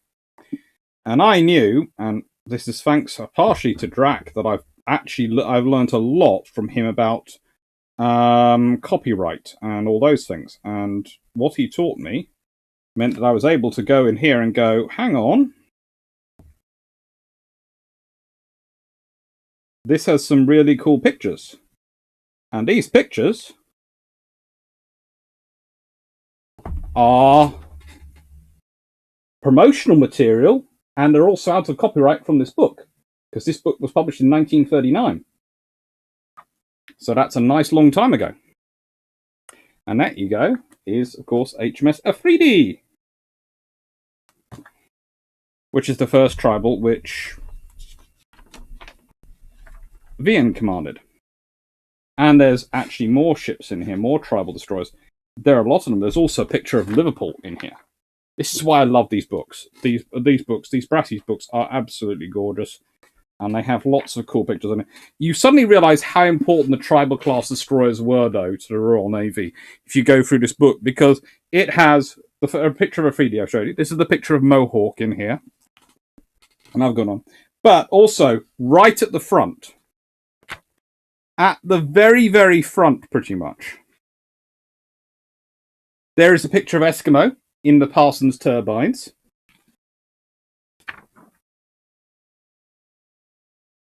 There is a picture of Mohawk again in Thornycroft. So we're now up to 5 tribal class destroyer photos in here. And finally, there is another full picture, the first full picture in the book. HMS Cossack as supplied by High Walker Naval Yard, Newcastle on Tyne. Pretty much, there are, I kid you not, 6 pictures of tribal class destroyers in this book. And about 3 of them are appearing in the book, my book. Calum Gasper, small true. The boiler data I sent you about the Ozat Monarch class, did they qualify as small true boilers? Certainly heading that direction. I think if they did or didn't would depend on if they were constructed. Then people make a judgment about their performance. If they worked as intended, they would be. If they didn't work as intended, they would be an attempt.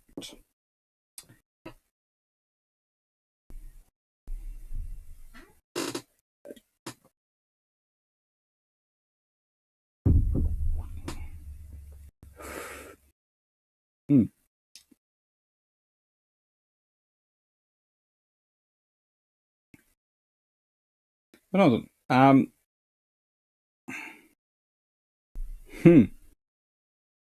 thank you for that and calling. You do, Stafford. You do a very big honour to me when you compare me to Eric Groves because I'm nowhere near that good. But thank you very much. It's very kind of you to say that. He was very, very, very good. I am learning. Like an assignment, Dr. Clark, have you ever visited HMS Caroline? Not yet. I keep planning on it, but so far things keep happening. Kind of like my plans to visit Haida and Vampire. I don't know, what were the worst destroyers ever built for their time? 1934 German ones, in my opinion. Mainly because the Germans are building destroyers that can fill the light cruiser role, but they go with light cruiser guns, forgetting they're going to have to fight in the destroyer role. And the trouble is, when you go with bigger guns, you make them A, slower firing, B, more difficult for fire control purposes, and C, you make them less able to maneuver in terms of their firing. Because if they're maneuvering more violently, it makes it even more difficult for them to fire their guns. So the thing was, they had the same idea as the Tribals, but if they'd gone for a large number of sort of destroyer caliber guns like the Tribals, they would have probably been very, very good ships, and they would have been a very, very big threat to the Tribals. But because of the gun choice they make, they undermine their whole proposition, and they make them actually a very weak destroyer, which is why I hold them up as probably the worst destroyers of the built for their time, although there are certain Japanese ones which could probably go for that as well. Literally because they have the potential to be so good. They do, and they don't because of a fundamental decision they make, is why I hold them up. Because if you produce a bad destroyer by mistake in the design, and it's your first destroyer, you haven't built that many like it, then I will forgive a lot. But if you are a nation which has had very good quality designs, is working on destroyer designs for other nations, so is not really losing the skill set, and then do that, I'm going to hold it up as worst.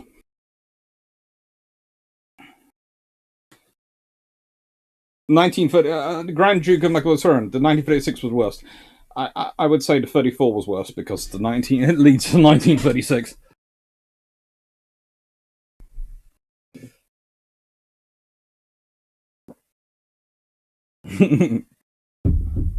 That's good. It's obviously not Eskimo, it has a bow. She often had a bow pre-battle. Whether she had a bow post-battle depended on how the battle went, i.e. how big of a victory she won. Graham Handler, if the Tribals had gone out with Hood, things might well have been very different for Bismarck. That was certainly the Tribals' philosophy. And that gets written up in my book because they had done a lot of work with Hood. And they felt they should have been there. There again, they felt they should be everywhere when there was a battle.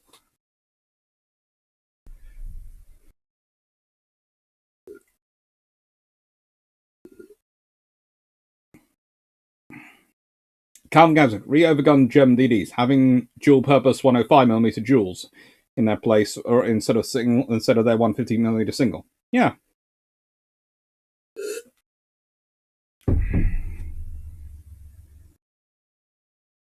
Right.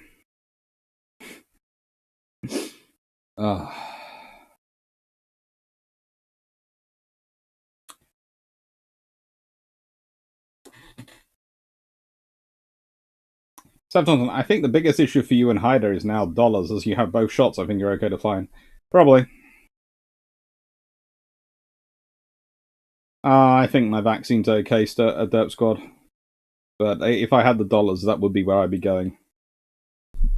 On me. Right, I have finished the Irn Bru. So, I will say thank you to everyone. Thank you for the super chats. Thank you for, well, super chat generically. Thank you for the chatting away this evening. Thank you to everyone who's joined the channel. Thank you to everyone who's followed the channel. There will be a new emoji appearing. I haven't managed to do it tonight. Do it so far this weekend, but that was because I was getting everything sorted out with the book and catching up on work. So that's going to be something I'm going to be doing tomorrow morning, while probably recording Build Trumps. Thank you, everyone, and for next week, so episode 58.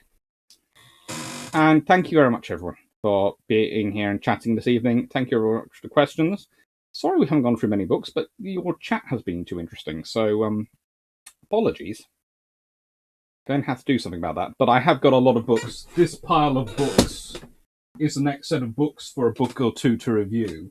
So there's 2, 4, 5, 6, 7, 8, 9, 10, 11, 12, 13, 14 books there, which are going to be recorded at some point this week to cover up a book or two to review. So that's about 7 weeks worth of books coming out.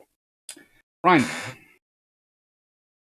The next episode of Bilge Pumps will be out on Wednesday. That'll be episode 57, take 2. And episode 58 will be out a week on Wednesday. Thank you, M35 Evans. Thank you, Garen Con. Thank you, Derp Squad. Thank you, Frank Spadano. Thank you, Beluship Buddha. Thank you, Stafford Thompson and the other admins this evening, Sean McLean and Paul. Thank you. Thank you very much for all you've done. And thank you, Beluship Buddha. Thank you, Anuk. Thank you, Melody6040. Thank you, Graham Highlander. And yeah, I'd love to be chatting with museums. Any idea why we can't rewind a video? I have no idea. I honestly don't. Probably because I had to set up an emergency live because the other video collapsed. Thank you, Grosowski. Thank you, Carl Gasberg, and hopefully they'll sort it out shortly. Right. Thank you very much, everyone. Take care. And, yeah. Thank you, Stephen Wish. Thank you, everyone. Right. Take care, everyone. Thank you. Thank you, Steph Thompson.